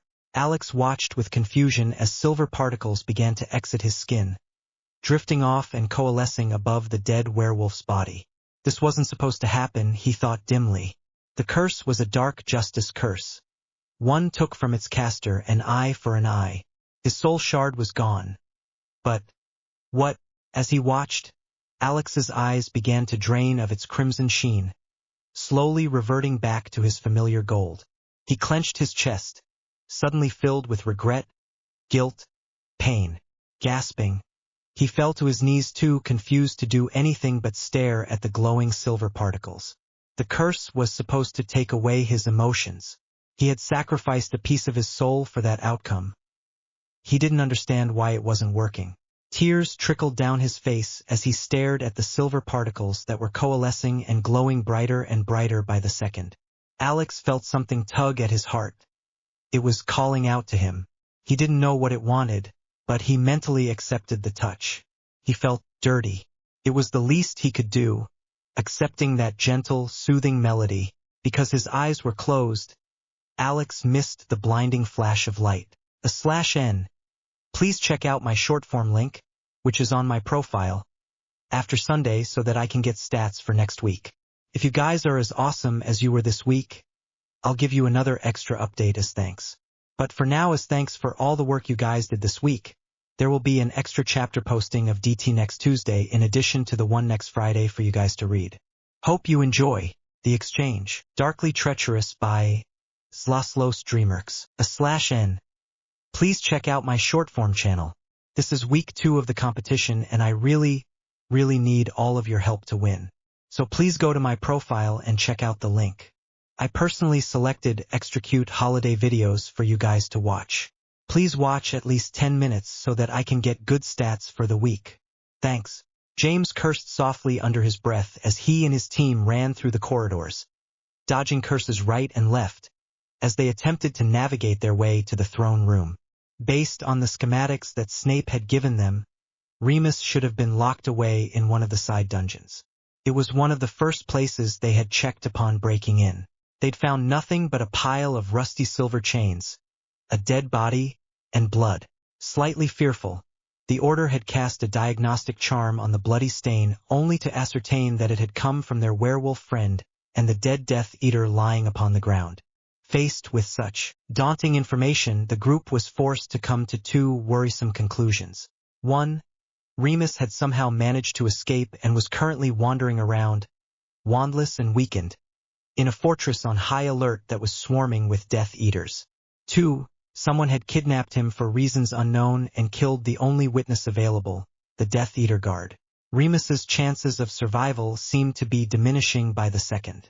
Ducking quickly around the corner, he grabbed Sirius by the robe and shoved him to the ground, just barely escaping the sickly jet of purple light that flew over their heads. The 2 of them sighed in relief. It was during this brief, short exchange that Sirius opened his mouth and asked the one question that had been plaguing the Order since they'd found Remus's empty cell. Prongs, tell me, he stated, unexpectedly serious, as they both exchanged curses with a couple of Death Eaters. Has this mission degenerated into a suicide run? He said quietly. his voice light despite the indecision and worry in his eyes. James laughed, though his breath hitched at the end. Of course not, Padfoot, he said, though his wand trembled. After all, when did you become scared of a little danger? Sirius snorted, twirling his wand in a defensive maneuver. Besides, we didn't come all the way here for nothing, James said. Remus has to be in the throne room. We've tried combing the fortress for him, and he just isn't here. Sirius allowed a smile to cross his face. Of course, marauders got to stick together. James nodded, a strange weight falling in his stomach at those words. His breaths came out in harsh, painful rasps. Alex couldn't remember when exactly he had crossed the line between shock and horror and began hyperventilating. But the memory of his uncle's murder kept on replaying over and over again in his mind. He had done. He was the one responsible. It didn't matter if he had to appease his father or maintain his status before the Death Eaters. In the end, it had been his choice. His wand, his incantation, his intent were the mechanisms responsible for his uncle's death. It would be dishonorable to try and foist the responsibility off on someone else. Clenching his fist, Alex forced himself to calm down and think. He couldn't afford to fall to pieces here. He had already made his choice, and there was nothing he could do but live with the repercussions. Thus, it'd be stupid to mope over it. He was certain a piece of his soul was gone. The spell would not have accepted anything other than his soul shard as the price. But what he didn't understand was why he was able to still feel guilt, sadness, and his soul hurt, and his magical reserves were undoubtedly smaller but strangely stable. Alex shoved aside his anger at the spell. It made him furious how he had sacrificed so much for a spell that had failed to deliver. It was a justice curse. It was supposed to be equivalent exchange. He would set conditions in terms of the victim's treatment, and the price for his demands was a piece of his soul. He had delivered on his part of the bargain but had gotten nothing in return. He was supposed to be emotionless. Cursing softly, Alex tore his gaze away from the ground only to freeze in shock as he stared in horror at the transparent, pale figure floating him. Remus Lupin was having a bad day. He had lain on the chamber floor, petrified and chained, as he waited for the dark air to send him a death blow, only to find himself completely detached from his body, incorporeal, and invisible to boot. Then he had the grand old opportunity of seeing himself twitch and wither pathetically upon the ground, obviously in the deepest throes of pain. Then he had made the mistake of staring into the boy's crimson eyes. It should have been shocking, but after everything that had happened already, Remus didn't do more than blink. He had somehow ended up inside the boy's mind. It might have had something to do with his incorporeal state, but Remus wasn't too concerned. After all, there were more important matters at hand, such as finding information for the Order. Curious, the man began to briefly browse through the memories. Curious as to who the dark heir was. And it was here, in this desolate, broken space in the boy's mind, that Remus managed to piece together the fact that had been eluding him from the moment he first met Alex. Harry. Alex was Harry Potter. His instincts had been calling out to him, telling him that the boy, the dark heir, was his cub. But his mind had dismissed the thought. After all, Harry and Nate were the only children of his pack, and there was no way they could have been dark. Remus resisted the urge to laugh and cry at the same time. His child, his cub, was alive, but he had become the enemy. Remus frowned, feeling his heart twitch painfully as he went through Harry's earlier memories. He had always known that the Potters hadn't had that much time for Harry, but he had no idea that they were so neglectful. It made him angry, but at the same time he couldn't. He shook his head angrily. Remus didn't know how long he spent scrolling through the memories, but when a deep, pained shout rolled through Harry's mind, Remus jerked to attention. The world, the memories, was shattering, shaking, and breaking off into tiny pieces as Remus sat frozen. He didn't know what was going on exactly, but he knew that he had to do something. The manifestation of Harry's memories shattering could not possibly be a good thing. So with care and patience, Remus tentatively sent out his magic and imagined casting reparo at the memories. He didn't know if it worked or not, but the memories stopped shattering. Remus continued fighting against the disintegration, stopping only to murmur something comforting to the boy, though he knew logically that Harry couldn't hear him. It wasn't until he felt himself begin to shine, shift, and then disappear once again, that Remus knew something strange was about to happen again. Once the nausea was over, Remus finally opened his eyes. He froze, finding himself floating over his dead, miserable body, looking all too pale and transparent. His golden eyes were wide and completely dilated as he stared with mounting disbelief and horror at the visage floating before him. It was Uncle Mooney, only he was transparent, a pearly white color, and was also supporting an equally horrified expression upon his face. He was also floating above his dead body. Alex could feel the bile rising up his throat. Was this his punishment? Was this what that twisted justice curse had deemed as equivalent exchange? A loud, completely hysterical laugh bubbled out of his mouth. He felt tears of anger and regret trickle down his face. He had forgotten the most important part of the curse. It took equivalently regardless of what the original conditions were. When he had chosen to delay accomplishing the curse, it had tried to punish him. It was only because of Uncle Mooney's intervention that his mind and soul had managed to come out relatively unscathed. More importantly, such uninhibited aid and concern on the part of the victim for their murderer did not come without a price. Thus, because of his uncle's help, the curse was unwilling to fulfill his original conditions. Instead, it had chosen its own rules of equivalency. Remus has fought to preserve Harry's memory and soul. Therefore, the spell now made it so that Remus would be preserved as a ghost, a figment of a memory. Alex's nails dug into his skin. His laughter had started to disperse, falling into choked, hysterical sobs that bordered upon insane. Merlin, he was so stupid. Golden eyes stared blankly at the ground, as his vision budded. It was only when he felt the familiar chill of the undead that he looked up, meeting his Uncle Remus's pale, eerie stare.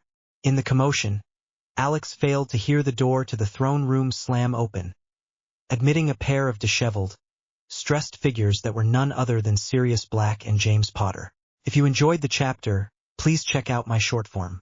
The link is on my profile. Thanks. Close. Darkly Treacherous by Zlaslos Dreamerx. Chapter for you guys on Tuesday, so if you guys haven't checked it out yet, please do so. I'd really appreciate the help. Story note. Sorry there isn't too much action in this particular chapter. I wanted to work on characterizing some of my characters a bit better instead of rushing the storyline. But in the next chapter, you'll get the big kaboom that you guys have been waiting for these past 6 or so years. Hope you enjoy this chapter though. Beads of perspiration dotted his forehead as he and James ducked behind a stone statue to catch their breath. Sirius could hear both ferocious yells and curses behind them as the Order sought to eliminate as many Death Eaters as possible, while the two of them stormed into the throne room. He stared enviously as James literally vibrated with excitement as they edged closer to the throne room. He wished things could be so simple for him. Sirius was not scared for himself, per se, but for the others. Whenever the Order went into battle and it escalated to the point where killing their enemies was the only way to survive, Sirius admittedly got a bit antsy. It wasn't so much that he was a coward, per se. But unlike most of the Order, he had family on the other side. Though he'd been disowned and declared a traitor by most of his family, it was still hard. Sirius couldn't help but feel a twinge of guilt every time he killed or injured a Death Eater. He would stare at those blank, elegant masks and wonder whether it was someone he'd once known, someone he'd once cared about, or someone he'd once loved. It would be so much easier if he hadn't known them, that he hadn't known that the Death Eaters were humans too. They weren't simply the incarnate of evil, just simple, normal witches and wizards that made a wrong decision at some point in their lives. He didn't know what to expect when the two of them stormed into the throne room. But one thing that he was certain of was that it would be that there would be carnage. They would have to kill in order to not be killed. Are you ready? James asked, meeting his friend's gaze seriously. We have to do this quickly to have any chance of success. We can't fight against Voldemort and all those Death Eaters and expect to survive. It'll have to be a quick look and retrieve mission. Sirius nodded, biting down on his lip. Steeling himself, he raised his eyes and met his best friend's concerned gaze. "Of course," he said, slinging an arm around James' shoulder. "I'm ready when you are." James grinned, feeling relieved. "Thanks, mate." Sirius gave him a mock salute. He felt something inside him soften at his friend's relieved expression. Despite not being able to shake off his feelings for his blood family, Sirius knew that he had made the right choice. The Marauders, the Order, they were his family now. Even if he had to rip his morals and emotions into shreds, he would do it in a heartbeat if that was what it would take to keep them all safe. They were his true family now. And if Sirius had to live out the rest of his life in guilt and misery for killing a close blood kin, then so be it. It would be worth it. It had to be. Without further ado, the two of them alerted the rest of the Order to their plans and then promptly stormed into the throne room, not knowing what they'd see. Translucent, pearly eyes stared down at the trembling child before him.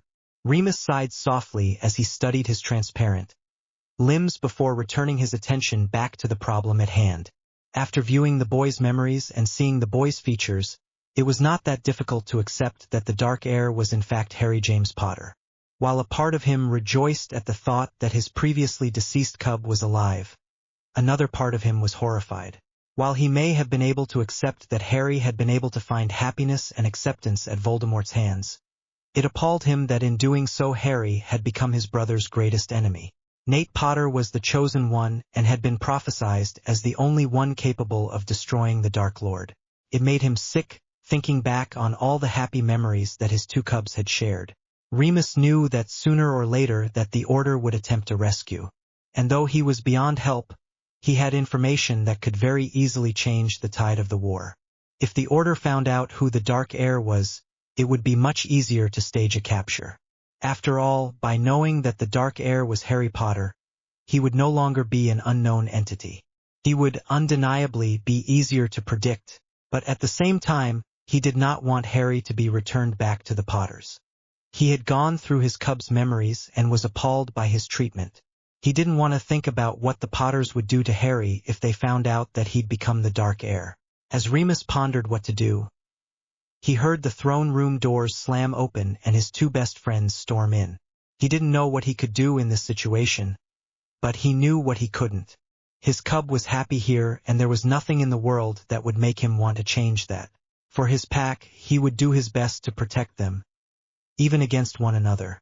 Barely suppressing the mirth from escaping his lips, Alex shook his head in disbelief as he noticed who had stormed into the throne room. This was, undoubtedly, the most surreal day he'd ever experienced.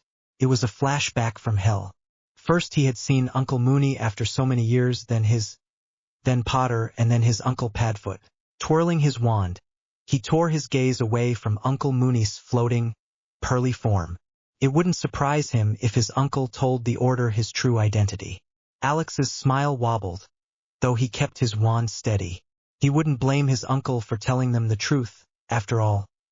How could he not?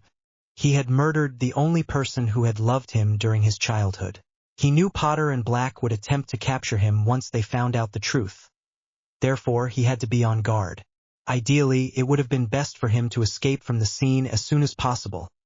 But he knew, undoubtedly, that their attention would be caught by the prone, dead corpse lying at his feet. They had come for Uncle Remus, and as the Death Eater standing the closest to their best friend's corpse, he would undoubtedly be blamed.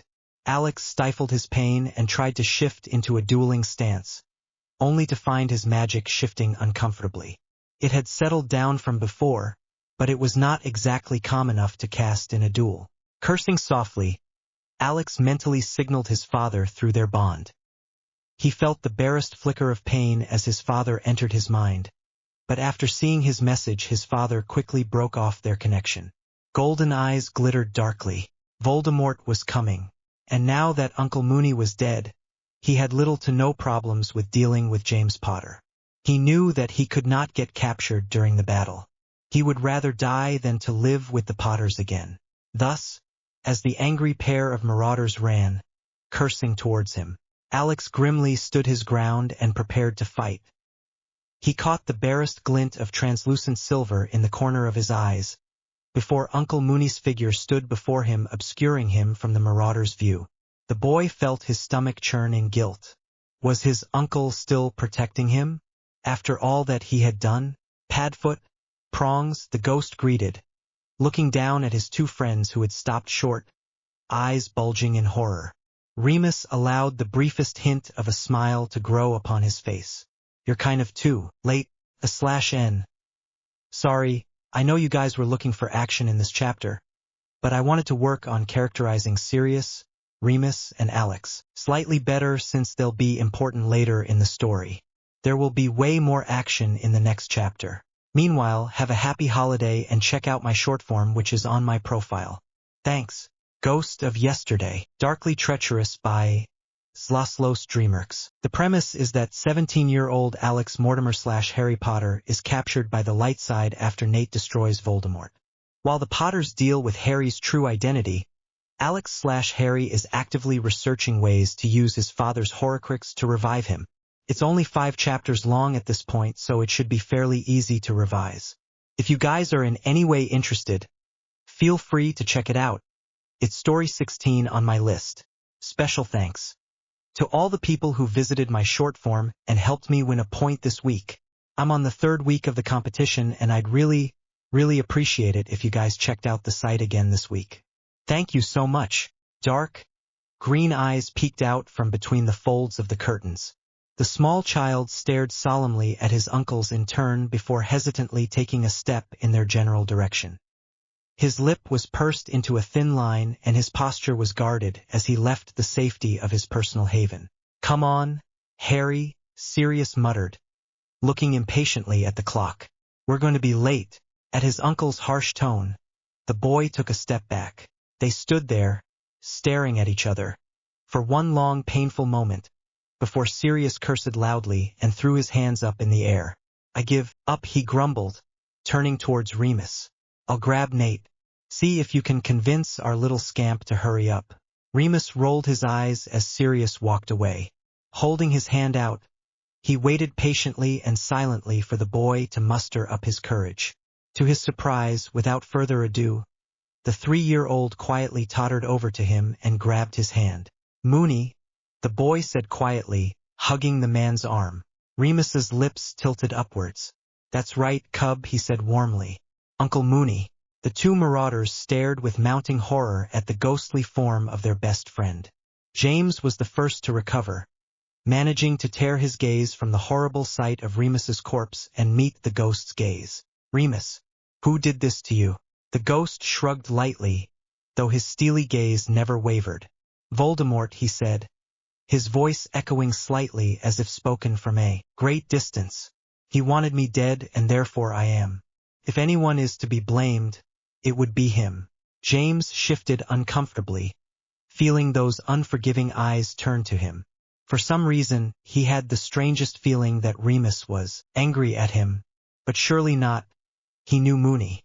The man didn't have it in him to hold a grudge, especially against a close friend. Is there anything? He cleared his throat awkward, as he waved his hands towards the corpse. Is there anything that we can do for you? Any last requests? Remus gave his friend a flat stare. Prongs, I'm dead. Earthly matters are beyond me now. James flushed. Yes, I know. But, you know what I mean, he finished awkwardly. Suddenly thoughtful, the ghost slanted a glance back at Harry, who was watching the proceedings with a hard, bitter expression upon his face.